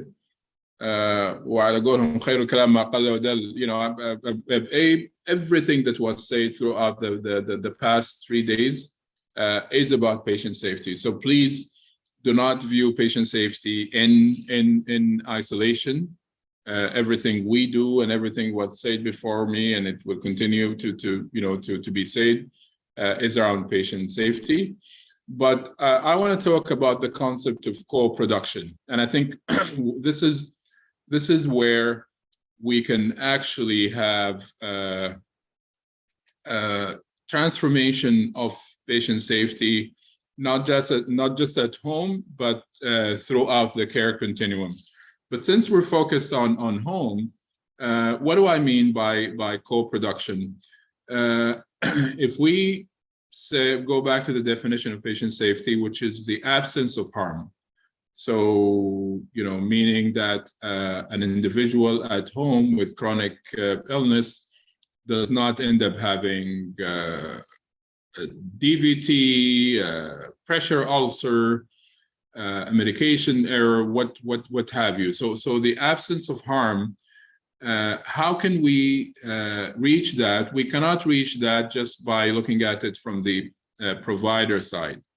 So it's just, we cannot put all the burden of safety at home on the home healthcare providers. And at the same time, we cannot put all the burden on safety at home on the family and patients. So this is where the beautiful concept of co-production comes in, which is to achieve zero harm, which is the true north in patient safety that we're trying to reach. We cannot do it by one side and one side alone, which is most of the times when we think about it, we're talking about the providers. You know, we really have to make sure that also the patients and families are not only just active participants, you know, but it's all the concept of patient-centered care, or in this case, it doesn't have to be even about patient, you know, it's like a citizen-centered care. So it's around the individuals, but having the patients and families on one side as active participants and healthcare providers on the other side. This is how we can reach safety, and this is how we can reach zero harm. So practically, what does that mean? But I'll come to that in a minute. But the definition of zero harm, which is more encompassing in safety when we talk about it, is not just zero harm for patients, but it's also zero harm for healthcare providers. And you know, you guys being involved in home healthcare, the potential harm not necessarily just happens to patients, but it could also happen to providers. And COVID is a great example of how harm could happen to providers. So if we want to go back to doing co-production by empowering the patients and families and having them as co-participants and active participants in providing the care, with the goal of making sure that neither the patient nor the healthcare providers will be harmed, then that's in a way, I think, the goal that we want to aim for. And we really need to do it in a customized fashion. So how to do that in a patient with end-stage renal disease who might get peritoneal dialysis at home, who might get home hemodialysis at home, is different than providing it to someone with dementia. It's different than providing it to someone with chronic diseases like high blood pressure or diabetes. It's different to someone that is having a chronic surgical wound that requires dressing. So for each of those cases and for each of those scenarios, I think the practical way to really have co-production is by having empowering tools for the individuals. So educating them about their diseases and making sure that the care providers, the family members, are also aware about what the potential harms that could be there, and what sort of warning signs to look for. I've had patients that had chronic wounds that end up having family members actually becoming very, very experienced in wound dressings, very experienced in figuring out certain subtle signs about potential red flags. It could be sepsis, it could be different aspects. So I think for each of these scenarios, if we could shortlist potential red flags and then have an education session of the family, of the patient, as well as, you know, the family members and the care providers that live with the patient, and just to empower them to actually ask for help and call and maybe take the patient to the emergency department if some of these warning signs came up. So I think also from our perspective as providers of care, I believe there is an importance for us to be more accommodating, to be more receptive. One of the things that we're you know, criticized for as healthcare providers, and especially physicians, that we don't listen. You know, it usually takes a few seconds for us when the patient starts speaking before we interrupt them. So I think we need to be more accommodating to give space for patients and families to also you know, rise to that role and to be active participants. Finally, now with wearable devices, you know, simply as having Apple Watches and other different kind of wearable devices where you can and the field is growing with getting more and more real-time data from individuals at home. And those in the presence of machine learning and AI could actually give us very beautiful predictive analytics to tell us that, you know, this individual and that patient is potentially having early warning signs, you know, some subtle changes into their vitals and their chemistry.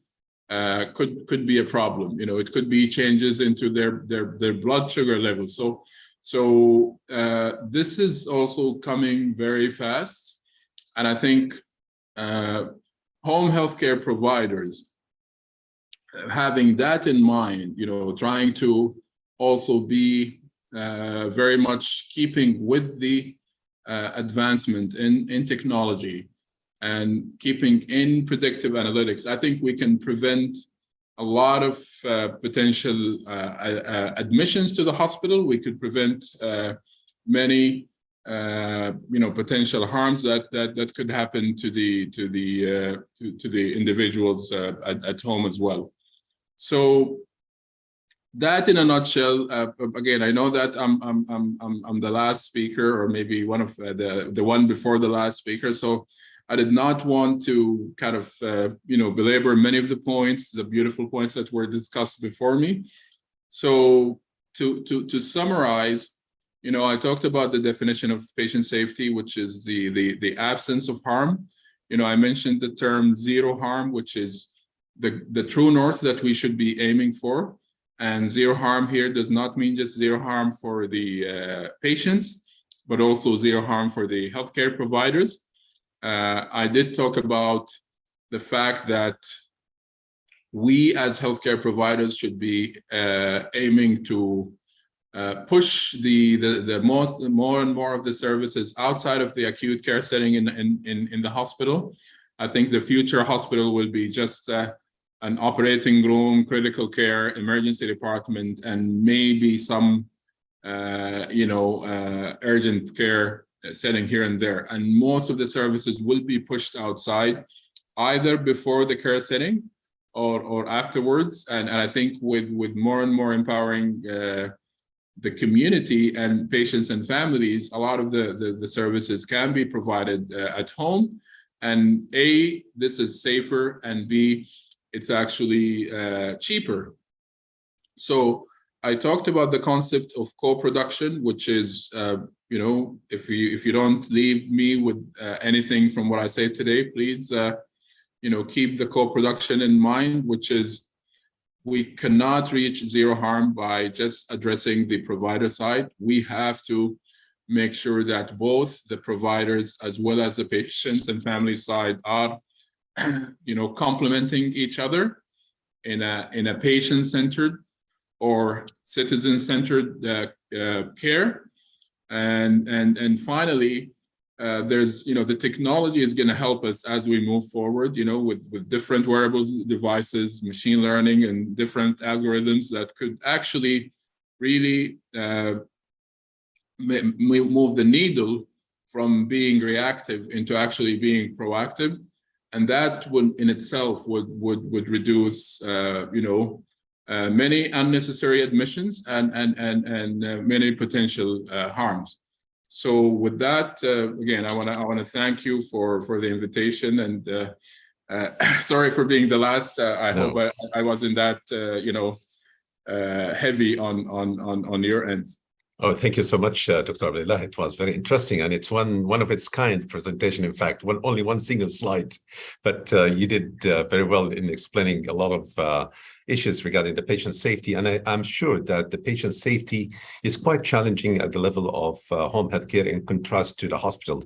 Hospital, you have a lot of tools, you have a lot of instruments, and you have a lot of members that ensure the patient safety within a very limited, space. But in home, you have a lot of confounders that jeopardize the safety of patient. And as you said, the co-production is very important to have a mutual kind of responsibility between the caregiver, medical team, and the family and the patient from the other spectrum. So if there's any instruments, Dr. Abdullah, to measure the patient safety at home, and you said it elegantly at the last statement, you said technology can add another mile ahead, an extra mile, in order to ensure this kind of safety. If you just can highlight on this, please, in 1 minute. Thank you. Yes. I think the beautiful of that, it's becoming available, and it's becoming looked at not just from a disease treatment perspective, but actually from a health and wellness promotion perspective. So people are more health conscious rather than trying to kind of. So this is more of the health promotive care and the preventative care rather than the curative, and I would say as we speak today, there is a lot of algorithms and solutions to really make things more helpful from a predictive analytics perspective. But I would say that this is mainly in the acute care setting. I believe we have to have some courageous home healthcare providers to actually also reach out to some of these technology companies and say, hey, what about we can actually replicate this at home, and it is safer, it is cheaper. And soon enough, the numbers would follow to that. Even insurance would actually be interested in paying for that, because it's cheaper, and there's the family component at home, which cannot be ever replicated at the care setting. So that emotional aspect also helps. But I'm very optimistic about this space. I think it's just a matter of time before we really see a lot of transformation in this field at home. Okay, thank you so much, Dr. Abdullah, for being with us and enriching our scientific session with a lot of thoughts that is related to the patient safety. May Allah bless you and help us, all of us, to ensure this challenging task. Thank you so much. And now, ladies and gentlemen, I would like to move to the last, but not the least, in fact, presentation, and I would like to introduce my younger brother, Dr. Abdulrazak Amir. I didn't see him since many months, but I got the chance now to chair the session and to have the privilege of seeing him as a brother. Dr. Abdulrazak Amir, he's a Chief Officer of Academic Affairs, John Hopkins Aramco Healthcare in Dhahran, Saudi Arabia. He's a co-chair of the Out of Kingdom Training Committees from 2017 to present. Chairman of in-Kingdom Institution Training Committees, 2016 till present, and member of the Medical Training Review Committee member of the American Associations and Society of Nephrology, and he's a member of the College of American Physicians.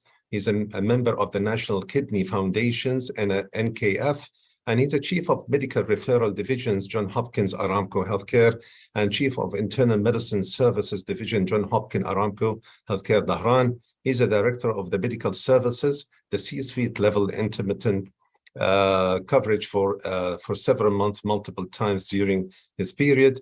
He's a nephrologist and hypertension specialist in Dhahran Healthcare. He has the fellowship of the nephrology from Georgetown, Washington University in Washington, D.C. His CV is quite rich, and I'm having, the privilege of introducing him and listen to him.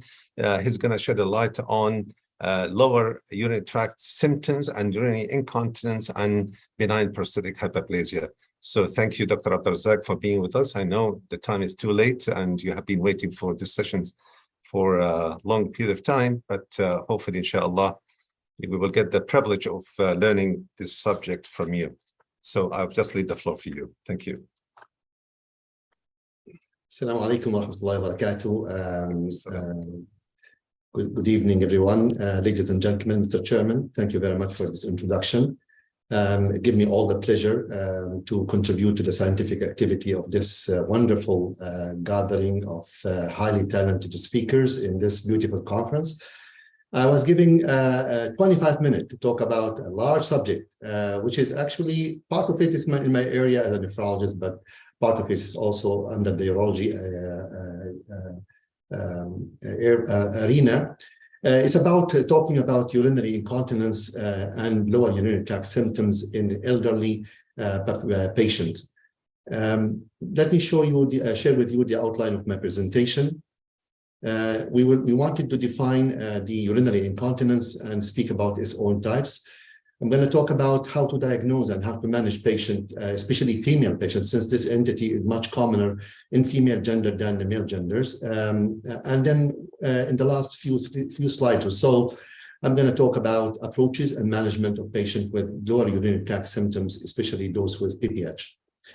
So the International Urogynecological Association and the International Continence Society, as well as the American Urological Association, has defined urine incontinence as involuntary loss or leakage of urine.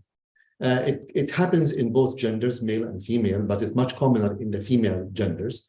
And although both genders, they have similar pathophysiology causing this entity, but in the male is commonly caused by enlargement of the prostate and defect in the tract of the urinary tract in obstructive way. While in the female, it's usually a problem involving the bladder musculatures and the pelvic floor.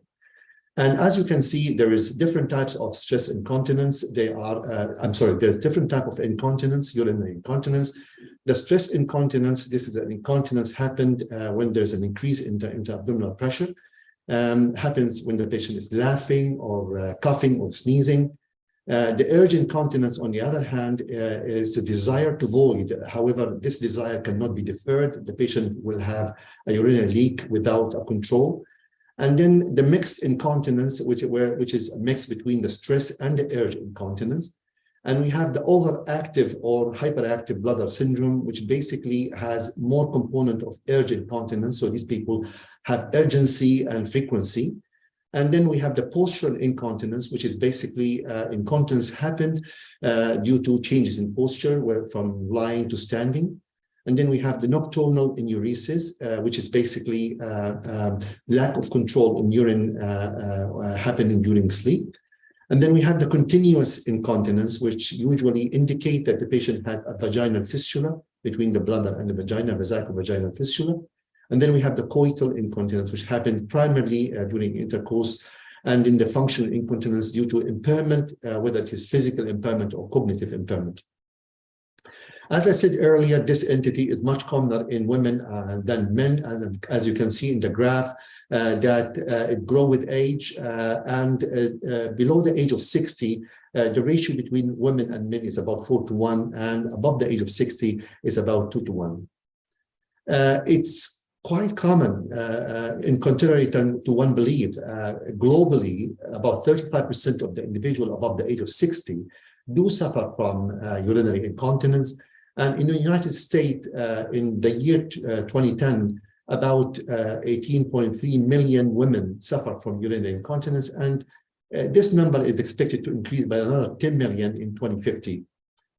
Talking about nursing homes, this problem is actually quite common in nursing homes. About 80% of the women who reside in nursing home have urinary incontinence. And unfortunately, people don't talk about it, and patients don't present it because fear of social stigma.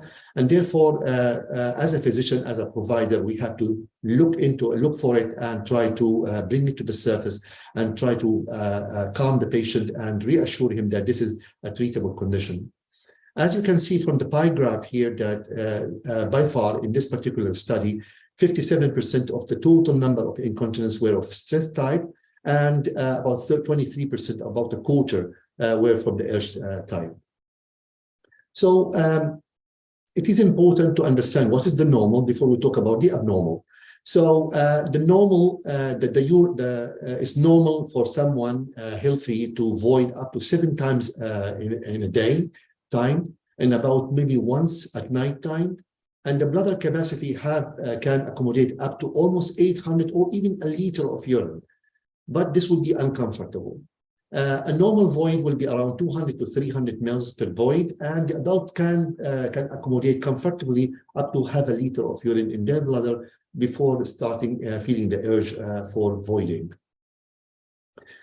If among all my slides, this is probably the most important slide in the kit of the slides, because it explains the pathophysiology, the symptoms, and the patient portfolio in relation of different types of incontinence.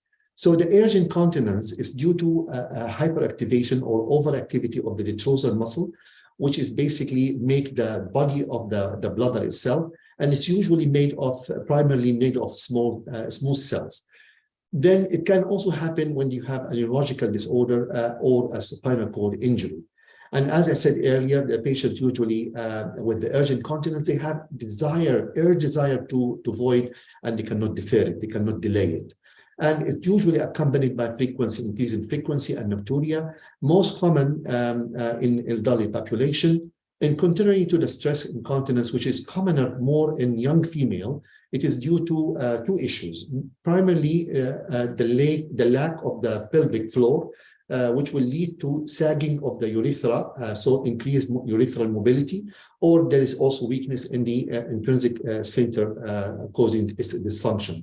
And again, the stress incontinence happen when your intra-abdominal pressure increase, whether due to sneezing or coughing or laughing. And then we move to the mixed type, the mixed incontinence, which is a mix between the urge and the stress. You could have more urge symptoms and features, less stress symptoms, or the vice versa. And again, the treatment here is very important to know what is the most dominant symptoms here. Is it the urge component or the stress component? Because each one of them, you're going to design a specific medication for them. The other types of the incontinence are the overflow, which is usually obstructive. Happens in patients who have either a neurogenic bladder due to diabetic autonomic dysfunction or multiple sclerosis or something like that. And because of this, the bladder gets distended. Suddenly, the internal sphincter open up. The patient urinate, but he does not empty his bladder, and therefore the post-residual volume in this patient are large. Then the last part of the incontinence of importance for our conference today is the functional incontinence, which is actually, we call it the disability-associated incontinence. And it can be due to physical disability or cognitive. Again, it's common among patients who are very dependent or frail or old.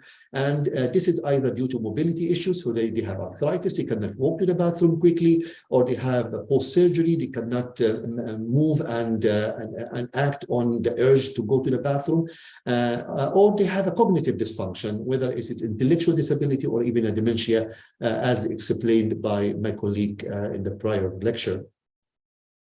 We have a very unique type of incontinence. We call it the transient incontinence. The transient incontinence is very curable incontinence. It happens for a specific reason. And once this issue is resolved, the incontinence disappears. And the acronym for this is DAPERS. D stands for delirium. If the delirium disappears, the patient is back to normal. He understands his cognitive function is back. He can void normally. If the patient have infection, for example, I stand for infection. If the infection is treated, the cystitis is treated, the patient will not have incontinence, and so forth. So A for atrophy of the vulva, B for pharmacy or medications, P for pelvic pathology and pregnancy, and X for excess fluid intake, and R for restricted mobility, and stool impaction is the last in the acronym. So why we need to address the incontinence? Unfortunately, many of the providers have complacency. I would call it provider inertia to ask the patient or pay attention to this symptom in particular. And when we looked at the reason why the provider they don't pay attention to this problem, we found out many of them, they will say, you know, the patient have multiple issues, multiple medical problems. Let me pay attention to the most important one, and that take more precedent here. And they kind of push back the incontinence symptoms for the patient. And then they will look at the patient and say, well, you know, he is not bothered by the symptoms. So why bother actually to talk about it to him? And unfortunately, many of the physicians, many of the providers are unaware of the significant impact of the patient on the quality of life. It could be affecting him psychologically. Maybe the guy is actually have a low self-esteem because of his incompetence. Maybe he is drawn from the community because of that. He doesn't go outside. He doesn't sit in Jama'at or anything like that. And then I would call it also lack of knowledge. If the provider does not know that for these entities, there is treatment options available, and it can impact the quality of life of the patient. So why to address these incontinence? Because it affects the quality of life of the patient, and it associates with the high cost and morbidity and mortality. So if I look at the quality of life, these are the elements of the quality of life: the physical, the psychological, the social, domestic, occupational, and even sexual and intimacy. So all these items can affect the quality of life of the patient, as Dr. Hawsawi mentioned in his prior presentation. Morbidity and mortality, yes, patients who have incontinence they have more prone to infection. UTI are quite common with these patients. They may, because of the irritation of the skin or by the urine, they may have even candida infections in the groin area. Because they rush to the bathroom, they can fall and trip at night or in the daytime even. Sleep deprivation is another issue. They don't sleep well because they have to go to the bathroom so often. Polyuria, nocturia, urgency, all these bad symptoms, irritative symptoms will cause them to go and rush to the bathroom. Again, as I mentioned earlier, it has its own psychological impact with poor self-esteem and withdrawal from the community. And don't forget the burden it entails on the caregiver. I mean, the caregiver are the most important people also. They carry a lot of responsibility of caring for the patient and his environment too. So this is a very important thing. And then looking at the cost.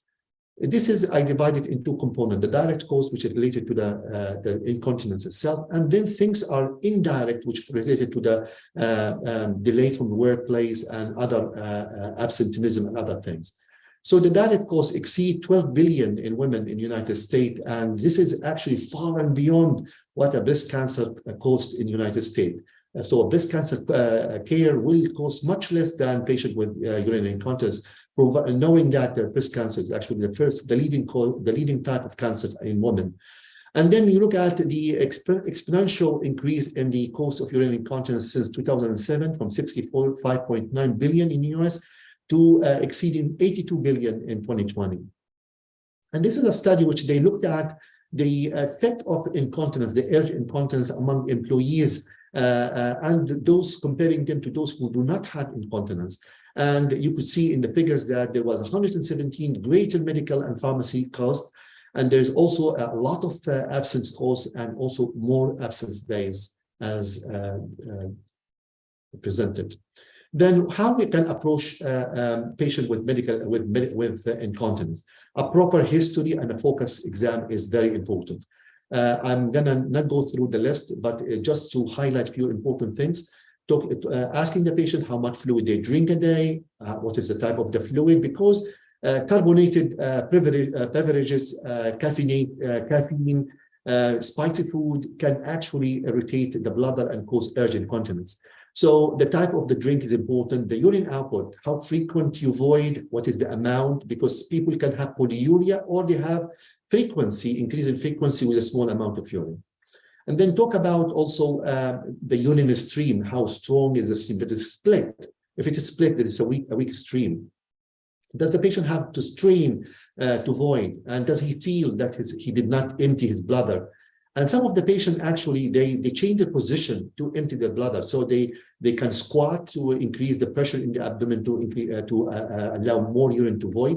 And sometimes they push the perineal area by hands to push the posterior aspect of the bladder and encourage voiding. For female, question about pregnancy and how many pregnancies, what was the mode of pregnancy, what is spontaneous or by force or whatever, and if there is a complication, it was a tear during the labor procedure itself or episiotomy was done, and again pelvic surgery or radiation to the area. As I mentioned earlier, knowing the functional and the cognitive capacity of the patient is very important. So the physical exam, again, can be focus exam, but I want to allude to some of the tests that we do that are important in the algorithm of diagnosing different types of incontinence. One of them is the cough stress test, which we ask the patient to have urine in his bladder, about 300 or so. He will drink, so his bladder is quite full. And he can do the test while standing or lying, and then you ask him to cough or sneeze, and you can check if there is any leak of urine. Supine empty stress test will diagnose intrinsic sphincter deficiency. A Valsalva maneuver will help to give some organ to prolapse. So you could have a uterine prolapse or even a bladder prolapse.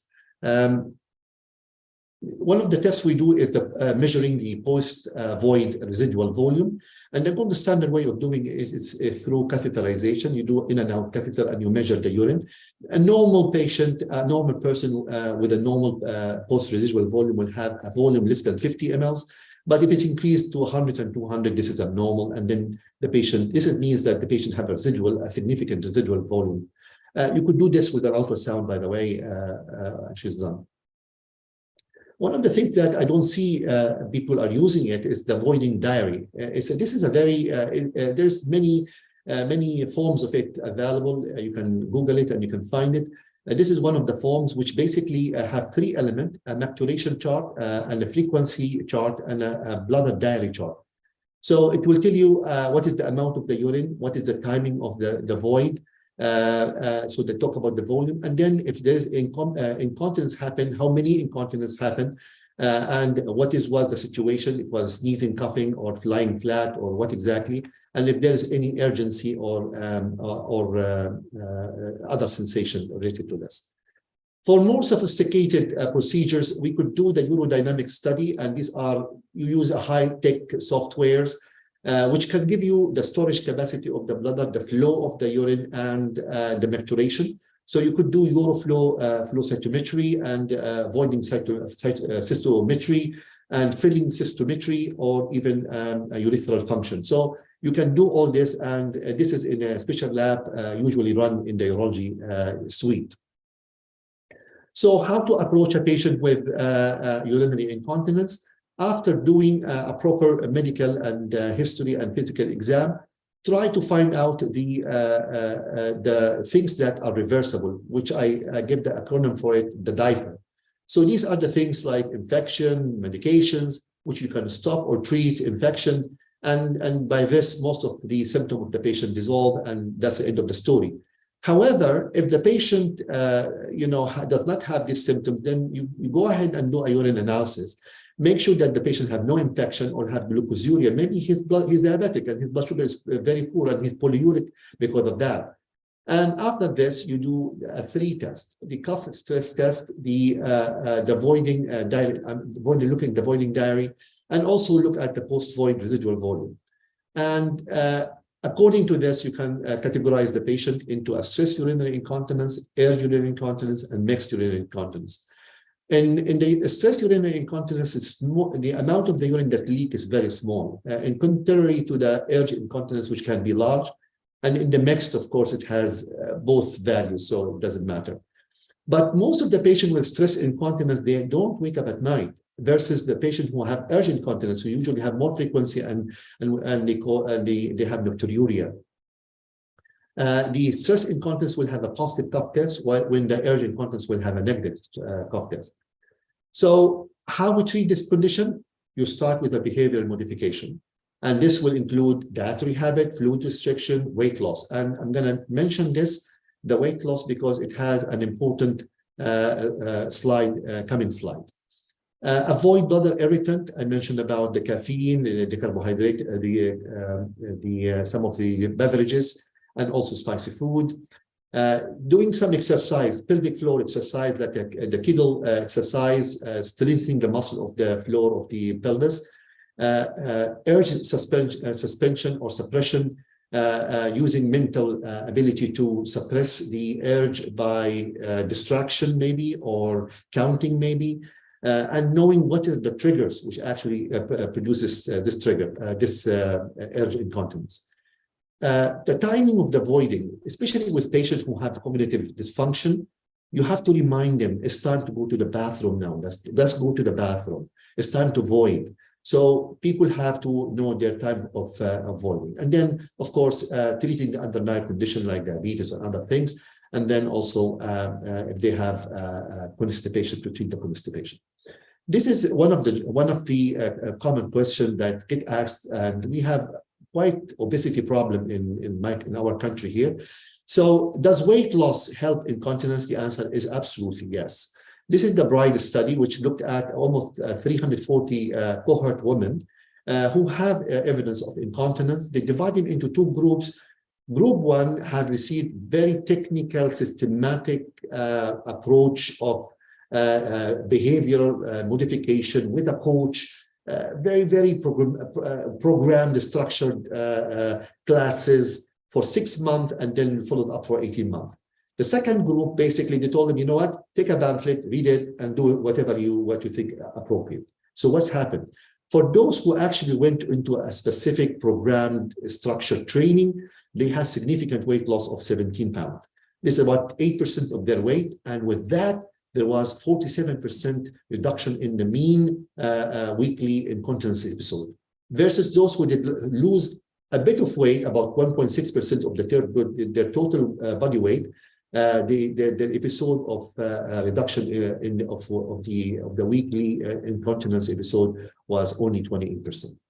So how we treat patients with incontinence, it depends on what type of incontinence we are talking about.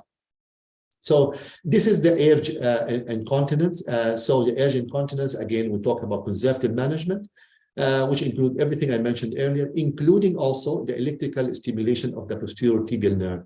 And by this, you can do it at home. It's a little device with pulse of minimal voltage that stimulate the posterior tibial nerve, and this will stimulate the pelvic muscle to contract, and this will strengthen the muscle this way. And then the pharmacological approach using anticholinergic drugs, which are anti-muscarinic drugs. And they basically, inhibition of these muscarinic receptors will cause relaxation of the detrusor muscle. And then you can use an example of this will be the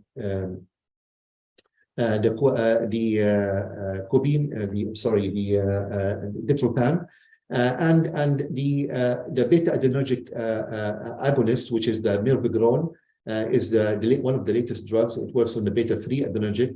It has less side effect, and it's a very good drug. And then you can use the Botox injection to the detrusor muscles or the trigone area in the bladder to decrease the sensation of urge. And the ladies can use, of course, the intravaginal estrogen. For more invasive procedure, you could do the minimally invasive percutaneous implantation of the spinal cord stimulator, nerve stimulator. And these are the types of the selective and the non-selective anticholinergic drugs. I just mentioned the oxybutynin, the ditropan. Again, it has a lot of anticholinergic side effects like dryness of the mouth, blurring of vision, constipation, nausea, vomiting, palpitation. So people can use them with cautious, but the more selective agent like the sulfonicin can be used. It has also higher selectivity to M3 and therefore less side effect. And remember, please, that these agents, they can cross the blood-brain barriers and they actually can cause changes in the cognition of the patient. So what about the stress incontinence? The stress of incontinence, exactly the same in conservative management like the urge. However, the ladies can use pessaries, vaginal pessaries, which actually can push it up, and it can actually obliterate or create a pressure on the urethra. They can use alpha-adrenergic agonists such as pseudoephedrine and phenylephrine. And the only antidepressant which can be used for stress incontinence is duloxetine, although it's not FDA approved for this purpose. There is many procedures, many surgical procedures, the sling procedure or the urethropexy procedures that can be used to secure and angulate the urethra to create kind of anatomical sphincter. And then there's also the bulking agent where we basically you inject collagen in the submucosa of the urethra to cause a sphincter. So the last 3 or 4 minutes of my presentation, I'm going to talk about the lower urinary tract symptoms.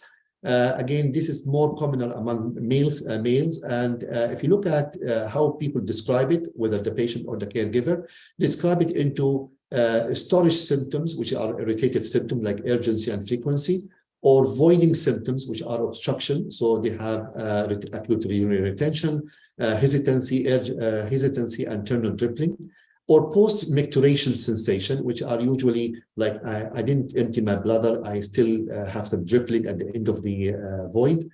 And the causes of this in the male lower urinary tract symptoms can be anything between in the bladder itself or the prostate or the urethra. But because for the sake of this presentation, I'm going to focus mainly on the enlargement of the prostate. And if you look at the benign prostatic hyperplasia, symptoms can be obstructive in nature, we call it PAO, or lower urinary tract symptoms, which are irritative symptoms. If we focus on the PAO symptoms, you will find out that most of the symptoms are related to obstruction. So patients will develop acute urinary retention. They can have recurrent UTI because of that. And if the problem was not resolved, it can lead to reflux and acute kidney injury due to obstructive uropathy, which can also lead to chronic kidney disease and stone formation because of stagnation into the bladder and the changes of the pH and the infections. They can develop bladder stones. The prevalence of PPH is grow with age. Unfortunately, interestingly enough, to define or to diagnose PPH on a histological background, it has to be done on autopsy. So this is a study which was done on cadavers, basically, dead bodies, and they found out at the age of 30, 8% of the autopsies had a histological diagnosis of PPH, and those who are at in their 6th decade, about the age of 50, 50% of them they have histological diagnosis of PPH, and at the age of 80, 80% of them they had diagnosis of PPH. The symptom of suction, which is predominantly urinary retention, is quite correlate very well with the size of the volume of the prostate. The larger the prostate, as you can see here, the larger in green, the larger, the higher the incidence of the AUR. It correlates also very well with the PSA. I have 2 slides to finish, and basically, if you do the workup for patient, this is the algorithm we use for a male with lower urinary tract infection. You do a history and focus physical exam, and you look at the symptom of the patient. If the patient, and of course we use what we call the International Prostate Symptom Score, the IPSS. And if the patient have mild symptoms and does not bother him, just do conservative approach. But if the patient have moderate or severe symptoms, look at, do more testing. Patient may need to have even cystoscopy done. And if it's mild, if something that's really obstructing, then maybe there's an indication for surgery. And if you look at the management, this is the management algorithm. If the patient have a storage symptoms, which is irritative symptom, treat them as an urgent incontinence with anticholinergic and beta-3 adrenergic agonist. If they fail and they have polyuria, you can give them the ADP nasal spray. If they have more of obstructive symptoms, they can give them anticholinergic and alpha blockers. Patient who have symptoms like erectile dysfunction, they can give them phosphodiesterase inhibitor. I didn't talk about the surgical intervention because it's beyond the scope of this lecture. And the last thing I just want to show you that combination therapy is sometimes mandatory. And you can see that the combination of finasteride and cardiora help to reduce the incidence of progression to less than 5% versus the drug alone. So the take-home messages in my presentation, ladies and gentlemen, thank you for your attention, is to bring your attention, first of all, that urinary incontinence is a very common problem among the elderly, and it requires our attention as a healthcare provider. Bladder and pelvic floor dysfunction are common pathology in female incontinence. And the incontinence, urinary incontinence need a multidisciplinary approach, need a geriatrician, need a psychotherapist, need a physical therapy, occupational therapy, a family medicine, a urologist and a gynecologist. So it need a lot of things. And really, we should not jump to medication or surgical intervention. Probably conservative approach is okay. Lower urinary tract symptoms in male is usually prostate problems. And please use these tools with what we have, the IPSS and so forth. Thank you very much, Mr. Chairman. Thank you very much, Dr. Abdelrazak, for this well illustrated and very informative presentation that you shed a light on the urinary incontinence and benign prostatic hyperplasia. In fact, we have only one question here. As you know, in home healthcare, we are challenged with a variety of patients who are elderly. They have urinary incontinence with benign prostatic hyperplasia and irritable bladder and on tricyclic antidepressant. So with this kind of complicity, how do you approach these patients? I think the most important thing is to know what exactly the bothersome symptom that the patient has. We should not just jump and treat numbers or imaging, finding, what have you. I mean, in my practice, I see some of my colleagues, because on ultrasound done, prostate was found a bit enlarged, they start the patient on Hytrin or cardiora or one of those tamsulosin or whatever. So my approach will be, what are the main symptoms bothering the patient, and go slowly on this. It is very important not to add medication because of the polypharmacy this elderly patient has, the drug-drug interaction, which is quite common among the antipsychotic medications and these medications, especially the newer, some of the newer adrenergic, beta-adrenergic agents. They work on the cytochrome B450. So medication that affect the cytochrome B450 can cause either decrease in the metabolism or increase in the metabolism of the drug.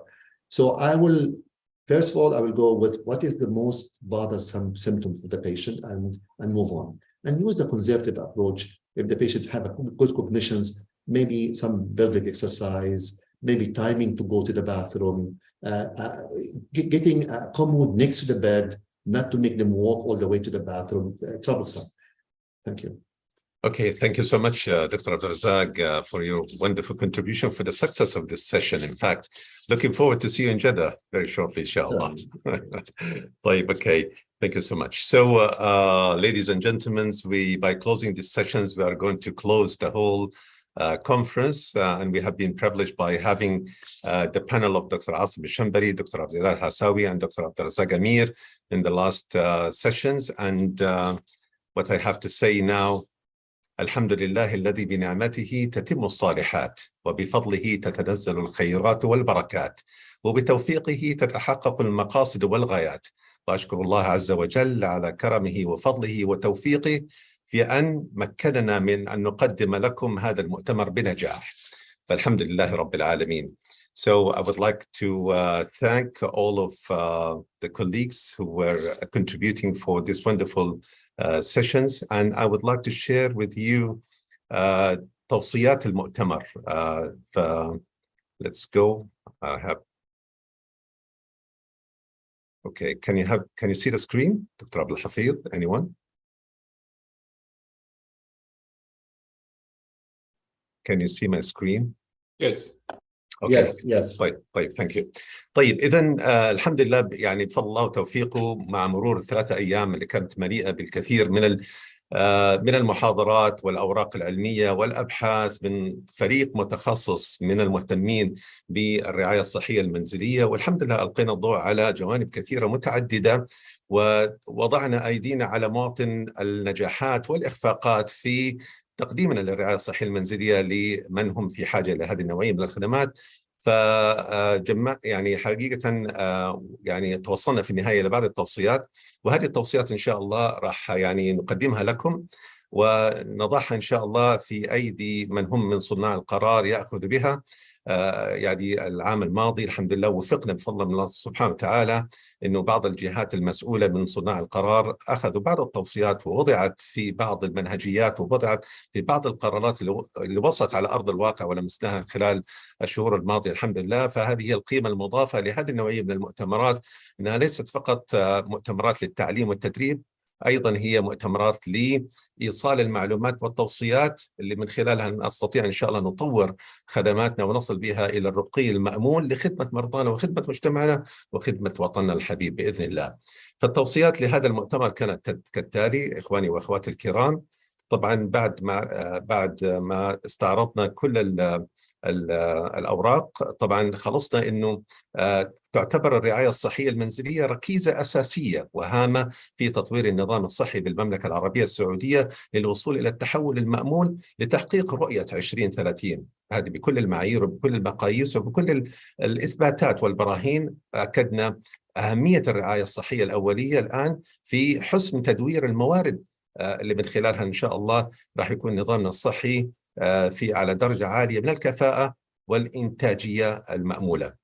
أيضا التوصية الثانية كانت تحتاج الرعاية الصحية المنزلية حاليا إلى التوسع في نشر خدماتها لتصل إلى كل المستفيدين في أنحاء المملكة العربية السعودية، ولسد الفجوة بين ازدياد الطلب وعجز المقدم من الخدمات تحتاج الجهات ذات العلاقة إلى تشجيع الاستثمار وجذب المستثمرين في القطاع الصحي الخاص وتذليل العقبات التي تواجه المستثمرين ذوي المشاريع القائمة حاليا وحمايتهم، واتخاذ بعض الإجراءات التصحيحية لتعزيز هذا الهدف. فهو نظرة إلى تشجيع الاستثمار في هذا الجانب الواعد بإذن الله للاستثمار في وتوسيع قاعدة تقديم الخدمات من خلال الرعاية الصحية المنزلية.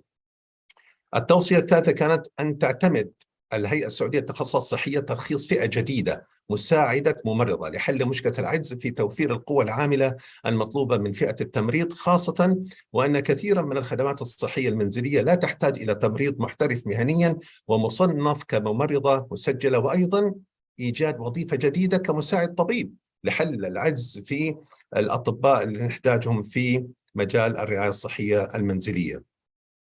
التوصية الرابعة كانت أن تشجع الهيئة السعودية للتخصصات الصحية تدريب وتعليم الممارسين الصحيين في مجال الرعاية الصحية المنزلية ومنح الساعات التعليمية المجزية للفعاليات العلمية والدورات التدريبية حتى يحصل هذا التخصص على حقه الكامل في توفير المهارات الخاصة والتدريب المقنن الذي يحتاجه الممارس في هذا المجال.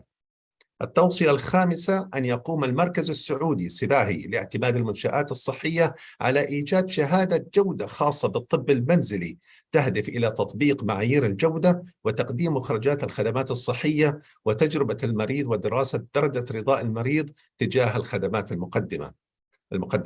التوصية السادسة أن تقوم وزارة الاستثمار بدعم الشركات الصغيرة والمتوسطة العامة في مجال الرعاية الصحية المنزلية، وذلك بتخفيض الرسوم ومنح القروض لهذه الجهات.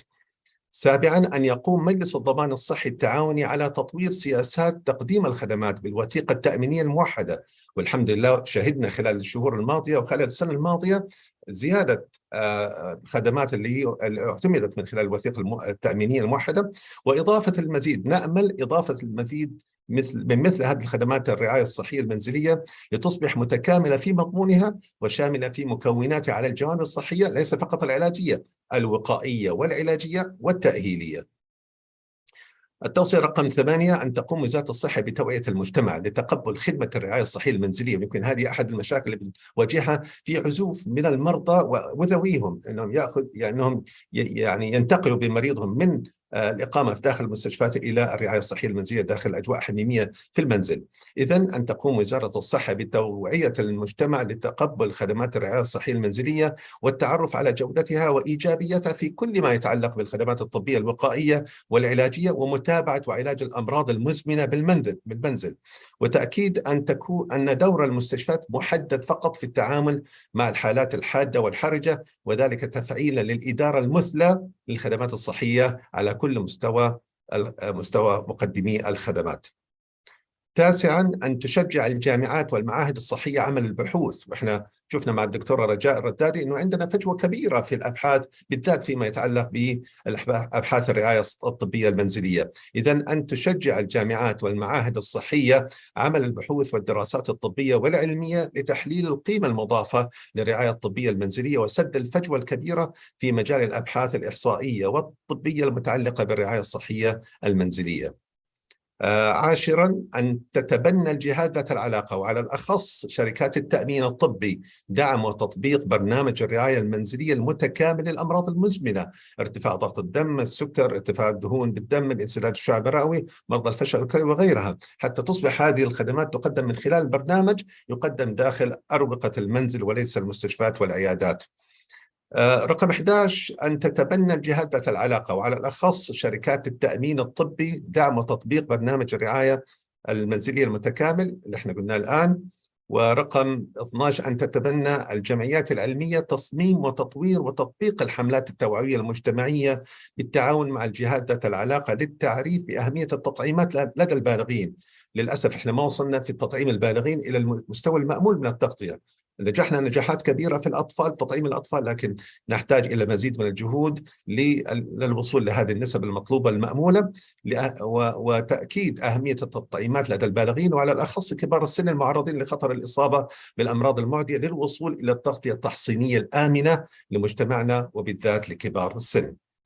رقم 13 وأعتقد هذه الأخيرة أن يبادر الأطباء والعاملين في مجال العمل بالرعاية المنزلية للتعاون مع الجهاز الإعلامي ليصبح منبراً لنشر الوعي والثقافة الموجهة للمجتمع وعلى الأخص فئة المحتاجين لخدمات الرعاية المنزلية. إذن إخواني وأخواتي الكرام، أشكركم جزيل الشكر على حضوركم، وأتوجه بالشكر الجزيل إلى كل شركائنا من الجهات والهيئات والمنظمات المحلية والإقليمية والدولية اللي شاركت بفاعلية لإنجاح هذا المؤتمر، وأتوجه بالشكر الجزيل إلى زملائي في اللجنة المنظمة واللجنة العلمية، وأتوجه بالشكر العميق إلى شركة ملتقى الخبرات لتنظيم المؤتمرات والمعارض لحسن إدارتهم له وتنظيمهم لهذا المؤتمر في اليومين. في أول يومين كانت في يعني فيزيكالي، واليوم شهدنا نجاحها على المستوى الافتراضي. أتوجه بالشكر الجزيل إلى أخي الكريم الدكتور عبد الحفيظ لإدارته كثير من الجلسات وتنظيمه، والشكر موصول أيضا للدكتورة ازدهار رئيسة اللجنة العلمية ودورها الكبير، والأستاذ حسن بهكلي، الأستاذ أحمد فوزي، والأستاذة نوري، وكثير ممن شارك في هذا الجهد الجبار من خلف الكواليس. وأتوجه بالشكر لكل من شارك معنا لإنجاح هذا المؤتمر. الشكر لكم إخواني وأخواتي، الحضور موصول لوجودكم ودعمكم لهذه المؤتمرات، ونقول لا نقول وداعا بل نقول إلى اللقاء إن شاء الله في السنة القادمة في الثيرد International Salam Home Health Care Conference إن شاء الله. لكم مني أطيب التحايا، ودمتم في رعاية الله وحفظه، والسلام عليكم ورحمة الله وبركاته.